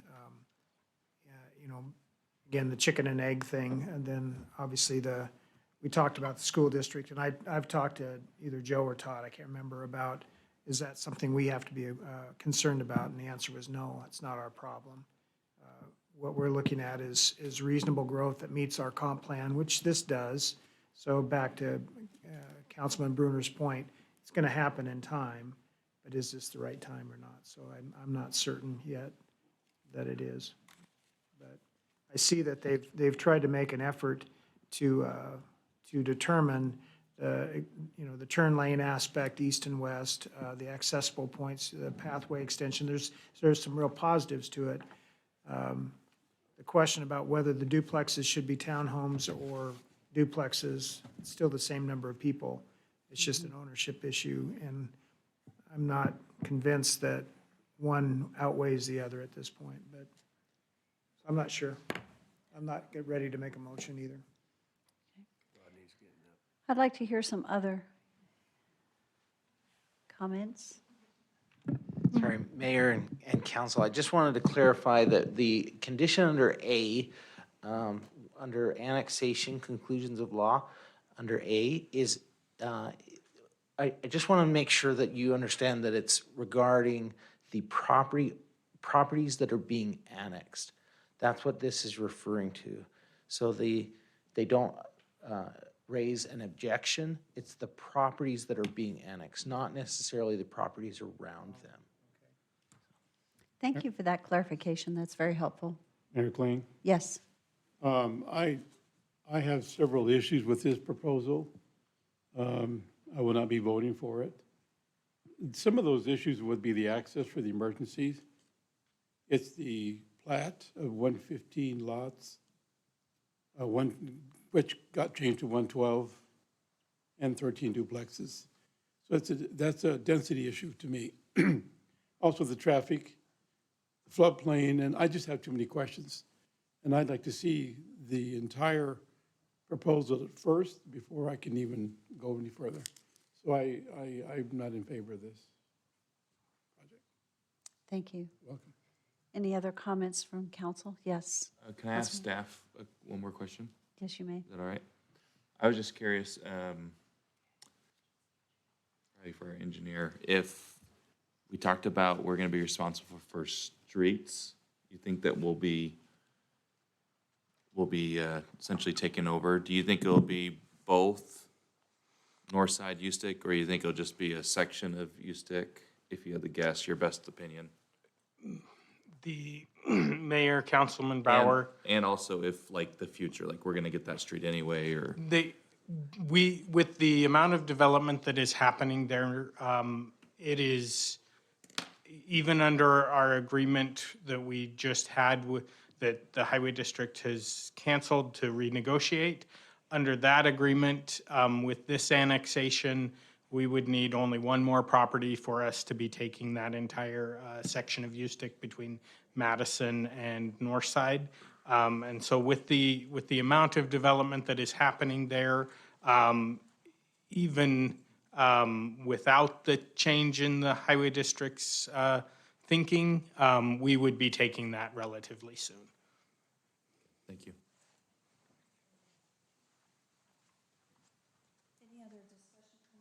Yes. I'm not necessarily opposed to it. It's just the timing of it. I agree. It's just there's too much growth going on in this area, and I feel like we need to be putting these subdivisions in a little bit closer to that timeline of when that infrastructure is going in. And so I struggle with that. And then also in Mr. Chapman's email, he had mentioned that when the property was sold originally, that it was under stipulation that they were not going to have any multi-unit housing on it. So I question that as well, wondering kind of why that is the way it is. Maybe it just got lost in translation, but those are my thoughts.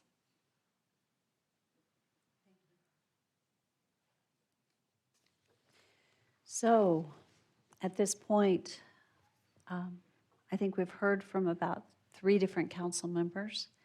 I don't know if there's any other discussion. Make a that would comment? like to- Yes, you may. To the developer, I'm guessing it's not gonna go your way just based on what everyone's saying, but, if you do come back, I think it would help to, eliminate those duplexes. So just make a comment to help them out a little bit. And I will just say, I would fully agree with you, that I think that they seem very misplaced. I think we're out in an area that, anyway, I think the density, increasing the density in an already busy area, the project didn't need duplexes along that east boundary. So, and I would actually, if something were to move forward, I would ask in a development agreement, if there is that opportunity, that there be more than 5 styles of homes out of 112. I think it doesn't lend itself to a quality development. And if you don't have a quality development long-term, that isn't what we really need there. I think that I would suggest that there be a whole lot more than 5 different styles of homes out of 112. Mayor, So- just a general comment, just not this development, but any development. I'm sorry, but even though these are higher end, I know the duplexes would be done well. I would not want to be in a single-family home next to a bunch of rentals. Mhm. People just do not take care of their properties as much as single ownerships. And I'm making a generalization there, but I just think I've seen it too many times. So, yeah, I don't think it, yeah, I'm all in favor of some mixed use, but I don't think this is the proper design. Anyway, okay. So are we for a ready? motion? I think we are. Go ahead, you gonna do it? I can do it. Okay, go.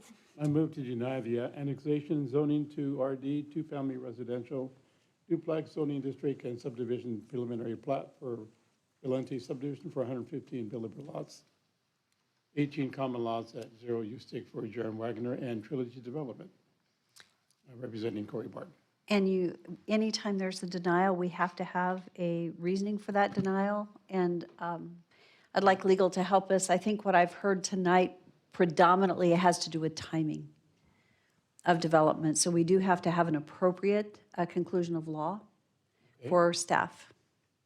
Madam Mayor and for Councilmember Rodriguez, I think there were a handful of comments that were made from various council members, density, timing,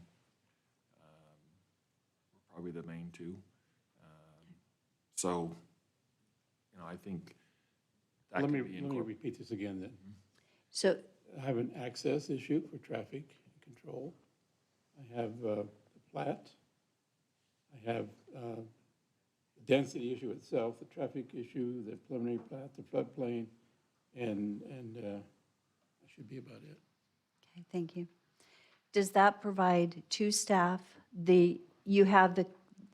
so that you can complete your findings?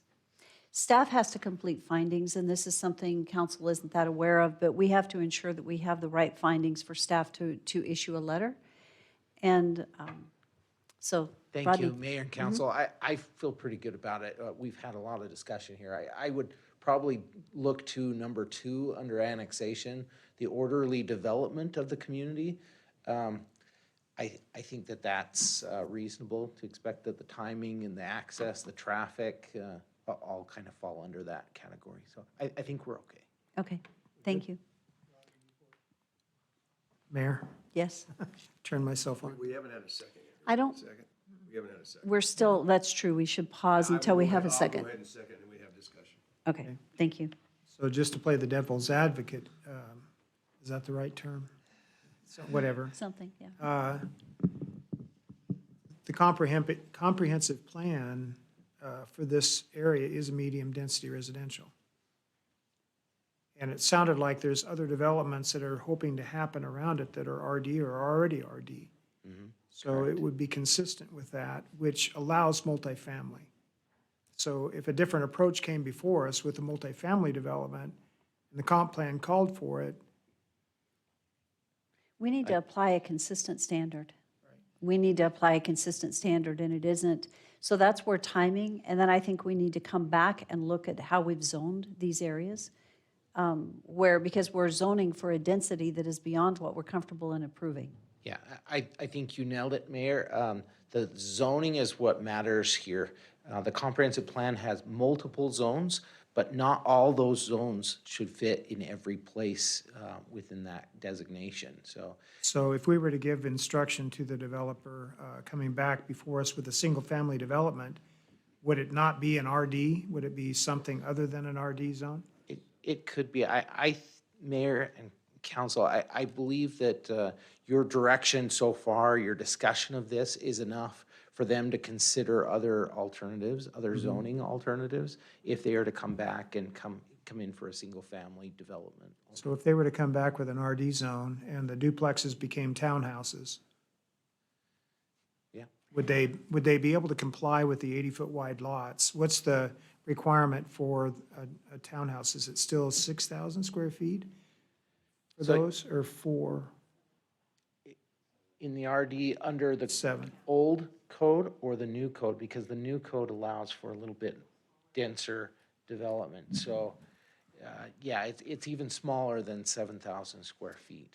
But that doesn't address the density, and that was what the discussion was about, the density. If you're adding duplexes or townhouses, I don't care what you call them, you're still increasing the density, and that's the thing that we're talking about, is staying with single-family residences and actually upscaling an environment. That's my opinion.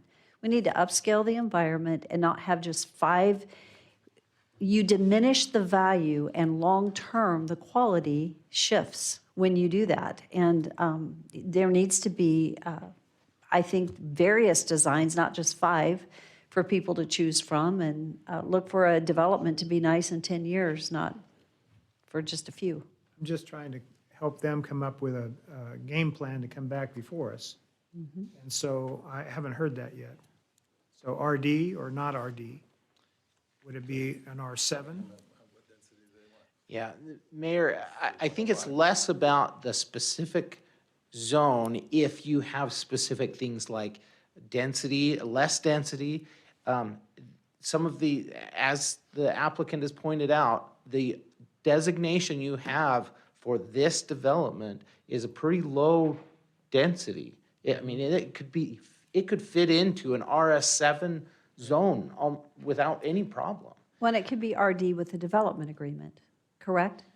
It could. It If could we- also be an RS7. If you're concerned about duplexes, then, and it sounded like that's what the discussion was, and if it's not just about density, if it's also about duplexes, then I think the applicant has enough direction on your discussion to realize he's going to have to come in with a different zone or at least a different layout so that it doesn't provide the duplexes. But the density, if they came back in with an RS7 density, it'd be about the same density as you've got right now. before Mayor, you. if I may, if I can interrupt you. So just for legal, timing was kind of what I was more concerned about than anything. Is that a good enough reason, if that was the only reason for denial, or does it need multiple?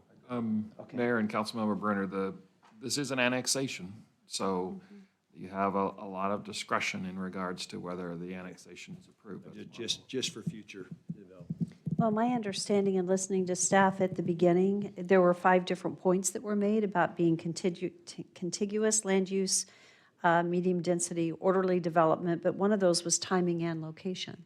And so that's what I wrote timing down, unless I'm not understanding it. I think my understanding is timing is a valid reason. It's very valid, yeah. I'm just saying, when Councilman Haverfield is, I appreciate that, and hopefully the developer will come back, but if I'm still on this council, there's gonna be concern with the timing, even if they come back 6 months from now. Unless we have other things in place. So I just want to let the developer know that also. And plus, I will second totally what the mayor said about 5 designs. I get so tired of seeing the same houses over and over again, and probably after my lifetime, but they're gonna turn into rentals. Okay. Call for the vote. I want to make sure was there any other comment or discussion? Seeing none, roll call. Chingula, Yes to the denial. Levi, Yes. Haverfield, Yes. Bauer,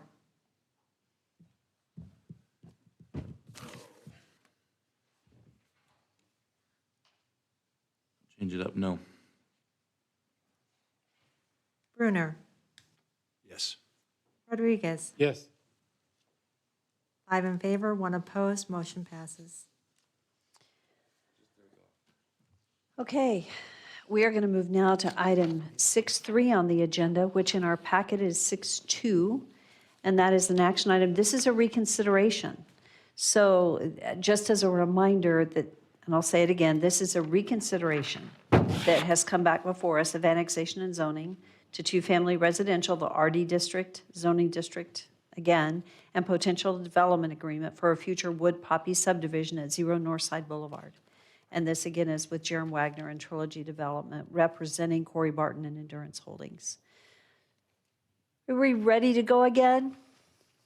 Thank you. Thank you, Madam Mayor.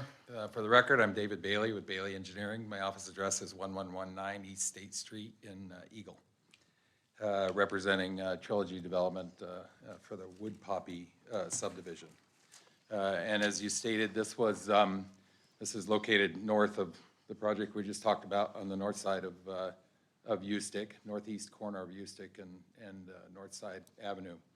To the west across the street is the Magnolia subdivision, which has fourplexes in an RD zone approved in this northwest corner. And then, of course, it's north of the Valente subdivision. So this property here actually has, some more history with the city's sewer treatment plant is there, and the developer worked with the city to get that sewer treatment plant in there. And there's a subdivision been completed to the northeast there. So when this went before the Planning and Zoning Commission, it was approved, the subdivision was approved.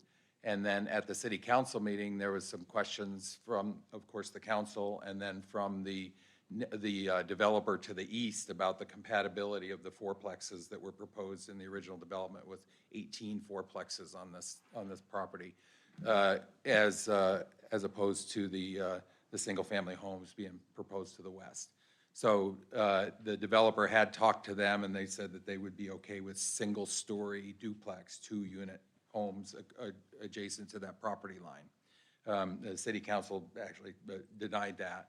And then they requested a reconsideration to get us here. So we're here tonight with the request for the subdivision with 11 fourplex units, and it's RD zone, and they're on individual 14,000 square foot lots was the zone requirement for those fourplexes.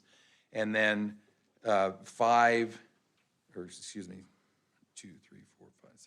8 duplex lots. So it was originally 60 units or 72 units, and now it's looking at 60 units. And we aren't asking for approval of the preliminary plat. We're asking for approval of the annexation and zoning, and with a development agreement that would require us to get approval of a preliminary plat from the P&Z matching the layout that we're proposing tonight, which we think is compatible with the neighbor to the east. We believe that's an appropriate place for this subdivision. We don't have any access to Ustick on this project, and it doesn't fit in there. We are providing the room for the roundabout that's at the intersection, and we're providing one private access. We are providing 160 parking spaces versus the city's requirement would be for 140. Actually, we're way over that now because we would have to have 2 per unit, and we have 44 units, so 88 parking spots. And the way we set this up is it has actually 9 parking stalls for each of the fourplexes, and then there's an additional 9 parking stalls for guests that are along the large open space on the east side of the fourplexes there on this end. All of the streets, all of the roads proposed in this would be private. All of the landscape on the duplex lots and on the fourplex lots would be maintained by a single homeowners association on this project. And the purpose of the lot lines is to meet the RD zone designation. So technically they could be sold individually, but they would all be subject to maintenance of all the common areas and all of the streets within this project by the homeowners association in perpetuity on that end of it. So we are requesting your approval of the annexation and zoning, and with a development agreement that would specify this layout essentially is what we would propose to the planning and zoning for preliminary plat. So that's all I have. Are there I'd be any glad to answer your questions? questions. Mayor Kling? Yes.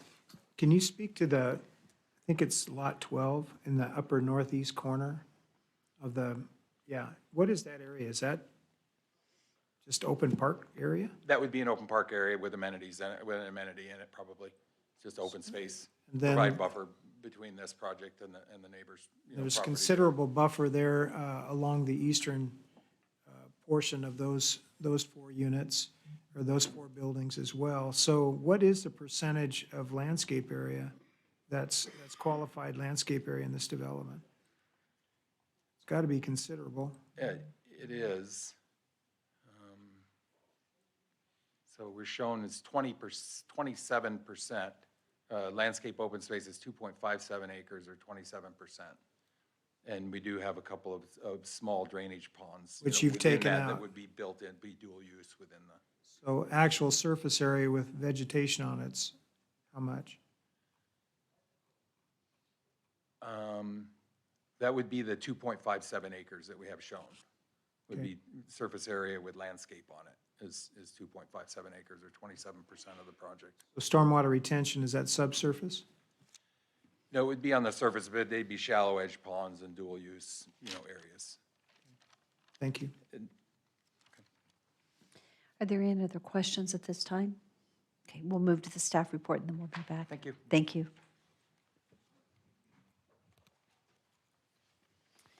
Good evening, Parker. Thank you, Mayor and Council. This is a reconsideration. This is just reconsideration of the annexation and zoning, not the subdivision. The applicant covered the history of it, so I won't cover that. We're familiar with the area. This was the previous plat showing the fourplexes, and this is the new concept. 44 fourplex units, 16 duplex units, 60 total. The parking is 141 spaces where the requirement is 120. The staff findings in this case, it is contiguous. The proposed RD zoning is consistent with the comprehensive plan. As was noted previously, the conclusion of law stating the orderly development is what you would essentially hang your hat on if you were to deny that. The proposed RD zone is consistent.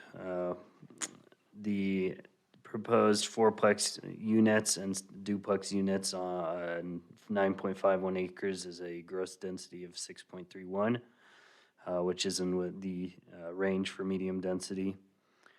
The proposed RD zoning district matches the Magnolia Estates subdivision, as has been discussed. The proposed RD zoning district does not create a spot zone, and the proposed development is consistent with the comprehensive plan goals. Regarding a development agreement, if you wish to approve the concept that would be added to a development agreement, they would subsequently have to come in with a subdivision plat that matches that development agreement. Based on the analysis that was completed of the conclusions of law, staff can reasonably recommend the approval of this project. Correspondence, the building department, typical correspondence, as well as engineering. There were some comments received voicing concerns for traffic, and those letters are in the staff report. I won't cover the engineering correspondence. The development does not meet the threshold for a full impact study. However, they did a turn lane analysis, and there was nothing warranted at either north side accesses for this development. The conditions are in the staff report, and there's a potential motion for you, and I'll stand for any questions. Mayor, I know it's all in the packet here, but can you go back to the map and go west, east, north, south, and remind me again what's aligned with this development? Mayor and Councilman, the subdivision to the north is Heartland, zoned RS7. To the west is Magnolia Estates. That's going to be zoned RD. And that's mainly duplexes, remind me on that one. There's single-family homes and fourplexes in that. Fourplexes, and the fourplexes, are they on the west side of the Magnolia? They're on the East south side, I mean? south side, close to U-Stick So here. they're not right, not next to this property. They're across the street. Yeah, the fourplexes are at the corner essentially of U-Stick and north side. Okay, and then go ahead the two other directions. South is Volente that we just discussed. Right. Then east is also Heartland, zoned RS7. And those are all single family. Correct. And this is buttered right up, or are those duplexes are buttered right up next to that on the east side of this project? Correct.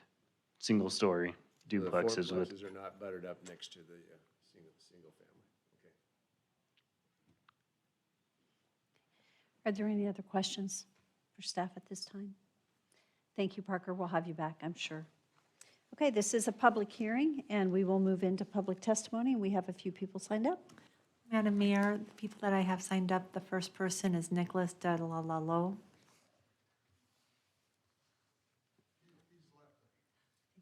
Okay, was he in support of or in He opposition was in to? opposition. Okay, Our next speaker is Robert Simpson, who is opposed.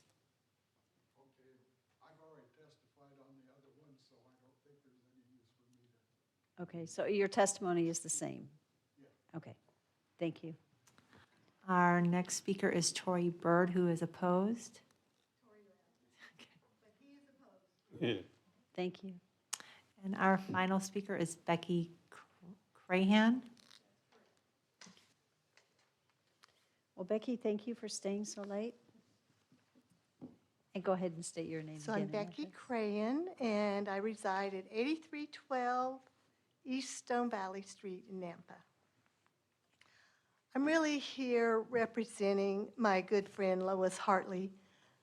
Lois owned the property before it was sold, and she's a 90-year-old woman, but she says that the initial agreement was that the purchaser of the land would only build single-family homes.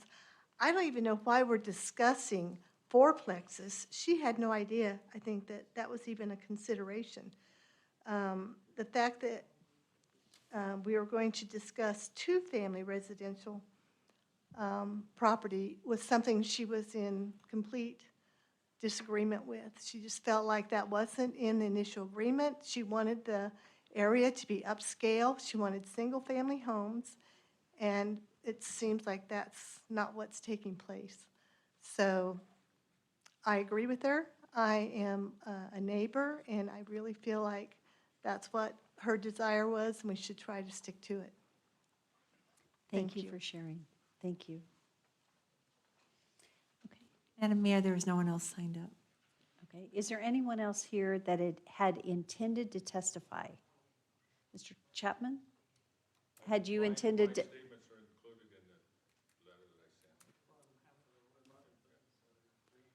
Okay, so you prefer not to testify, but we will reference your letter is in here. Well, why don't you come forward? Let's come forward. We'll do this correctly. Thank you. John Chapman, Nampa, Idaho, 17706 Northside Boulevard. And the letter I wrote to you was just to help you understand, our family's been there 100 years. And so when I had a conversation with Lois, she called me and she says she didn't want to take it to a court situation because that could be what she could do, because she said it's in the original contract, but the contracts get sold. And so then what happens is, what happens is the next person buying it assumes that there's no restrictions. And so that's what we're seeing here is the communication with Corey Barton has been very poor. And in my letter, I explained that to you. And so I think if they will finally come sit down and say, okay, this is what we think was the best thing to do, and we sit and talk, I think that would work. But there has been no communication. All the attempts that I've tried to do over the last couple of years. And I had one meeting with Corey Barton, and he said we would have communication with his planners, and they never dealt with it. So that's why there's problems that I see, and I'm trying to help the problems not get bigger. Thank you. If there's any questions, I can help with that. Yes, Councilman Haverfield? I'm on. So just a quick question. In your purchase and sale agreement, you did stipulate that no multifamily would be built on In the the one that we property? did, we did not, but with the one with Lois Hartley, she did.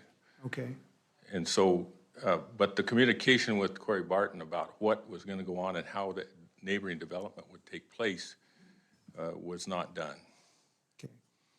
So that'd be a question I'd have for legal then later. Thank you.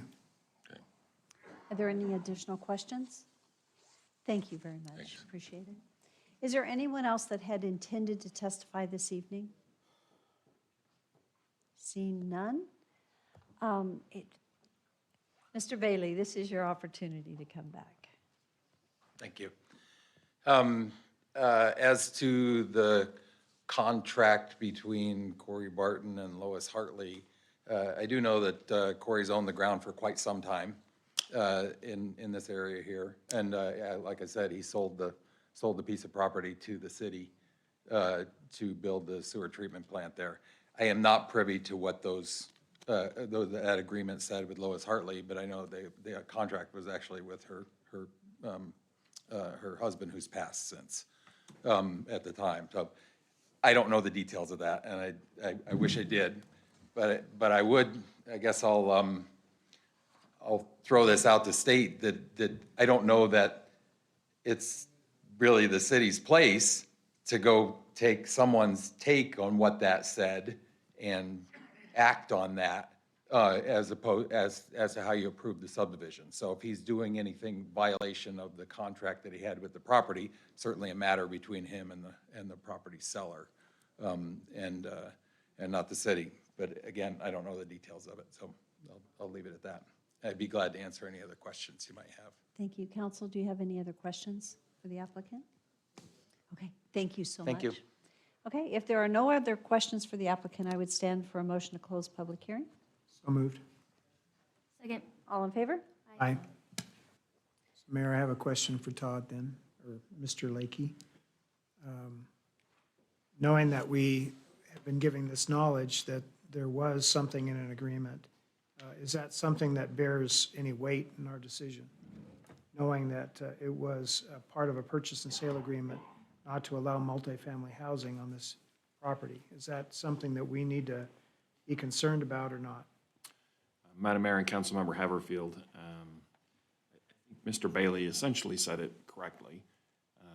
There's a lot of nuance to whether that's enforceable, what the contract said.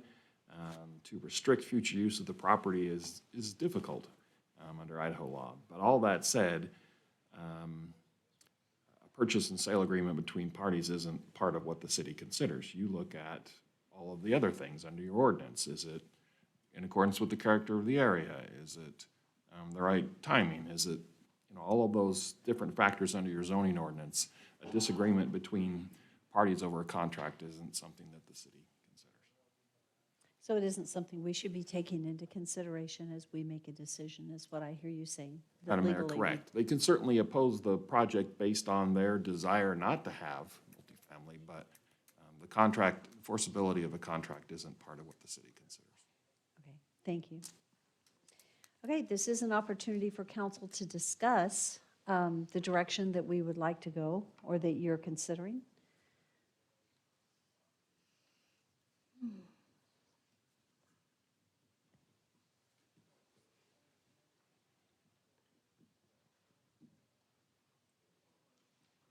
So weigh in. My initial thoughts about this project is I thought it was okay. I didn't have as much heartache with it because it was not abutting single-family residential. It was abutting duplex units to the east, road frontage on the west. There is a large piece of property there on this that breaks it into two pieces there, but all in all, it seemed to be somewhat appropriate with the buffers, the landscape buffers, and the amount of vegetation space. I didn't have a problem with it. This type of housing is necessary for some, not for others. Not everybody can afford a home, but they can afford a rental unit until they can afford a home. So there is a place for it. So I wasn't as much concerned about it until I heard the purchase and sale thing. And that's one of those times where the judge instructs the jury to disregard that statement. And that's really what that comes down to. So I can't use that as a reason to deny it. It fits our comp plan as far as the goals in that. So I could go either way on it. I don't have any issue. I can't see anything that really would be restricting our approval. Could I ask just a clarifying question? If I remember correctly, it is not a duplex on the east boundary. Those are single-family homes. Is that correct? Duplexes. Are they duplex? So the abutting property to the east, are those single-family homes? Mayor, are you talking about the subdivision to the east? The subdivision to the east? The that this subdivision to the east are backs right to? single-family homes. So the yellow lots are, In this concept plan on the budding that line, those are single-story duplexes, but in the adjoining subdivision are single-family homes. that's not a part of this, what we're proposing. Correct. Yes, this is, The yellow lots are duplex lots. correct. And they would be abutting the single-family homes that are right next to the adjoining property. This project went with single-story duplexes instead of fourplexes on that boundary line so that it would diminish the incompatibility going from a fourplex to a So the single-family. yellow lots are a part of this development. Yes, I thought they were not. they are. Okay, thank you. Yeah. Thank It's you. late, it's 10:30, and clarity it takes a little longer. I'm just, yeah, glad it's not midnight yet. So any, Mayor, Yes. I'm being the bad guy tonight, but I'm gonna just ask that we deny this, and it's mainly compatibility, and it is mainly because of the duplexes that are abutted against the single family. I realize Magnolia is fourplexes, but that's across the street. My understanding is that that's on the west side of this, so I guess I wouldn't, if you want to just go ahead and open up all that yellow area, but that doesn't make sense probably as far as penciling in from a cost standpoint of just leaving that open area. So I am going to move that we deny it because of compatibility with what's on the west side. okay, any further discussion from council?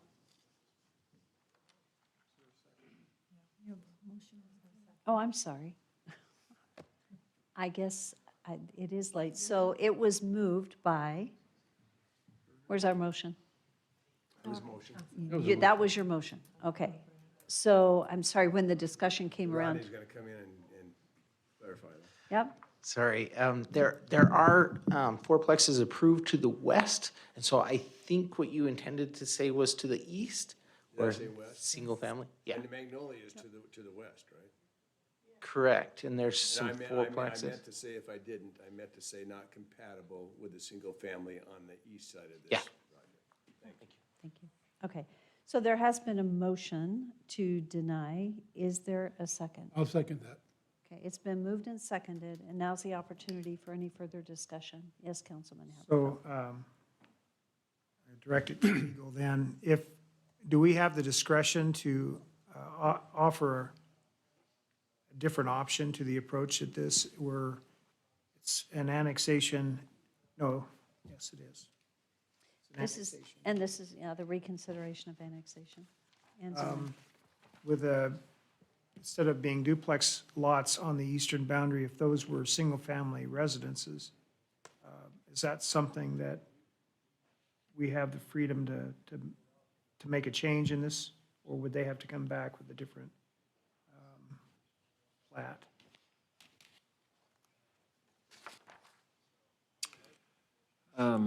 Mayor and Councilmember Haverfield, that may be a significant enough change.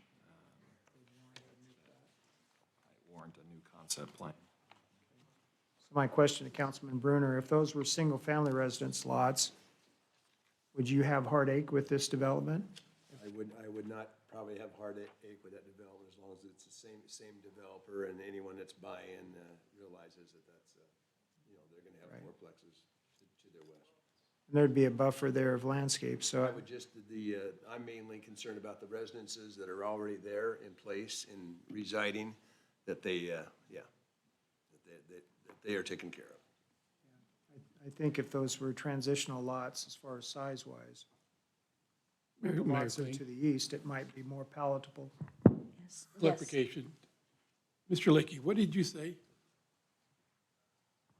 Madam Mayor and Councilmember Rodriguez, basically, I think Councilmember Haverfield was asking whether this would be a substantial enough change that it would be guidance to bring back a revised concept plan versus some kind of approval tonight. And that was my response. It seems like this would be more in line with giving him guidance and bringing back a revised concept plan. Oh, okay. All right, thank you.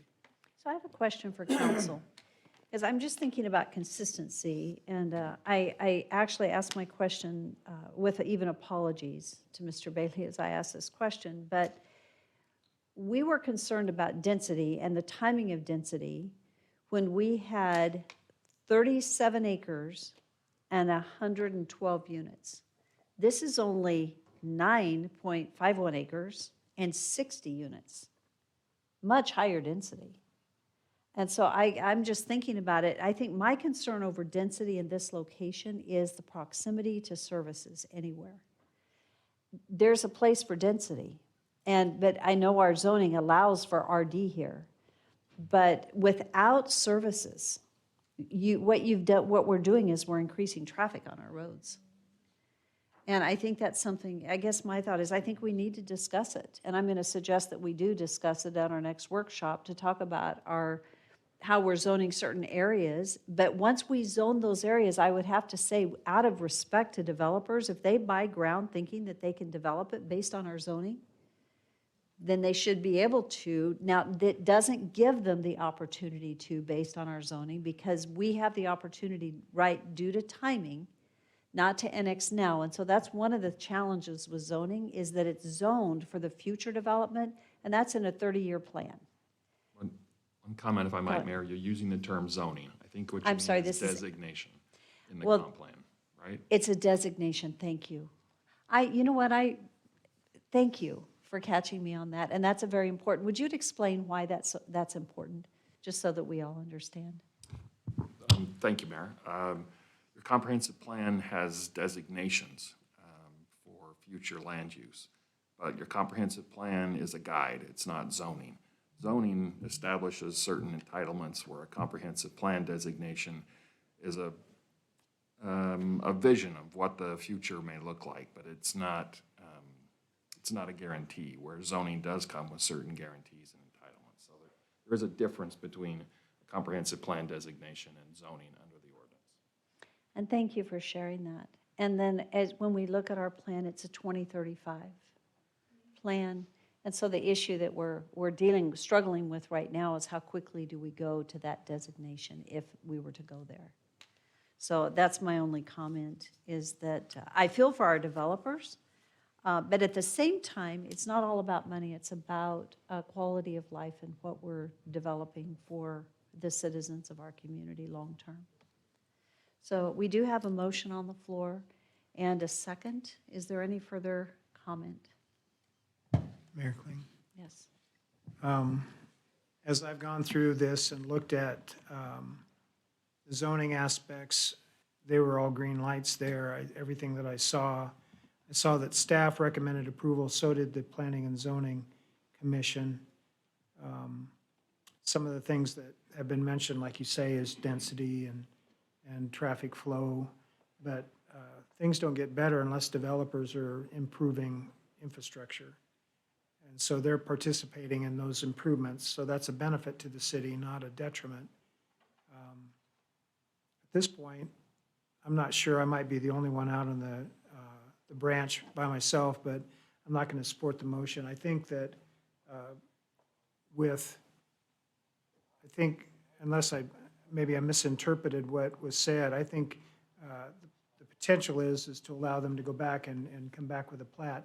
We look at the compatibility as we move across an area, and so you have single-family residences, abutting single-family residences, if they were to change those duplexes out to multifamily, and then across the street is multifamily. So that's a consistent movement, which I think is the intent of an orderly flow. So I'm kind of caught trying to help the developer or development community do something that's a benefit to the city without just saying, no, we don't want to have any more growth because we can't handle it because the infrastructure's not there when it can be if with their help.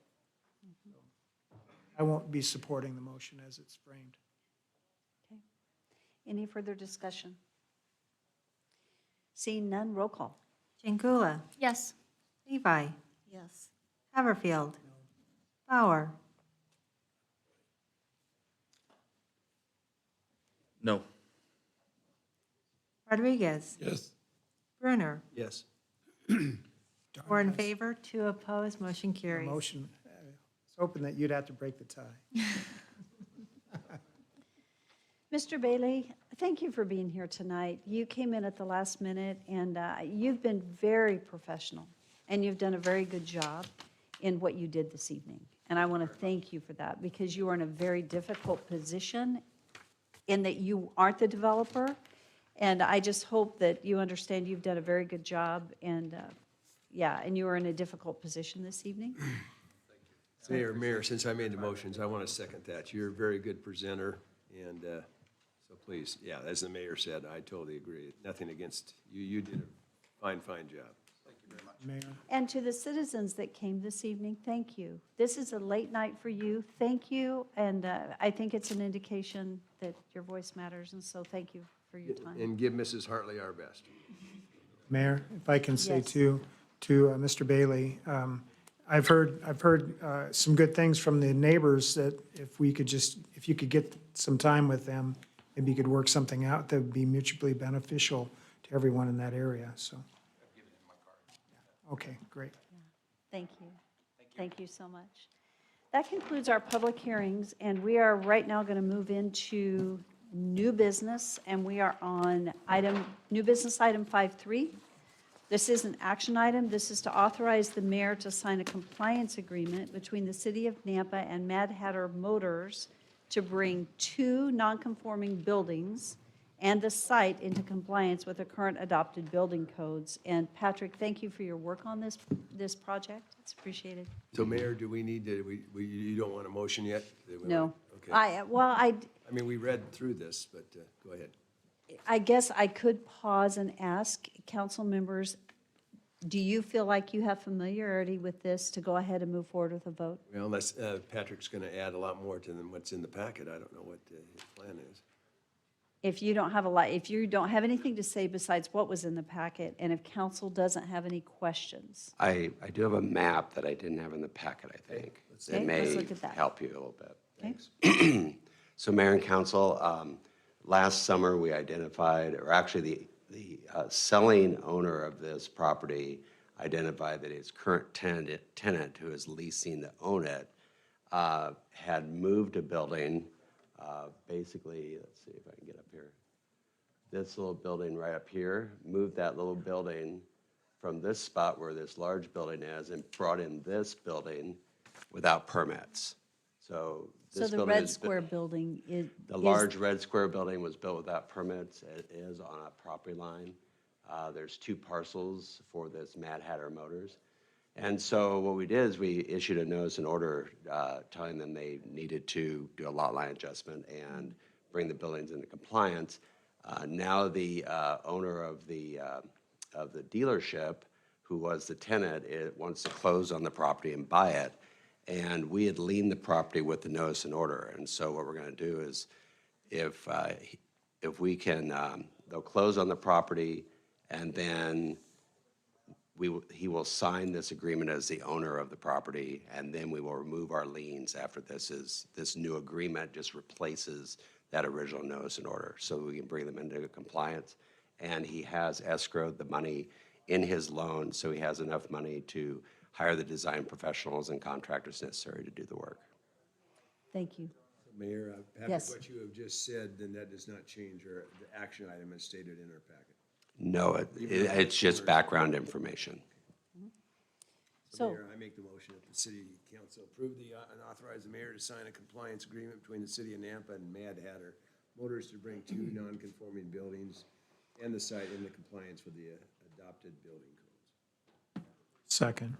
It's been moved and seconded. Is there any discussion? Only question, Patrick, what's the reason these folks were not aware that they needed, I mean, the original owner, that they needed to be in compliance? Mayor and Councilman Brunner, the absentee owner lives in Florida, and he wasn't aware until That explains. he came up and realized there was a building on the property he didn't recall. There you go. Okay, it's been moved and seconded. Is there any other discussion? Seeing none, roll call. Rodriguez. Yes. Jingula. Yes. Levi. Yes. Bauer. Yes. Haverfield. Yes. Brunner. Yes. All in favor, motion carries. 5.4 is an action item. This is to, and thank you, Patrick, to approve and authorize the mayor to sign the local professional services agreement 95678 with the ITD and parametrics for the Franklin Boulevard and Karcher Road intersection improvements. So moved. It's approved. Okay. Second. It's been moved and seconded. Is there any discussion or questions? Did you have one, Doug? It's Not a not, question, but a comment. okay. So Jeff and I talked a little bit about this one. This swap is fine legally. The actual funding for it will come forward in the budgetary Now, process. this is, are you talking about, this is item 5.4 that is the local professional services agreement Oh, with I'm sorry. ITD? I'm- Yours is the next one. I'm one ahead. You went ahead. Must not be paying But we'll attention to get there. What time is it now? Okay, yeah. 100% grant funded, yeah. Okay, so, 12:45 in New York. I lost, where are we? So was there a motion on this one? Yes. There is a motion and a second, and we're in discussion. Thank you. Good grief. Is there any other discussion? Seeing none, roll call. Brunner. Yes. Jingula. Yes. Levi. Yes. Bauer. Haverfield. Yes. Rodriguez. Yes. All in favor, motion carries. Okay, so item 5.5, and I believe this is the one Doug was referencing. This is to authorize the mayor to sign a memorandum of understanding between the city of Nampa and TDS Communications. This is the conduit swap. So moved. Second. Okay, it's been moved and seconded. Doug, did you have something? Just a restatement, the funding for this will actually be presented and discussed in the budgetary process. Okay, But thank you. Okay, it's been moved and seconded. Is there any other discussion? Roll call. Brunner. Yes. Jingula. Yes. Levi. Yes. Bauer. Yes. Rodriguez. Yes. Haverfield. Yes. All in favor, motion carries. Item 5.6 is an action item. This is to authorize the mayor to sign a resolution to authorize the Public Works Director to sign and submit the U.S. Department of Interior, Bureau of Reclamation, Water Smart, Title whatever, Water Reclamation and Reuse Projects Grant Funding Application. So moved. I'll second, as long as we can get the 30 million. So do you have qualifications for that? It's been moved and seconded. Is there discussion? I just have a question, Mayor. So the rough cost is going to be 61 million for it, and then the city's requesting the grant for 12 million. But it says that we can get up to 25% for the total project. So why are we not going for the full 25% in the grant? Tom's on his way. Good question. Thank you.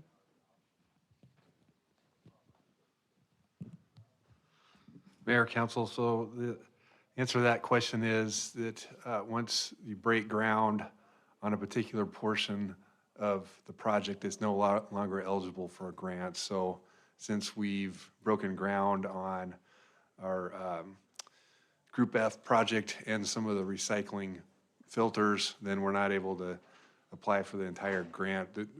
We have not broke ground on the pipeline itself, which takes the water from the plant to the Phillips Canal.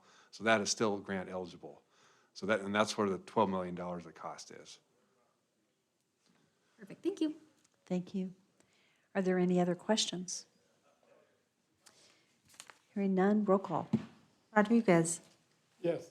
Jingula. Yes. Levi. Yes. Bauer. Yes. Haverfield. Yes.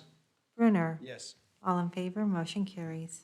Item 5.7 is an action item. This is to authorize the mayor and the Public Works Director to sign a task order for the attached scope of work for 5 additional components of roadway improvements on North Side Boulevard between Karcher Road and Birch Lane in the amount of $1,307, time and materials not to exceed. I have a question. It says that this work, the work in this task order is necessary to compete for both grants, but it's not assured that we're going to get the grants. Is that correct? Mayor, Councilor, no, in fact. But I would say for the federal grants, we need the environmental going forward. So this is the case with a lot of the infrastructure grants too. We need to get ahead of it on the environmental. This is one example. All right, thanks. Okay. I'll make the motion to approve. Is there a second? Second. It's been moved and seconded. Is there any further discussion or questions? Seeing none, roll call. Rodriguez. Yes. Brunner. Yes. Chingula. Yes. Levi. Yes. Bauer. Yes. Haverfield. Yes. All in favor, motion carries. Item 5.8 is an action item, and this is to authorize the mayor and the police chief to sign a contract for the Motorola Intelligent Video Analytics System for a total cost of $1,058,000. And Brad, thank you for making your way up here and getting started. Good for you. Thank you.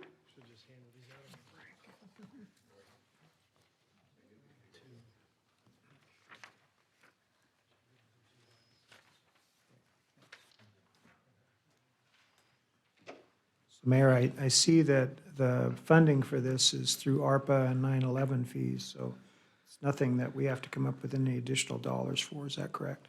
Correct.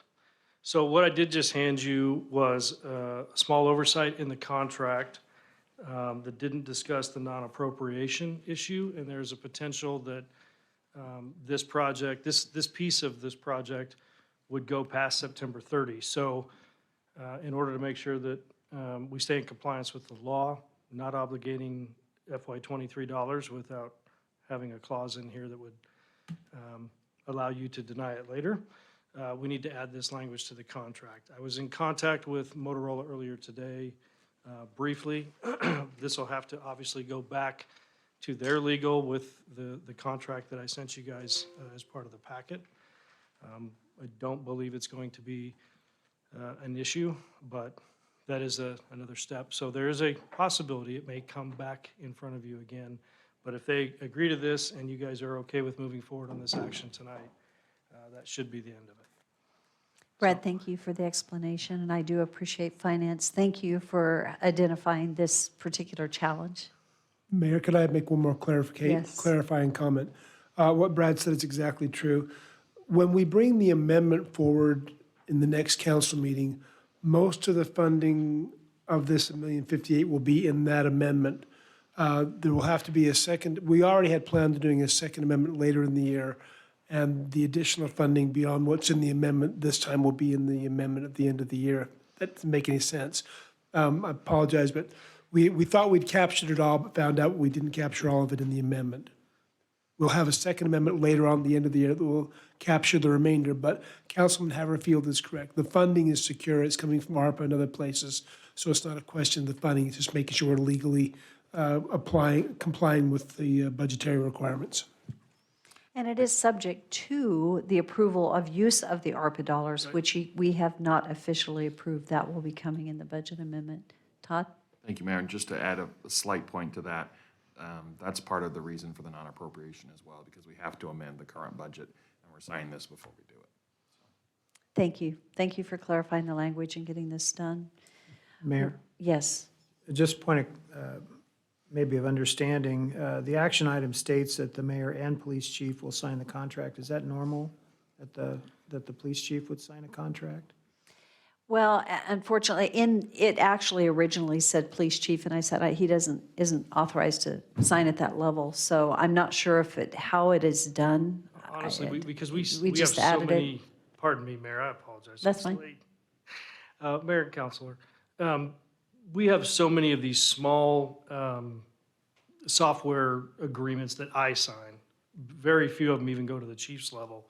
This is one that just kind of cascaded right past chief, and that was just my ball drop. I initially had this at staff and then chief, and rightly so, the clerk's office pointed out that should be a mayor's signature. I'm not 100% sure why I put mayor and police chief on it. We could amend that for the signature line. I may have been as tired when I did that as I am right now. I just wondered if that was something legal would catch. Mayor and Councilmember Haverfield, you know, if for some reason Motorola needed it, you could have both. You're authorizing both to sign, but obviously the intent is to have the mayor sign, so I don't know that this requires both sign it. I didn't know if you're co-signature on the account or not.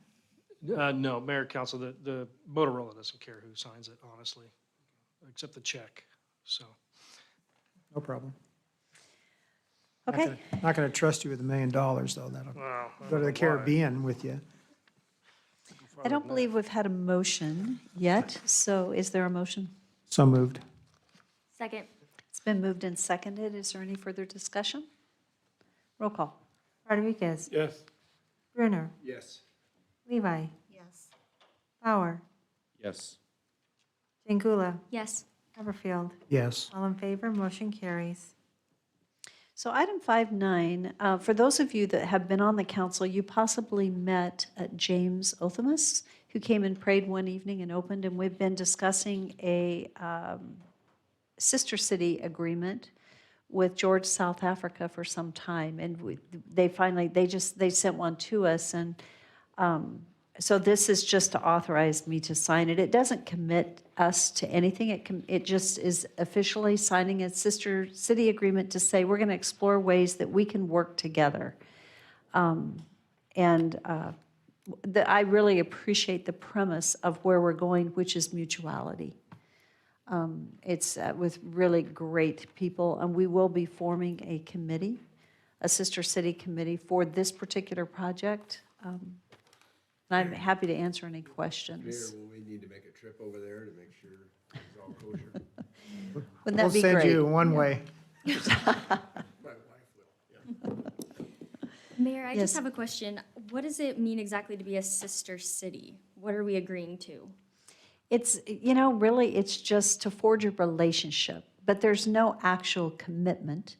It's just to forge a relationship with a committee, and it's saying that we're intentionally going to build relationship, and this one, as it framed, for the purpose of actually growing commerce and mutuality between the two of us, and I need to pull it out of my packet. I could read it, but there is not a legally binding commitment. It's just acknowledging that we want to build relationship with them as a sister city. Mayor, we did have precedent. We did have a. Mexico. Right? I know your SCOG, I believe, made a trip. Do we still have that in place? It isn't functioning a lot right now. One thing that I think is important in a sister city relationship is that we have mutual objectives, that it isn't one party that's just looking to get something from another party. And what I like about this relationship is it's very mutual and how we can build relationship and do exchange. And then in the group, Steve Foltz actually joined some early meetings because one of the beauties of where we're located is that we're part of the international trade zone. And so for South Africa with our high unemployment, and a goal would be if we could have a place of business and be using some of their products here to supply some of our needs, I think there's just great opportunity. Mayor? I had my grandpa's business partner. He was in Zimbabwe, had a large cattle operation, and one night they came and essentially said, "You're leave or we're all going to be killed." And he lost millions in his cattle operations. This was in the country just north of South Africa. So I just want to make sure we're careful dealing with different countries, and they took it away from him for being essentially white in this country. So just different countries. There's some crazy radical beliefs, and I don't know if that's what Natty was getting at with some of the language. The people that we're working with, it really is a great region. He's been here at City Council. He's here. He will be back soon. Due to the pandemic, it's been a little bit problematic. It paused even getting home and then paused getting back. But anyway, there's no binding commitment. It's just entering into the. So moved. this agreement goes into effect. Second. It's been moved and seconded. Is there any further discussion? Seeing none, roll call. Rodriguez. Yes. Jengula. Yes. Levi. No. Bauer. Yes. Haverfield. Yes. Brunner. Yes. 5 in favor, 1 opposed, motion carries. So let's move into unfinished business. We have 2 more items. The first one is an action item. This is the first reading of ordinance for a zoning map amendment to BC for a PUD to light industrial zoning district and a development agreement at 0 Shannon Drive. This is for LDK Ventures representing Northside Logistics Center. An ordinance of the City of Nampa, Idaho to provide an IL light industrial zone designation for certain lands commonly known 0 Shannon Drive, Nampa, Idaho, County Parcel R31297000000, comprising approximately 42.47 acres, more or less, determining that said zoning is in the best interest of the citizens and consistent with the city's comprehensive plan.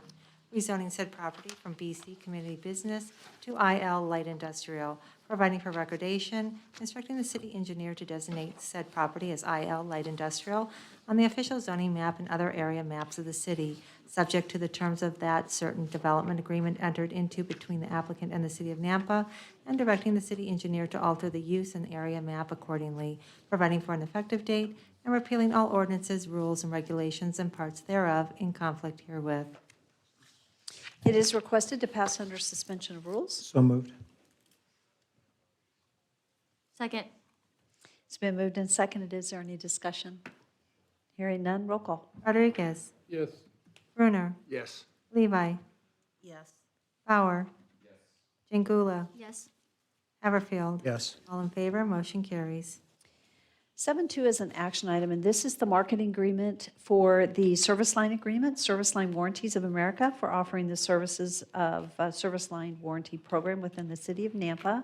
We did, Joe Borden actually worked on this and did make some language changes that are redlined in the packet, just to ensure that we were using Nampa people and that they were all licensed.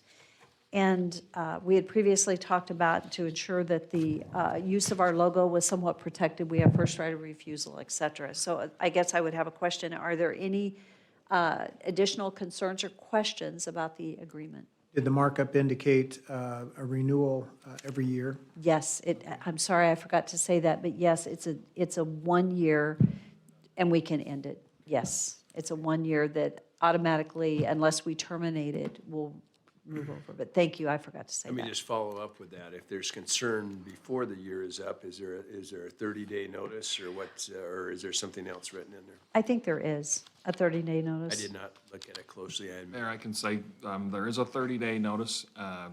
It's a breach or violation of the agreement with an opportunity to cure. So if they're doing something in violation of the agreement, we let them know. They're supposed to fix it. If they don't, we can terminate. Okay, so what is the will of the council? She doesn't need to read anything on this one? Nope, this is just to author, it's just a unfinished business from the last meeting. Since all these conditions have been taken care of, I will make the motion that we accept it. Second. It's been moved and seconded. And for discussion, I just want to say, I really appreciate it because we have at least 2 people a month coming in with broken lines. And I'm thankful that we're not taking any money from it. But we at least are offering our citizens the opportunity to have a warranty program that is a reputable warranty program. Because I've heard of some situations that are quite unfortunate, the cost that people are bearing. So I think this is important for our community. So with that, is there any further comment or discussion? Roll call. Rodriguez. Yes. Jengula. Yes. Levi. No. Bauer.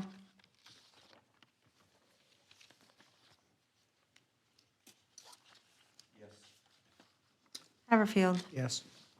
Brunner. Yes. 5 in favor, 1 opposed, motion carries. We do have an executive session. That completes all of our regular business items. We do have an executive session on the agenda. Why don't we go ahead and adjourn into executive session very briefly for just nothing more than an update? Okay? So thank you. I already know the score, so it doesn't matter. Be quiet. My mic So was on. I guess I'd like to ask the council if you want to adjourn into executive session or if you do not. This item is one that we have previously discussed. And you would be adjourning to communicate with legal counsel for the public agency to discuss the legal ramifications of and legal options for pending litigation or controversies not yet being litigated but imminently likely to be litigated. So moved. Okay, it's been moved and seconded that we adjourn into executive session. And at that, we can end our live stream. Oh, I'm sorry. You know what's, well, I'll tell you what's hard. I chaired a different meeting earlier today and there's no roll call. So then it's like, I'm in a new place. So thank you. It's been moved and seconded. Roll call. Rodriguez. Brunner. Yes. Jingula. Yes. Levi. Bauer. Haverfield.